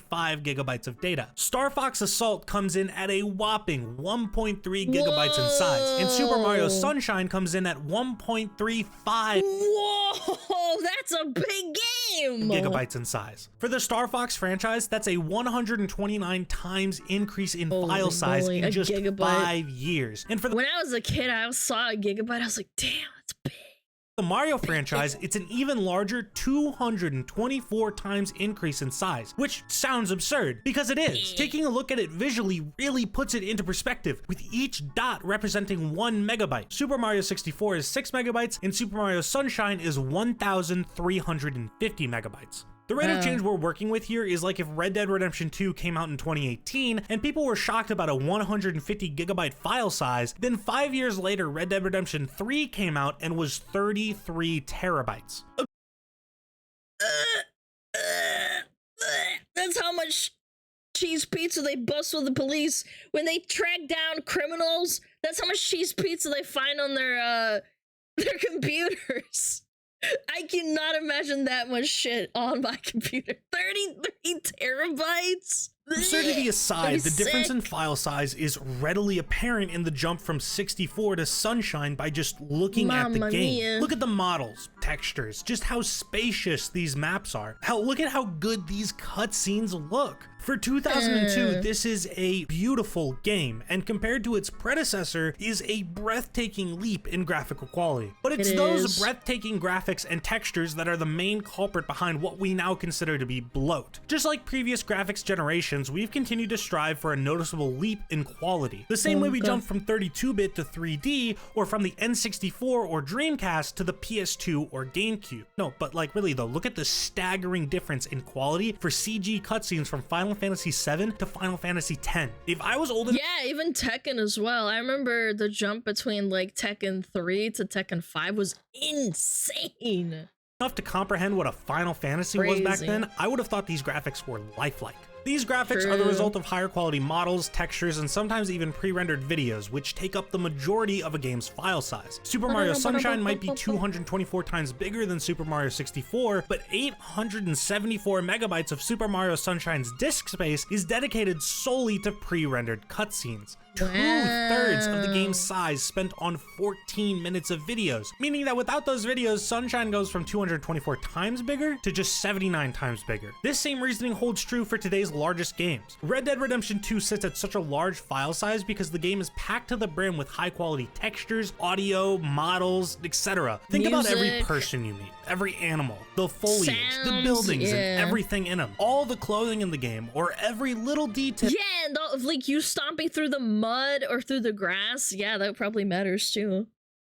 Yeah, like and then the horse hooves, like if you're on a horse It makes a different sound. Yeah, it does make sense. That went into every interaction in this game. All of these are models with the highest quality textures Rockstar could use at the time, wrapped around them in a game with one of the most expansive and detailed open worlds ever. Articles were made about this game talking about how it was a once-in-a-generation technological achievement. When I now say that this game is 120 gigabytes on PC or 150 gigabytes on console, it starts to make a lot more sense.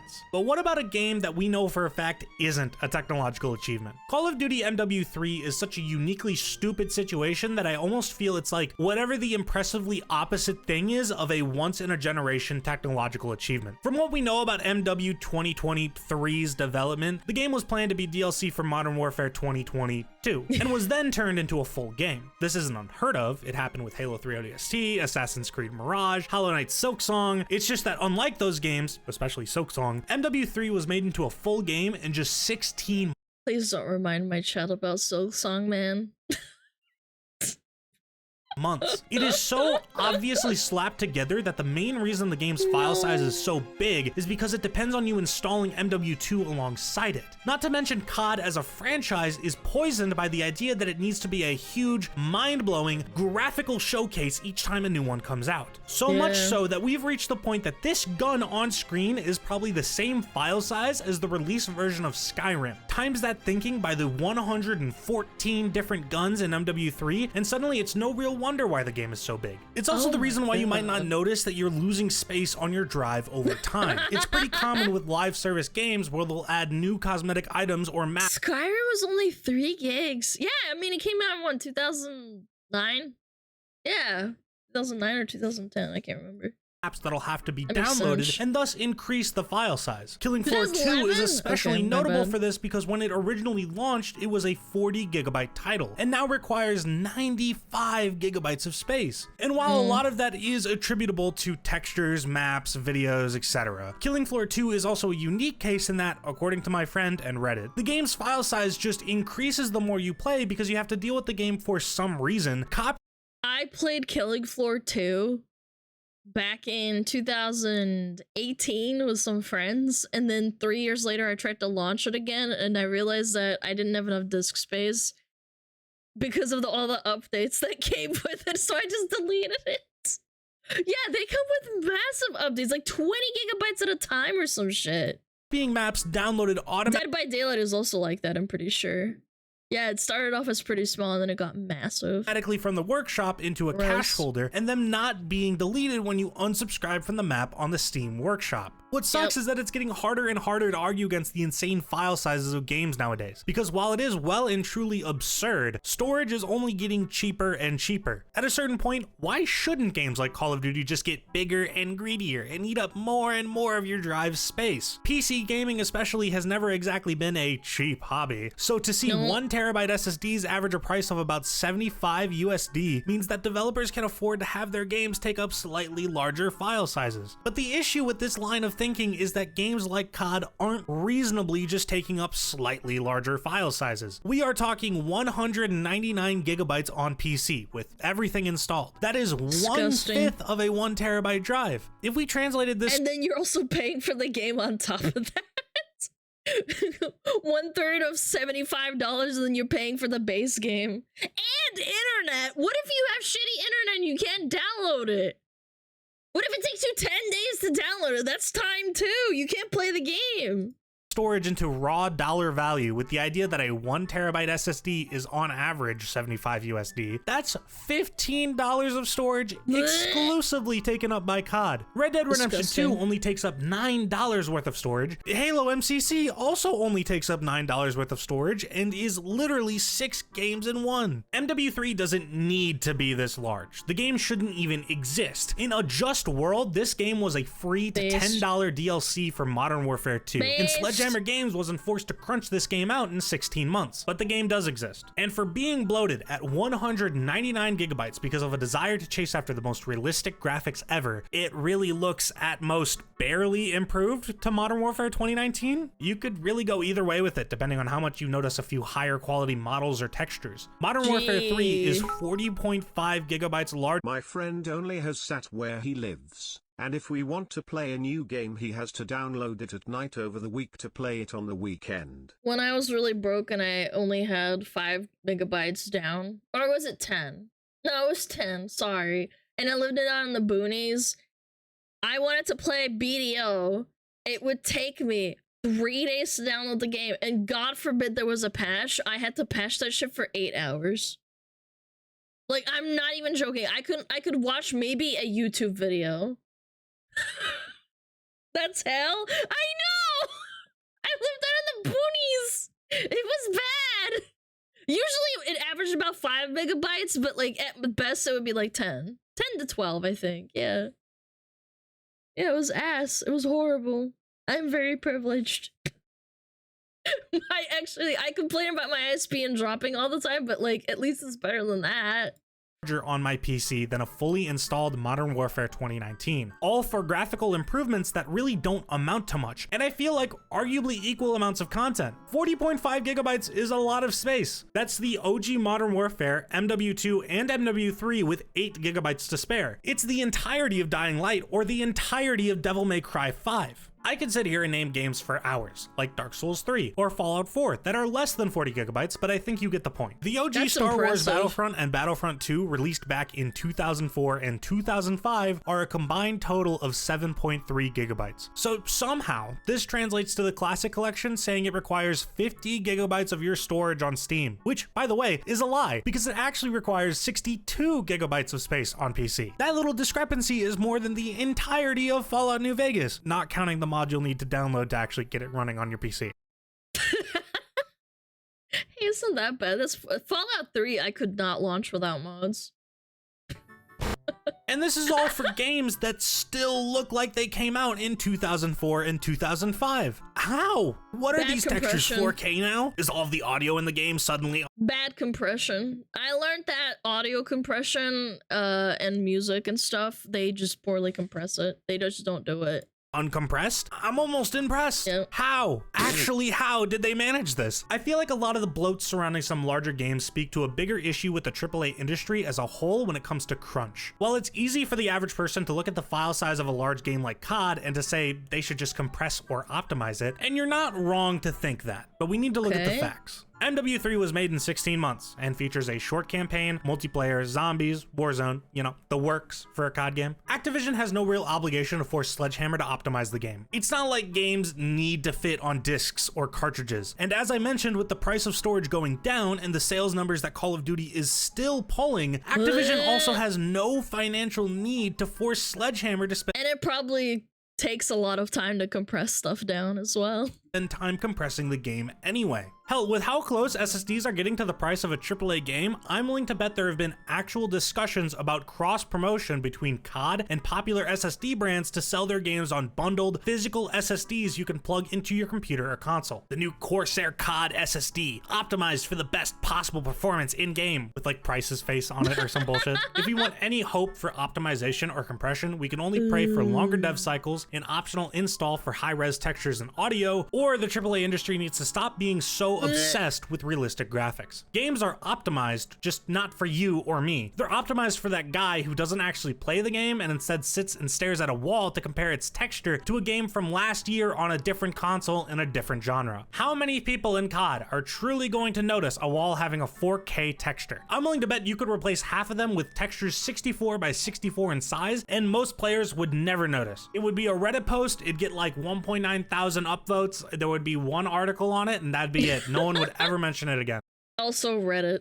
Forza Horizon 5 is a whole 54 gigabytes more than Forza Horizon 4. Diarrhea. So how good does the foliage really need to look in a racing game? Hell, Forza Horizon 3 is only 60 gigabytes, and I'd argue that's the best a racing game really needs to look. On an actual basis, does any game truly need to look better than Red Dead Redemption 2? RDR2 already looks so good that improving graphically on that really seems impossible, and is more So about true. diminishing returns and spending hundreds of millions of dollars than anything else. With the way things are going, games will only get bigger and bigger. Even just 10 years ago, we were posting headlines and losing our minds over Why the PC version of Titanfall is a 48 gigabyte 2014. People were bitching it. It's almost all audio. No! No, this is in Games like Titanfall being nearly 50-something gigabytes, which funnily enough ended up being because the game shipped with like 35 gigabytes of uncompressed audio. I haven't even gotten into the people who still happen to live in areas where the internet is notoriously bad, where the only companies available to them only offer speeds tied to data caps. I've lived with no internet, I've lived with bad internet, and I've lived with data caps. And 9 times out of 10, I ended up turning to piracy, not just because I was a broke teenager, largely because I was a broke teenager, but also because pirates ended up doing a better job at compressing games and their downloads than the companies distributing them. Day-long downloads could sometimes turn into a few hours, which became a lot more palatable and allowed me to download and play more games before I got yelled at for hitting our data cap. As it stands now, there's no push for compression, there's no push for download options, and there's definitely no push for these large AAA game developers to look into making a game with a limited scope and without throwing hundreds. Gamers are complacent.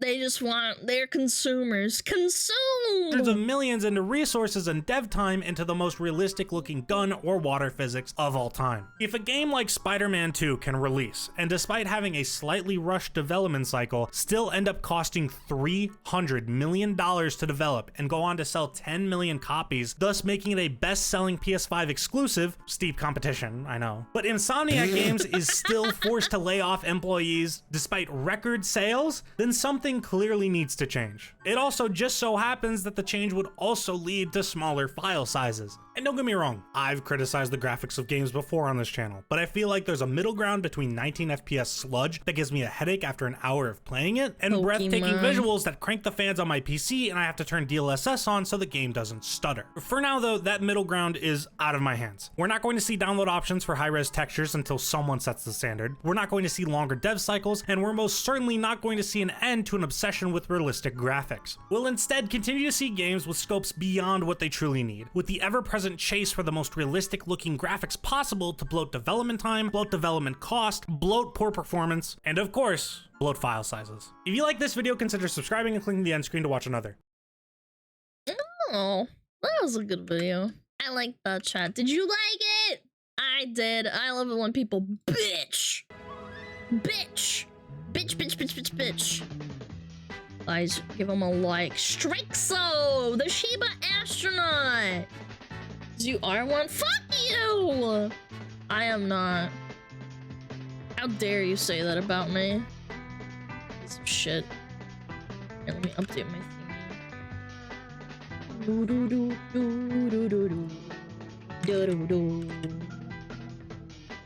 I've only seen last 3 minutes. Good react. Thanks, man! Thanks! Investors aren't gamers, can't discern good gameplay? Yeah, of course, naturally.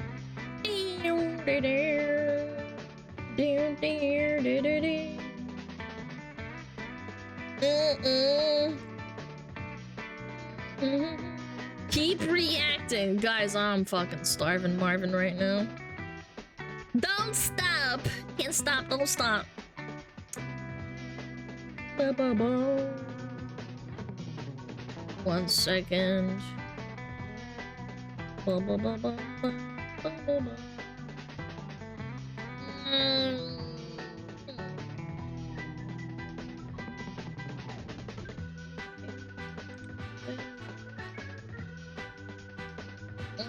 Check crashing stream issue. Yeah, let's crash my stream right now.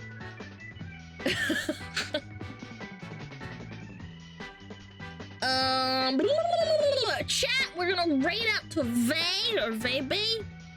I've never rated them before. They're doing the OTK TL Street Fighter Cup thingy. I don't know. Just say hi. Be nice. Motherfuckers. Is that still in your hand? Yes, I will turn off acceleration after stream, don't worry. Leaving us? Yes, no shit, I'm starving, I want tacos. I'm gonna go cook my meat. Thank you for watching, guys. Reminder, Friday short stream. Friday short stream. Tomorrow short stream. Short stream Friday. Alright. I'll talk to you guys later. Thank you so much. You guys are awesome. Thank you. Bye.